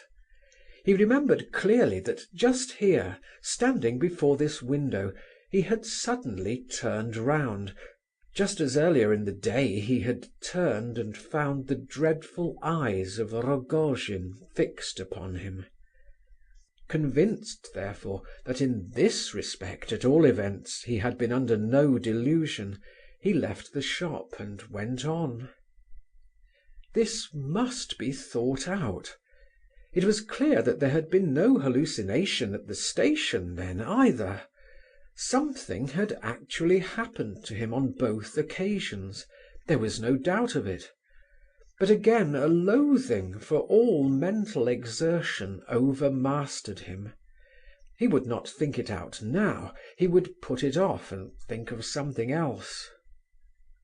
He remembered that during his epileptic fits, or rather immediately preceding them, he had always experienced a moment or two when his whole heart and mind and body seemed to wake up to vigour and light, when he became filled with joy and hope, and all his anxieties seemed to be swept away for ever. These moments were but presentiments, as it were, of the one final second. It was never more than a second, in which the fit came upon him. That second, of course, was inexpressible. When his attack was over, and the prince reflected on his symptoms, he used to say to himself, "These moments, short as they are, when I feel such extreme consciousness of myself, and consequently more of life than at other times, are due only to the disease, to the sudden rupture of normal conditions.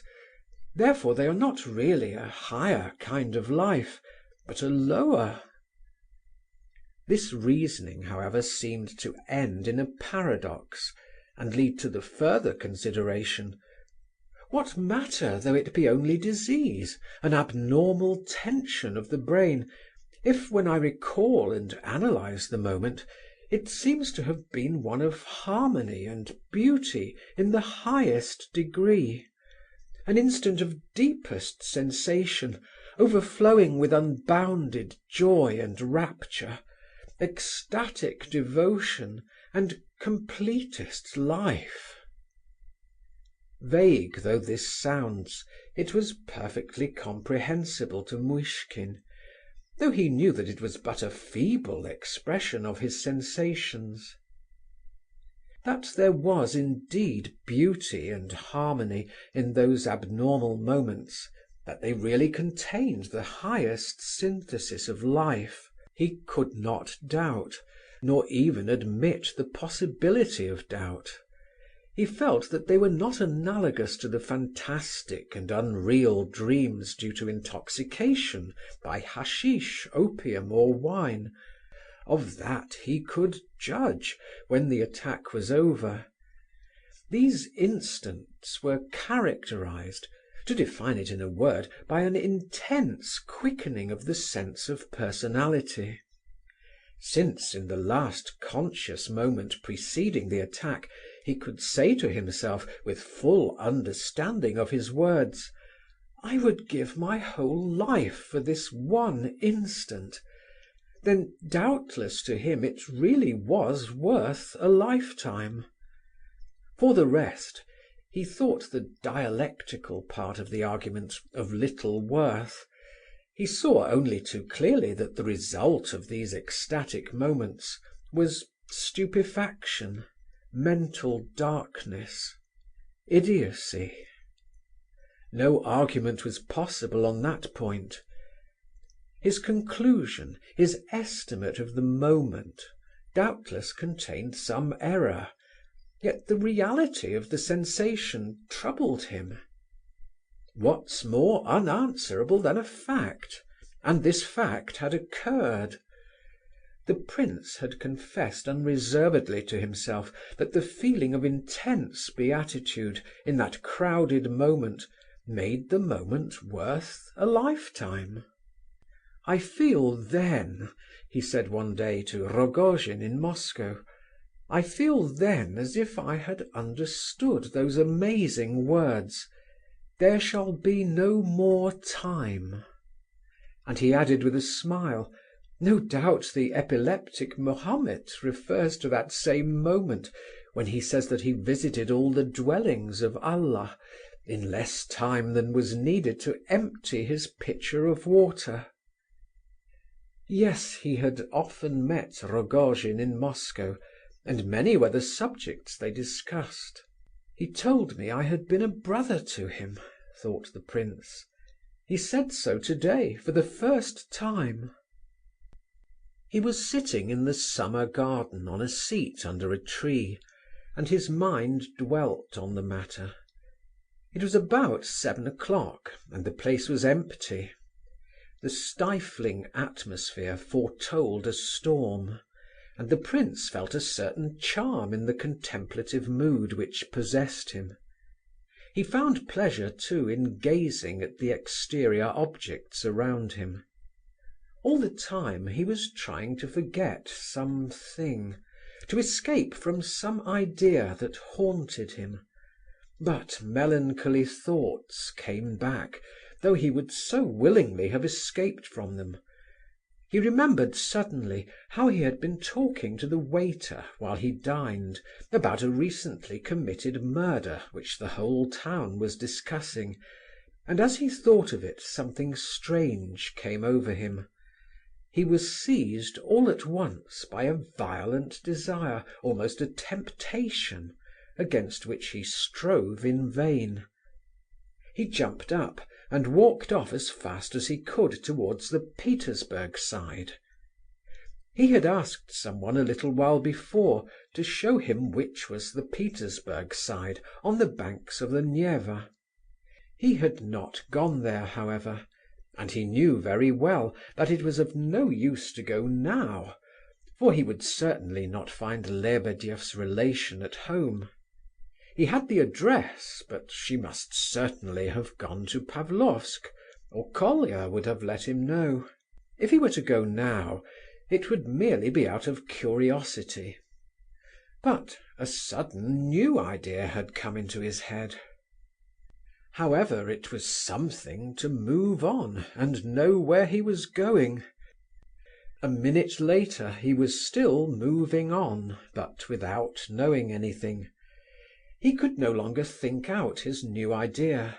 He tried to take an interest in all he saw, in the sky, in the Neva.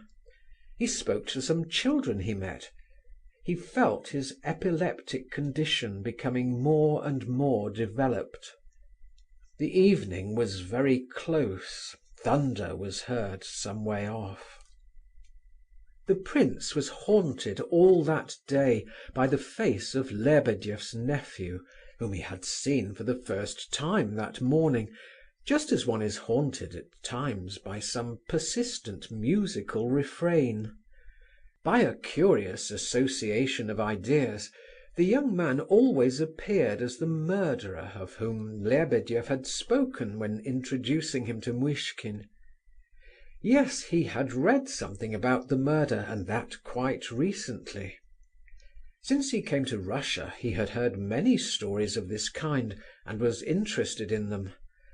His conversation with the waiter an hour ago chanced to be on the subject of this murder of the Zemarins, and the latter had agreed with him about it. He thought of the waiter again, and decided that he was no fool, but a steady, intelligent man. Though, said he to himself, God knows what he may really be. In a country with which one is unfamiliar, it is difficult to understand the people one meets. He was beginning to have a passionate faith in the Russian soul, however, and what discoveries he had made in the last 6 months, what unexpected discoveries. But every soul is a mystery, and depths of mystery lie in the soul of a Russian. He had been intimate with Rogojin, for example, and a brotherly friendship had sprung up between them. Yet did he really know him? What chaos and ugliness fills the world at times! What a self-satisfied rascal is that nephew of Lebedeff's! But what am I thinking? Continued the prince to himself. Can he really have committed that crime? Did he kill those 6 persons? I seem to be confusing things. How strange it all is. My head goes round. And Lebedeff's daughter, how sympathetic and charming her face was as she held the child in her arms. What an innocent look and childlike laugh she had. It is curious that I had forgotten her until now. I expect Lebedeff adores her, and I really believe, when I think of it, that as sure as 2 and 2 make 4, he is fond of that nephew too. Well, why should he judge them so hastily? Could he really say what they were after one short visit? Even Lebedeff seemed an enigma today. Did he expect to find him so? He had never seen him like that before, Lebedeff and the Comtesse du Barry. Good heavens! If Rogojin should really kill someone, it would not at any rate be such a senseless, chaotic affair. A knife made to a special pattern, and 6 people killed in a kind of delirium. But Rogojin also had a knife made to a special pattern. Can it be that Rogojin wishes to murder anyone? The prince began to tremble violently. It is a crime on my part to imagine anything so base, with such cynical frankness. His face reddened with shame at the thought, and then there came across him, as in a flash, the memory of the incidents at the Pavlovsk station, and at the other station in the morning, and the question asked him by Rogojin about the eyes. And Rogojin's cross, that he was even now wearing, and the benediction of Rogojin's mother, and his embrace on the darkened staircase, that last supreme renunciation. And now to find himself full of this new idea, staring into shop windows and looking round for things. How base he was! Despair overmastered his soul. He would not go on. He would go back to his hotel. He even turned and went the other way. But a moment after, he changed his mind again, and went on in the old direction. Why, here he was on the Petersburg side already, quite close to the house. Where was his idea? He was marching along without it now. Yes, his malady was coming back, it was clear enough. All this gloom and heaviness, all these ideas, were nothing more nor less than a fit coming on. Perhaps he would have a fit this very day. But just now all the gloom and darkness had fled. His heart felt full of joy and hope. There was no such thing as doubt. And yes, he hadn't seen her for so long. He really must see her. He wished he could meet Rogojin. He would take his hand, and they would go to her together. His heart was pure. He was no rival of Parfen's. Tomorrow he would go and tell him that he had seen her. Why, he had only come for the sole purpose of seeing her, all the way from Moscow. Perhaps she might be here still, who knows? She might not have gone away to Pavlofsk yet. Yes, all this must be put straight and above board. There must be no more passionate renouncements, such as Rogojin's. It must all be clear as day. Cannot Rogojin's soul bear the light? He said he did not love her with sympathy and pity. True, he added that your pity is greater than my love. But he was not quite fair on himself there. Kin! Rogojin reading a book, wasn't that sympathy beginning? Did it not show that he comprehended his relations with her? And his story of waiting day and night for her forgiveness, that didn't look quite like passion alone. And as to her face, could it inspire nothing but passion? Could her face inspire passion at all now? Oh, it inspired suffering, grief, overwhelming grief of the soul. A poignant, agonizing memory swept over the prince's heart. Yes, agonizing. He remembered how he had suffered that first day when he thought he observed in her the symptoms of madness. He had almost fallen into despair. How could he have lost his hold upon her when she ran away from him to Rogojin? He ought to have run after her himself, rather than wait for news as he had done. Can Rogojin have failed to observe up to now that she is mad? Rogojin attributes her strangeness to other causes, to passion. What insane jealousy! What was it he had hinted at in that suggestion of his? The prince suddenly blushed and shuddered to his very heart. But why recall all this? There was insanity on both sides. For him, the prince, to love this woman with passion was unthinkable. It would be cruel and inhuman. Yes. Rogojin is not fair to himself. He has a large heart. He has aptitude for sympathy. When he learns the truth, and finds what a pitiable being is this injured, broken, half-insane creature, he will forgive her all the torments she has caused him. He will become her slave, her brother, her friend. Compassion will teach even Rogojin, it will show him how to reason.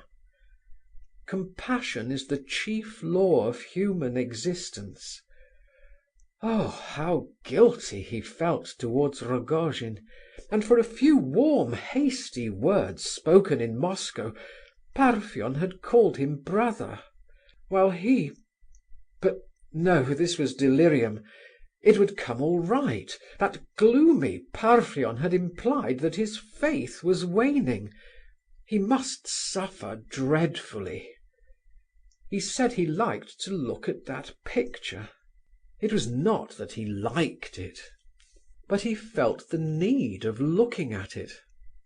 Rogojin was not merely a passionate soul, he was a fighter. He was fighting for the restoration of his dying faith. He must have something to hold on to and believe, and someone to believe in. What a strange picture that of Holbein is. Why, this is the street, and here's the house, number 16. The prince rang the bell and asked for Nastasia Philipovna.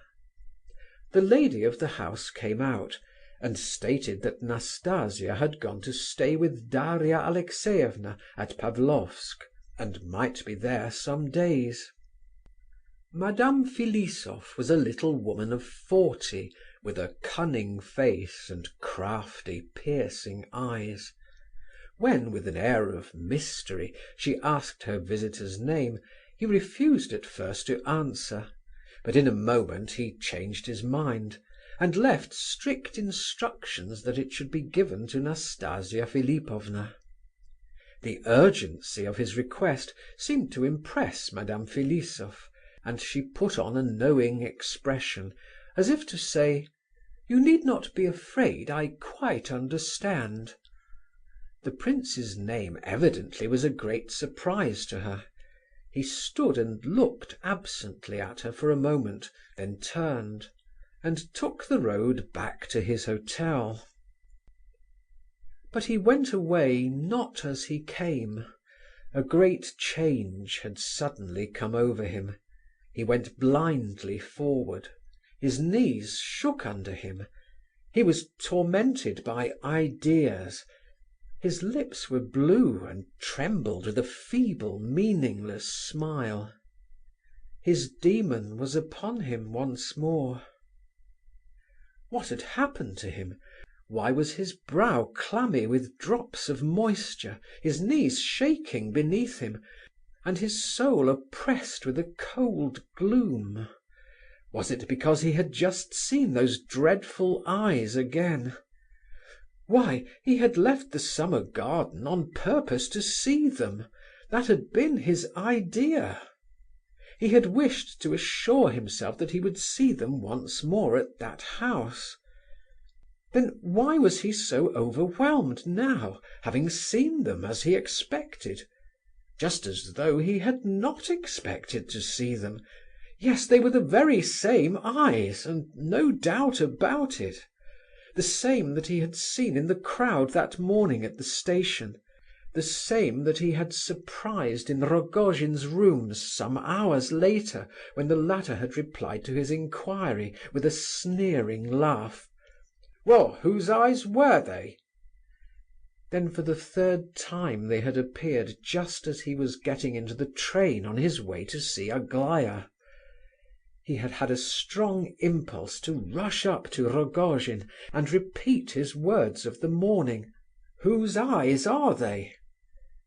Instead, he had fled from the station, and knew nothing more until he found himself gazing into the window of a cutler's shop, and wondering if a knife with a staghorn handle would cost more than 60 kopecks.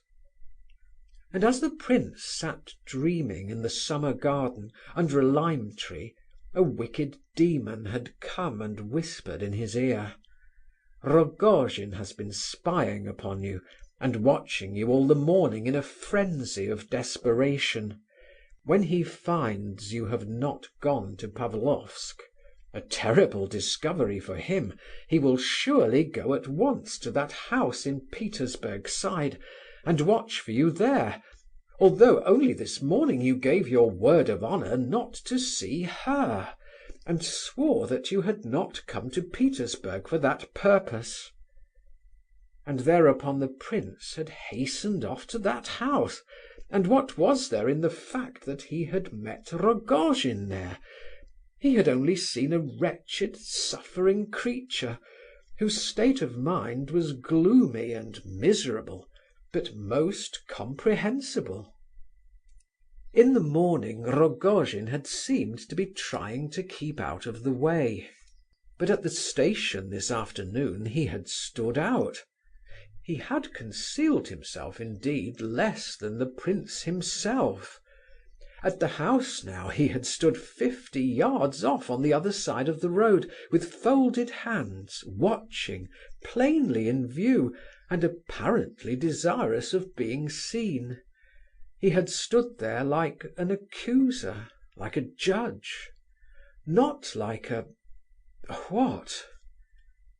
And why had not the prince approached him and spoken to him, instead of turning away and pretending he had seen nothing, although their eyes met? Yes, their eyes had met, and they had looked at each other. Why, he had himself wished to take Rogojin by the hand and go in together. He had himself determined to go to him on the morrow and to tell him that he had seen her. He had repudiated the demon as he walked to the house, and his heart had been full of joy. Was there something in the whole aspect of the man today sufficient to justify the prince's terror and the awful suspicions of his demon? Something seen but indescribable, which filled him with dreadful presentiments. Yes, he was convinced of it. Convinced of what? Oh, how mean and hideous of him to feel this conviction, this presentiment! How he blamed himself for it! "Speak, if you dare, and tell me, what is the presentiment?" he repeated to himself over and over again. "Put it into words, speak out clearly and distinctly." Oh, miserable coward that I am! The prince flushed with shame for his own baseness. How shall I ever look this man in the face again? My God, what a day! And what a nightmare, what a nightmare! There was a moment during this long, wretched walk back from the Petersburg Side when the prince felt an irresistible desire to go straight to Rogojin's, wait for him, embrace him with tears of shame and contrition, and tell him of his distrust, and finish with it, once for all. But here he was back at his hotel. How often during the day he had thought of this hotel with loathing, its corridor, its rooms, its stairs. How he had dreaded coming back to it for some reason. "What a regular old woman I am today," he had said to himself each time, with annoyance. "I believe in every foolish presentiment that comes into my head." He stopped for a moment at the door. A great flush of shame came over him. "I am a coward, a wretched coward," he said, and moved forward again. But once more he paused. Among all the incidents of the day, one recurred to his mind to the exclusion of the rest. Although now that his self-control was regained, and he was no longer under the influence of a nightmare, he was able to think of it calmly. It concerned the knife on Rogojin's table. Why should not Rogojin have as many knives on his table as he chooses? Thought the prince, wondering at his suspicions, as he had done when he found himself looking into the cutler's window. What could it have to do with me? He said to himself again, and stopped as if rooted to the ground by a kind of paralysis of limb, such as attacks people under the stress of some humiliating recollection. The doorway was dark and gloomy at any time, but just at this moment it was rendered doubly so by the fact that the thunderstorm had just broken, and the rain was coming down in torrents. And in the semi-darkness the prince distinguished a man standing close to the stairs, apparently waiting. There was nothing particularly significant in the fact that a man was standing back in the doorway, waiting to come out or go upstairs, but the prince felt an irresistible conviction that he knew this man, and that it was Rogojin. The man moved on up the stairs. A moment later the prince passed up them too. His heart froze within him. In a minute or two I shall know all, he thought. The staircase led to the first and second corridors of the hotel, along which lay the guests' bedrooms. As is often the case in Petersburg houses, it was narrow and very dark, and turned around a massive stone column. On the first landing, which was as small as the necessary turn of the stairs allowed, there was a niche in the column, about half a yard wide, and in this niche the prince felt convinced that a man stood concealed. He thought he could distinguish a figure standing there. He would pass by quickly and not look. He took a step forward, but could bear the uncertainty no longer and turned his head. The eyes, the same two eyes, met his. The man concealed in the niche had also taken a step forward. For 1 second they stood face to face. Suddenly the prince caught the man by the shoulder and twisted him round towards the light, so that he might see his face more clearly. Rogojin's eyes flashed, and a smile of insanity distorted his countenance. His right hand was raised, and something glittered in it. The prince did not think of trying to stop it. All he could remember afterwards was that he seemed to have called out, "Parfen, I won't believe it!" Next moment something appeared to burst open before him. A wonderful inner light illuminated his soul. This lasted perhaps half a second, yet he distinctly remembered hearing the beginning of the wail, the strange, dreadful wail, which burst from his lips of its own accord, and which no effort of will on his part could suppress. Next moment he was absolutely unconscious. Black darkness blotted out everything. He had fallen in an epileptic fit. As is well known, these fits occur instantaneously. The face, especially the eyes, become terribly disfigured. Convulsions seize the limbs, a terrible cry breaks from the sufferer, a wail from which everything human seems to be blotted out, so that it is impossible to believe that the man who has just fallen is the same who emitted the dreadful cry. It seems more as though some other being, inside the stricken one, had cried.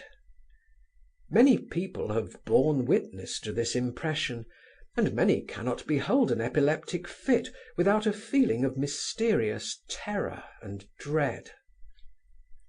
Such a feeling, we must suppose, overtook Rogojin at this moment, and saved the prince's life.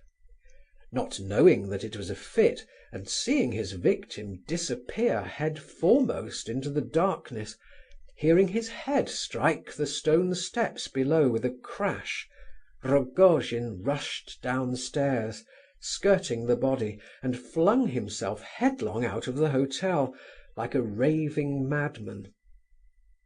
The prince's body slipped convulsively down the steps till it rested at the bottom. Very soon, in 5 minutes or so, he was discovered, and a crowd collected around him. A pool of blood on the steps near his head gave rise to grave fears. Was it a case of accident, or had there been a crime? It was, however, soon recognized as a case of epilepsy, and identification and proper measures for restoration followed one another, owing to a fortunate circumstance. Colia Ivolgin had come back to his hotel about 7 o'clock, owing to a sudden impulse which made him refuse to dine at the Epanchins', and, finding a note from the prince awaiting him, had sped away to the latter's address. Arrived there, he ordered a cup of tea and sat sipping it in the coffee-room. While there, he heard excited whispers of someone just found at the bottom of the stairs in a fit, upon which he had hurried to the spot with a presentiment of evil, and at once recognized the prince. The sufferer was immediately taken to his room, and though he partially regained consciousness, he lay long in a semi-dazed condition. The doctor stated that there was no danger to be apprehended from the wound on the head, and as soon as the prince could understand what was going on around him, Colia hired a carriage and took him away to Lebedeff's. There he was received with much cordiality, and the departure to the country was hastened on his account. 3 days later they were all at Pavlovsk. End of Part 2, Chapter 5. Thank you for listening. Please like, share, and subscribe